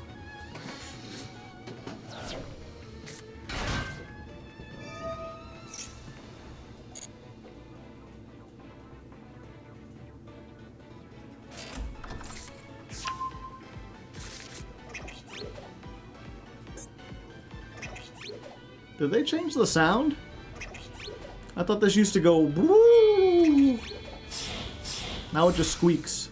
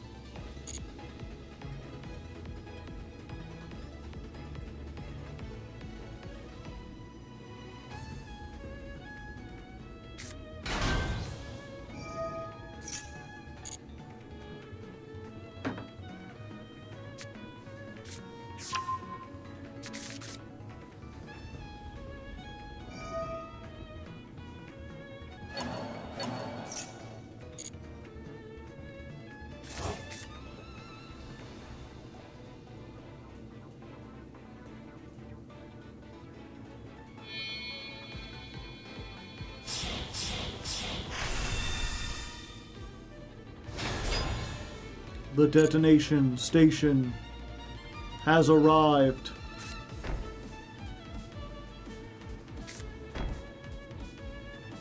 Okay, so they probably have the void hole. I guess we'll see. Called by, okay. We lead with the Ultimate Slayer.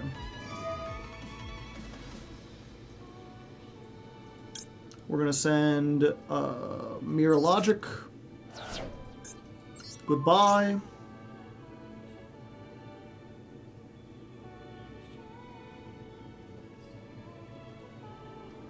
And then we just use the Mirror Logic on the cross, right?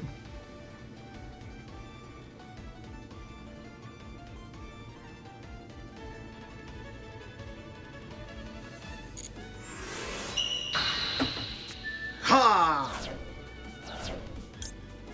Up. Get negated, please.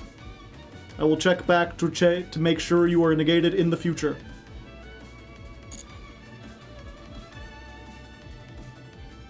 Okay. Now we do this to check and see if they have, like, a hole or something.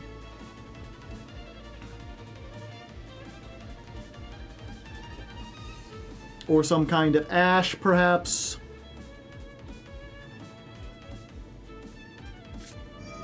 Okay, so they're using that now.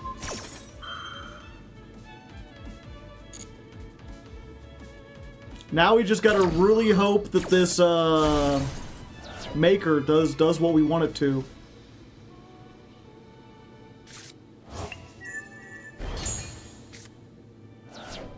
Go maker!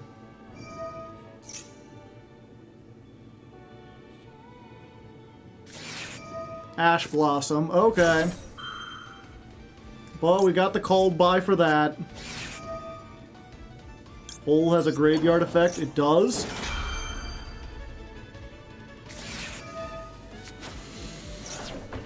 Oh, this format.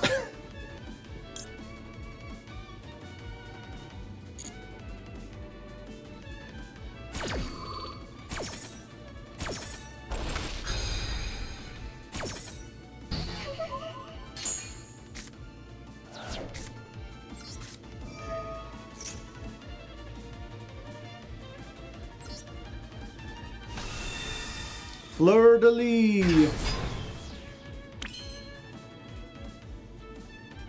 I was like, oh, we'll attack and we'll get higher, and I forgot. And I forgot. And I forgot.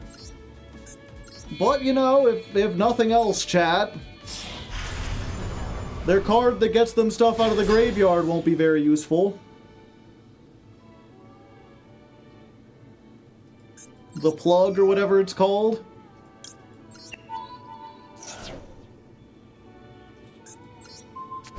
Because I just put everything back! 29. Fuck it. Someone said I should do this earlier. Let's bait them. I am the master baiter. Of course, their field spell lets them just, like, send 2 back and draw. They still have 2 cards in hand. They just get to recycle infinitely. If they pop it. They didn't even send back, like, play starters, so they must already have some.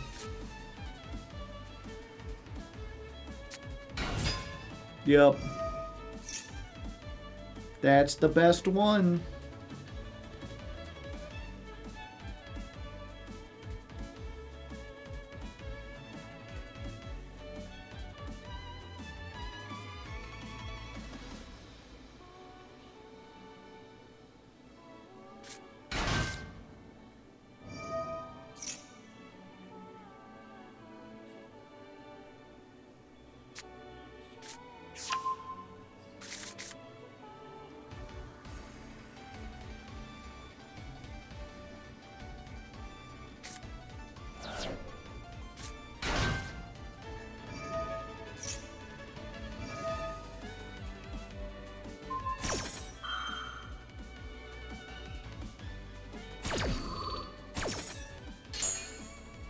I don't really know what I'm waiting for.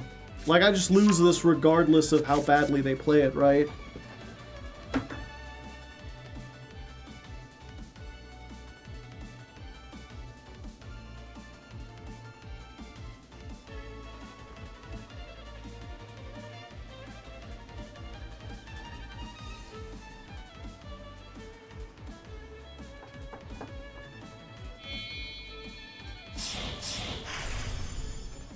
Wait! Hold! Tornado Dragon! We did it, chat. The bait was worth it. You fool. You absolute Schmeckeldorf. You've triggered the Lancia.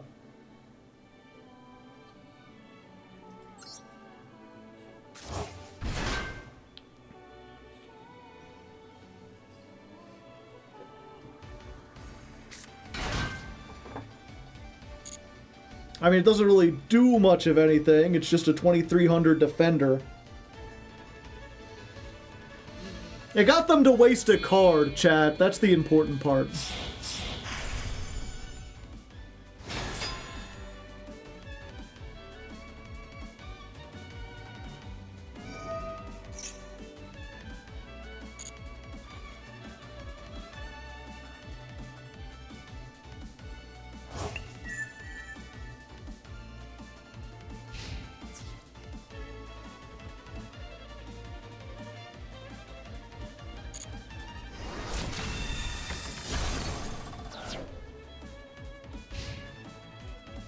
Question mark? Oh, I guess they can just make Zeus either way. Alright, well, I've got a monster. This is where I hit him with the second Typhon. Well...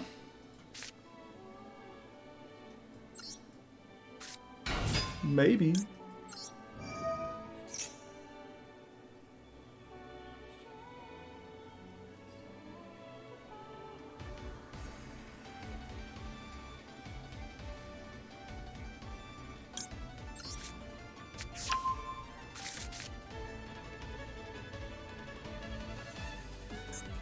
Why am I locked? Ah. I thought this only locked if you special summoned it. Well, that's what I get for thinking.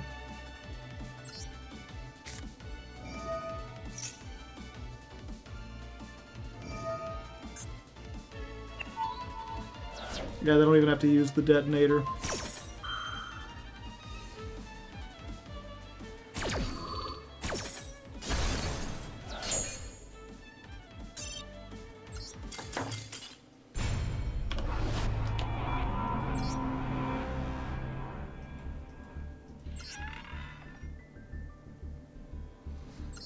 Yeah, that's the problem, is like, this is awful into Ryziel unless we go first. Well, someone's having a worse day than us, chat. Although at least they win coin tosses from time to time.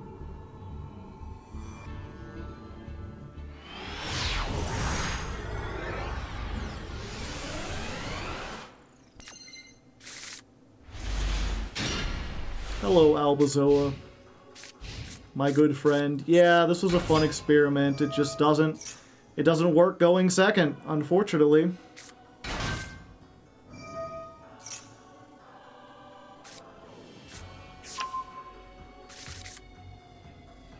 I thought Nadir's Servant would be good going second, but with how many cards that, like, Ryziel and Malice draw, it feels like every time we've done Entis, it's been hit by Called by the Grave.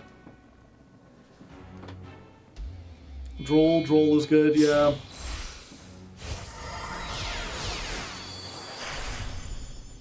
Contacting C.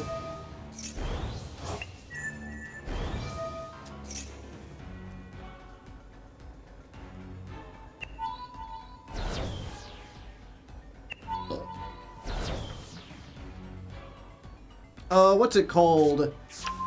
Book of Eclipse is really good against them. Although, again, it's one of those things. Lancia kills Malice in half, does nothing to Ryziel. Book of Eclipse kills Ryziel in half, does nothing to Malice.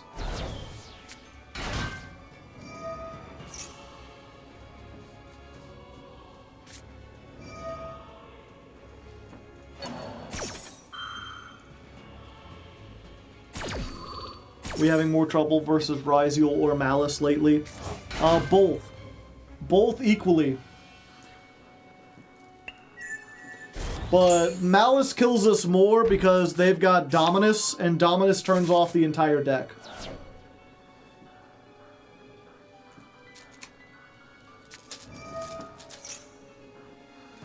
I think all the anti-synergies. We had one duel where like all the anti-synergies messed with everything.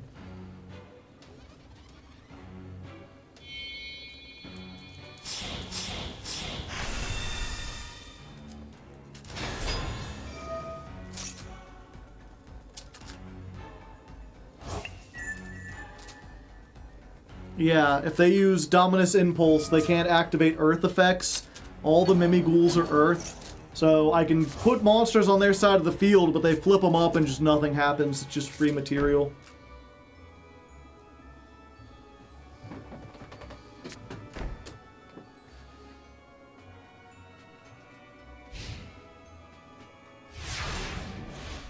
Alright. We might be able to break through this. Just in time, buddy. Just in time. So we...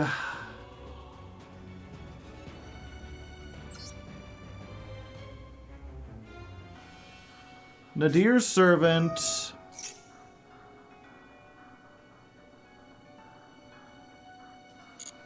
I think we send Malong, because then we bounce this back.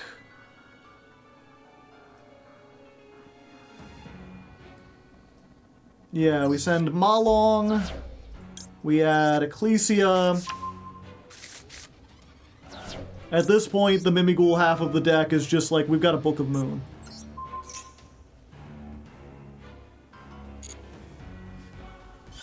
Ryziel Cross gets that. Then, yeah, we're just activating this effect.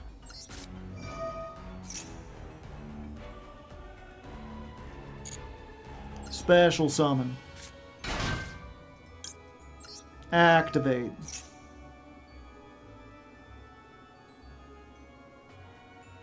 Okay, because we've already got this other stuff, we get Fleur-de-Lis. And then Fleur-de-Lis can negate this in the hand, essentially.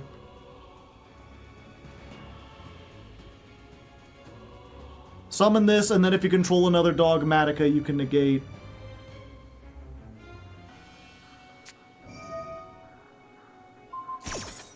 Oh, but then I don't control another Dogmatica.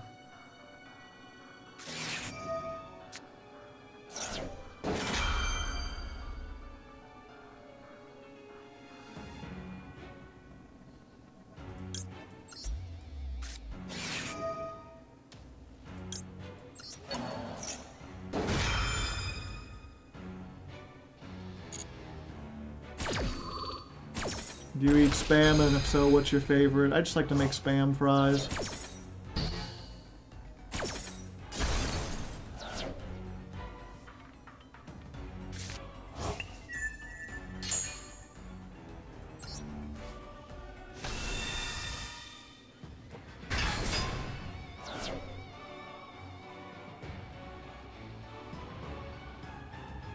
Yeah, and then they can just detach to stop it from being destroyed. I can't even crash.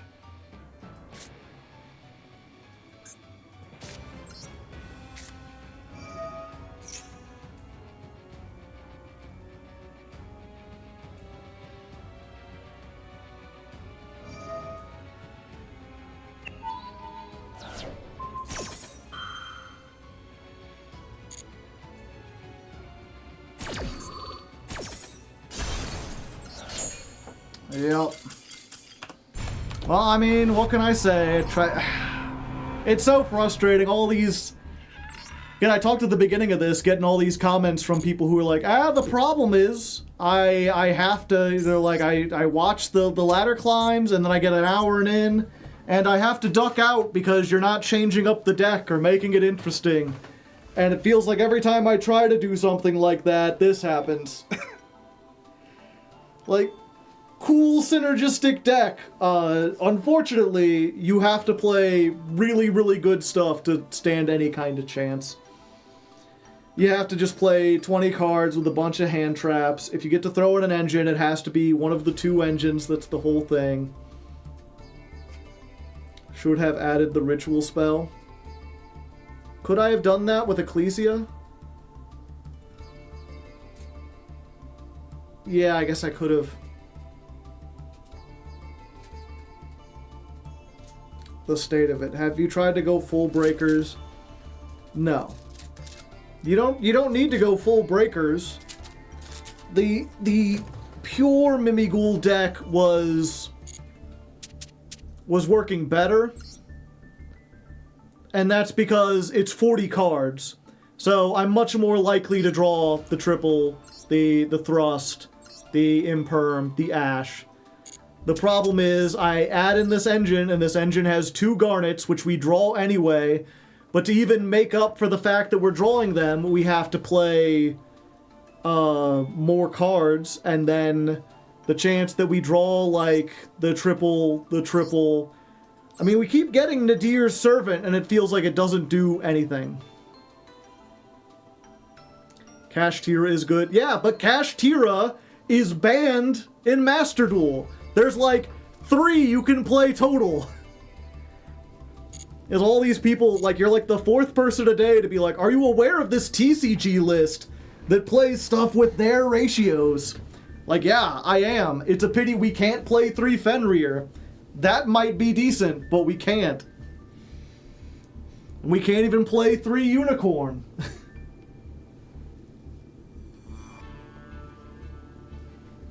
But cash players always open the Unicorn. It's a rough format for any deck to climb, yeah. It's just the, again, the comments I've been getting on the latest community poll, where people are like, yeah, it feels like every format is a rough format to climb with anything but, like, the best decks. And I'm not interested in seeing the best decks. Ooh. At least I got a flippy bat.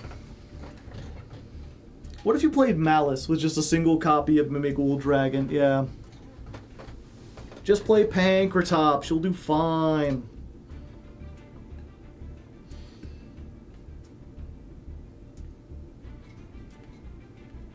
Yup, I'm sure, you know, we'll go back. I'll look and see if I can find another. I was hoping to play the Mimigods for, like, 2 streams, but it's clear it's, if we do that, we're never going to get out of Diamond. We need to get a better list. I'll see if I can find another thing to experiment with. But every other thing I saw was like there's the cheesy hand loop version, but that has the same problem as this, where it, like, needs to go first. The one good thing about this, right, or at least in theory, like, the reason why I thought this had more of a better version, or more of a chance than a lot of the other go first builds, is that, like, Nadir's Servant and Ecclesia are good going second. You have a search card that also pops a card your opponent controls. Shadol's another interesting variant. It's not. The Shadol variant is just like, but what if you also made Winda?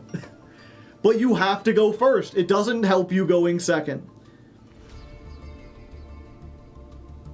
Is this the person you want to credit? I don't know. I couldn't find it.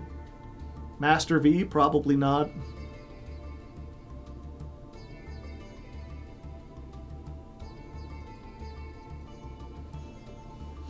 Make Winda win the game, yeah. They're like, you could play the Shadol version, and all that does is summon a floodgate. Like, you could play the one with, like, Guard Dog, where you're playing, like, the flip monsters, and all that does is summon a floodgate. You could play the hand rip version that makes your opponent banish their entire hand, which in Malice format is not good anyway, but also all those decks are just not playing the game by going first and shutting down your opponent before they can do anything. What do? You play Floodgates. Tempai Mimighoul. Now you can go second. True Draco, but we don't even have continuous spells.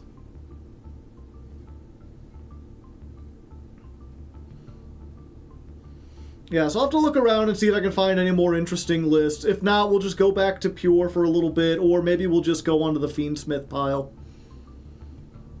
I believe in ninjas. The problem with ninjas, again, is that it's two engines mixed up that have a little bit of synergy, but in order to make them work, you're playing, like, 2 hand traps and 0 board breakers. Like, you're looking at a deck that plays, like, 3 Ash, 2 Maxi, and then has to get rid of, like, Called by the Grave, Cross Out, Imperm, Triple Tack, Lancia, the Molt Charmies, in order to play ninjas. And if you go first, then there's, like, some cool synergies where, like, you can make a board that's even more unbreakable than the Mimighoul board. Yeah, it's just really, really engine heavy. But like with this one, it's reliant on going first. Mimighoul Fiendsmith is pretty fun, but I imagine people would riot over the Smiths. I don't think they would riot over it. I've played Fiendsmith and other stuff. Especially if I spent, like... If I spend the first 3 streams playing, like, cool, interesting versions of Mimighoul, I think we're just unlucky on the coin tosses. Maybe. I don't know, it felt like we were losing all the coin tosses, but looking at our actual thing, right, it's... total, we've played 53 duels, and we've gone first 24. Like, that's almost half the time. Overall, we've got, like, we're a little bit behind, but we're not that far behind. It's just a shame that we lost, like, every coin toss except one once we got into Diamond. I feel like you have to resolve Fire Sorceress at least once.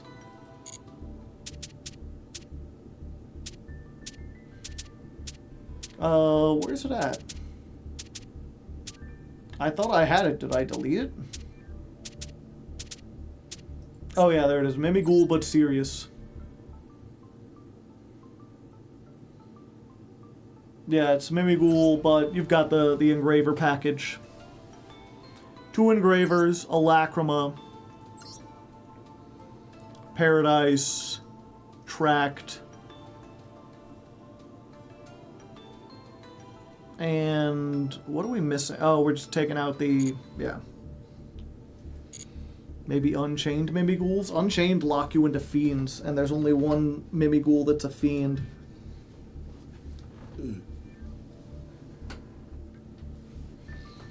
Yep, it's just unfortunate.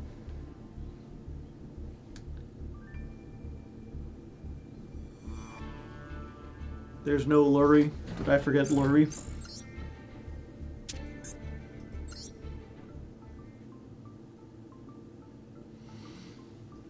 I did. There you go. 1 Lurie, hold the onions. Blue Eyes Mimighoul.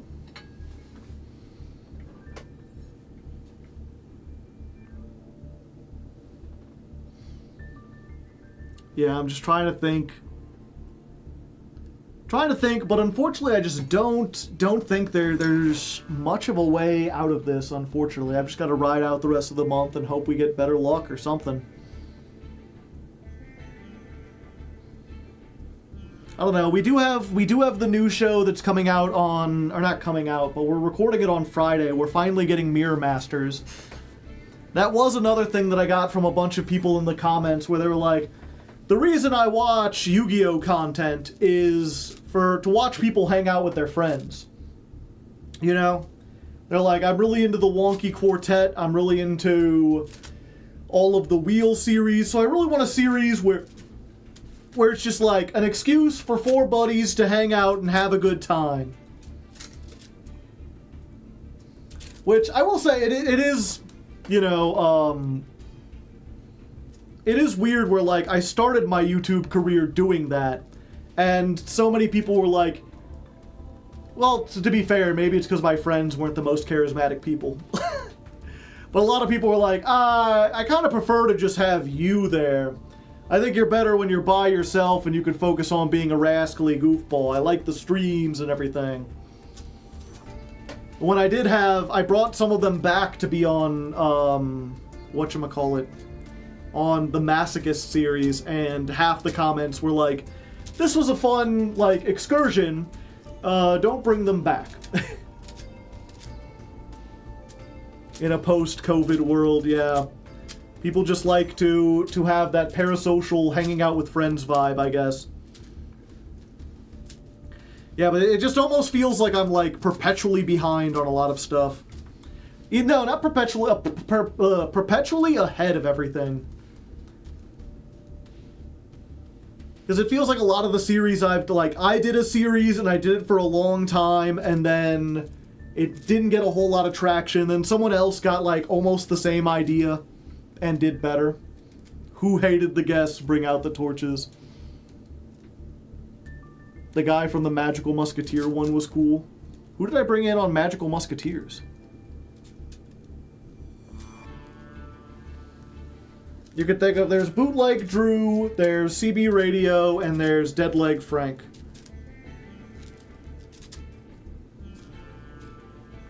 But yeah, the interesting thing about this is this will be, the Mirror Masters will be all new friends.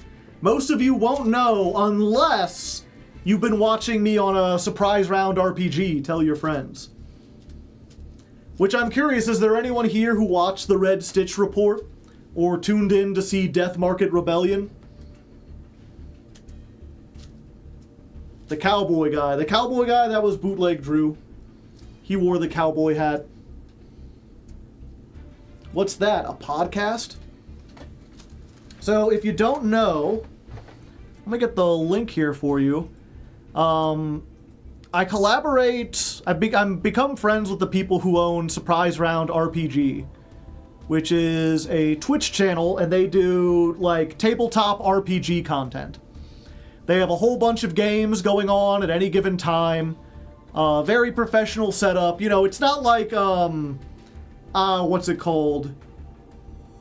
I should know, like, what's the most popular D&D They don't have, like, cameras on anyone, you know, it's just audio, but they do have, like, the Roll20, where they've got the maps made, and they've got custom character art for everyone.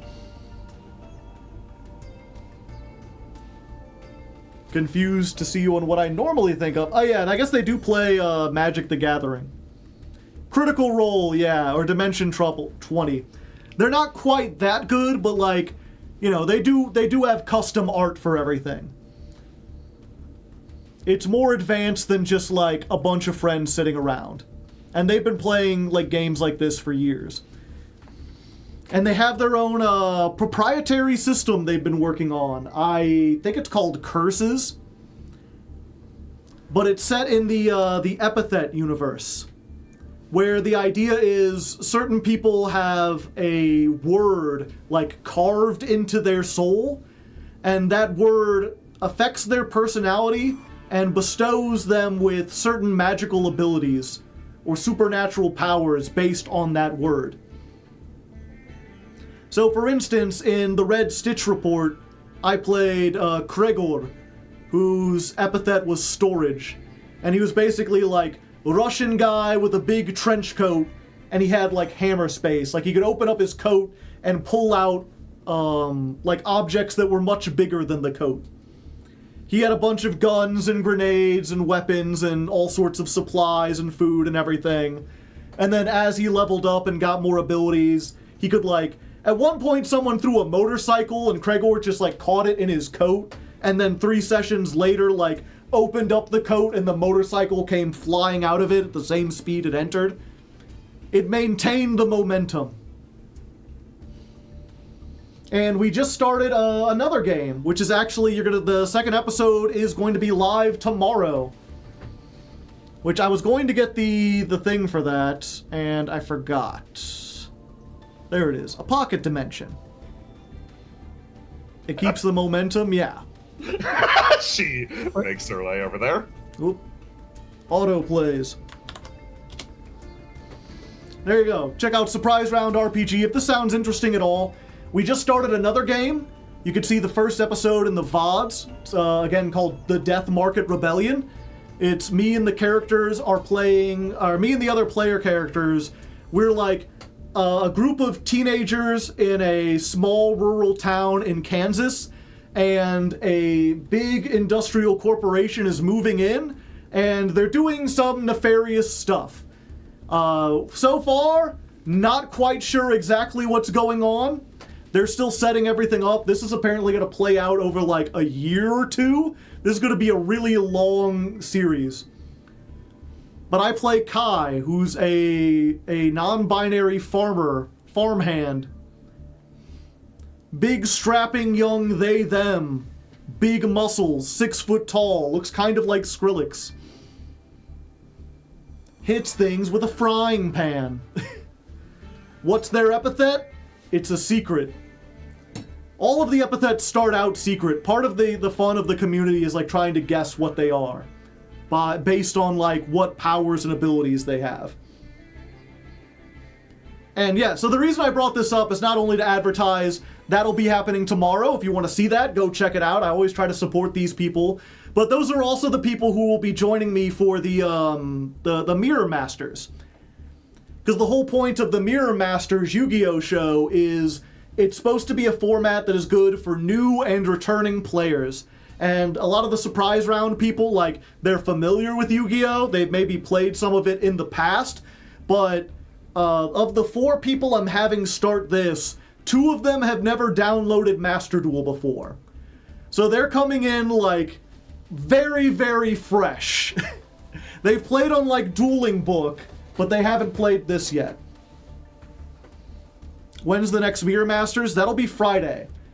So we'll be recording Death Market Rebellion on Wednesday. Thursday, you're getting another Mimighoul stream. We'll be trying this again with hopefully a better build. And then Friday, recording Mirror Masters. And that'll have Lamp, who is the DM of Death Market Rebellion. We'll have Nubby, who played Cadmus in a previous thing. We'll have Soup, who is also a character in Death Market Rebellion. And one other person that was like a friend of Lamp's. That like I haven't been on a thing yet, but he's been in other stuff. Let me look. What was their name again?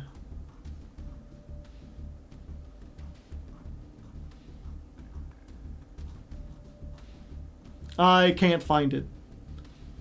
They're one of those people, it's like their Discord is like their real name. And I keep calling them that, and they're like, actually their name is this. And I'm like, well, how am I supposed to know that? They're new to me. When will the other SP challenge? Yeah, that's supposed to be hopefully this weekend. Mr. Metal is still working on editing that.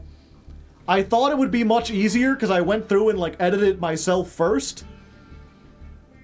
And then it turned out he's spending a lot more time on it. So hopefully it comes out really good. But that'll be this weekend. That won't be on Twitch. How well did the other SP challenge do? It did okay. Like, the Smasher Pass and the SP challenge, they did better than the Masochist series, but not as good as a Ladder Climb. And that was when you talk about the previous stuff that I've done, like the Let's Learns, the reason I don't really do Let's Learns anymore is because those were doing even worse than Masochist. And Masochist is already like kind of a money sink. Was that the All Spells one? The All Spells one is already out. That's the one that's on the YouTube now. The one that's going to come out this weekend is, can I beat the SP challenge without summoning a monster? That means no tokens. That means no monster reborn. And you'll be like, oh, okay, so it's burn or mill? No. I put like the challenge where I'm like, okay, so officially the challenge is no summoning. I have an idea for how to do this. If that doesn't work, maybe we'll have to resort to burn or mill, but I want to try to do it without burn or mill. Oh, that one, yeah. Stealing only. It was supposed to be a surprise, Hanamura. But yeah, that's if you didn't see that, that's the plan, is to basically, like, try to beat all the SP challenges by stealing the opponent's monsters. I'm glad we did it without burn. Yeah, burn would probably be a little too easy. To be fair, I think, what was it? We did activate Sparks once. We did put one copy of Sparks against the Raw deck to be like, you know, it would be really funny if they paid life points down to 100 and we hit them with Sparks. And then we didn't take it out, so in like one duel we hit them for Sparks and then ended up winning. But like, that doesn't count. We would have won either way. And yeah, the thing about stealing too, is that like, it seems like, oh yeah, you just play a Change of Heart, you just play Mind Control, you just play Brain Control, all the stealing cards, easy. Except, the opponent never summons enough monsters to OTK, and like, even if they did, the only way we would be able to win with that strategy would be like, if they summoned 4 monsters, we activated Wabaku, and the other 4 cards in our hand were like Change of Heart and Mind Control, and then we stole everything off their field and then attacked with everything. There aren't really that many cards that steal permanently. Right? Like, there's Crackdown, which steals permanently, but that says you can't attack. And you can't activate effects. So how are you going to do that? There's the Gradles, which steal permanently, but you have to summon those to get their effects to trigger. Half the stream was just against Harpies. Yeah, we'll have to edit that down. But yeah, if you didn't see that, it's coming out soon. For now, I'm gonna get going. I've been yapping here too long. But despite that, we are still the #1 Master Duel streamer, so thank you very much. I know today has not been the most happy day. It's been frustrating. We'll put it at that. But, you know, at the end of the day, I'm still positive. I get a little bit down, I get a little bit like, how am I gonna beat this? This seems like an impossible problem, but life will find a way, chat. We continue marching forward into the future, and one way or another, we will find a way to get past this. I'm down, but I'm not out.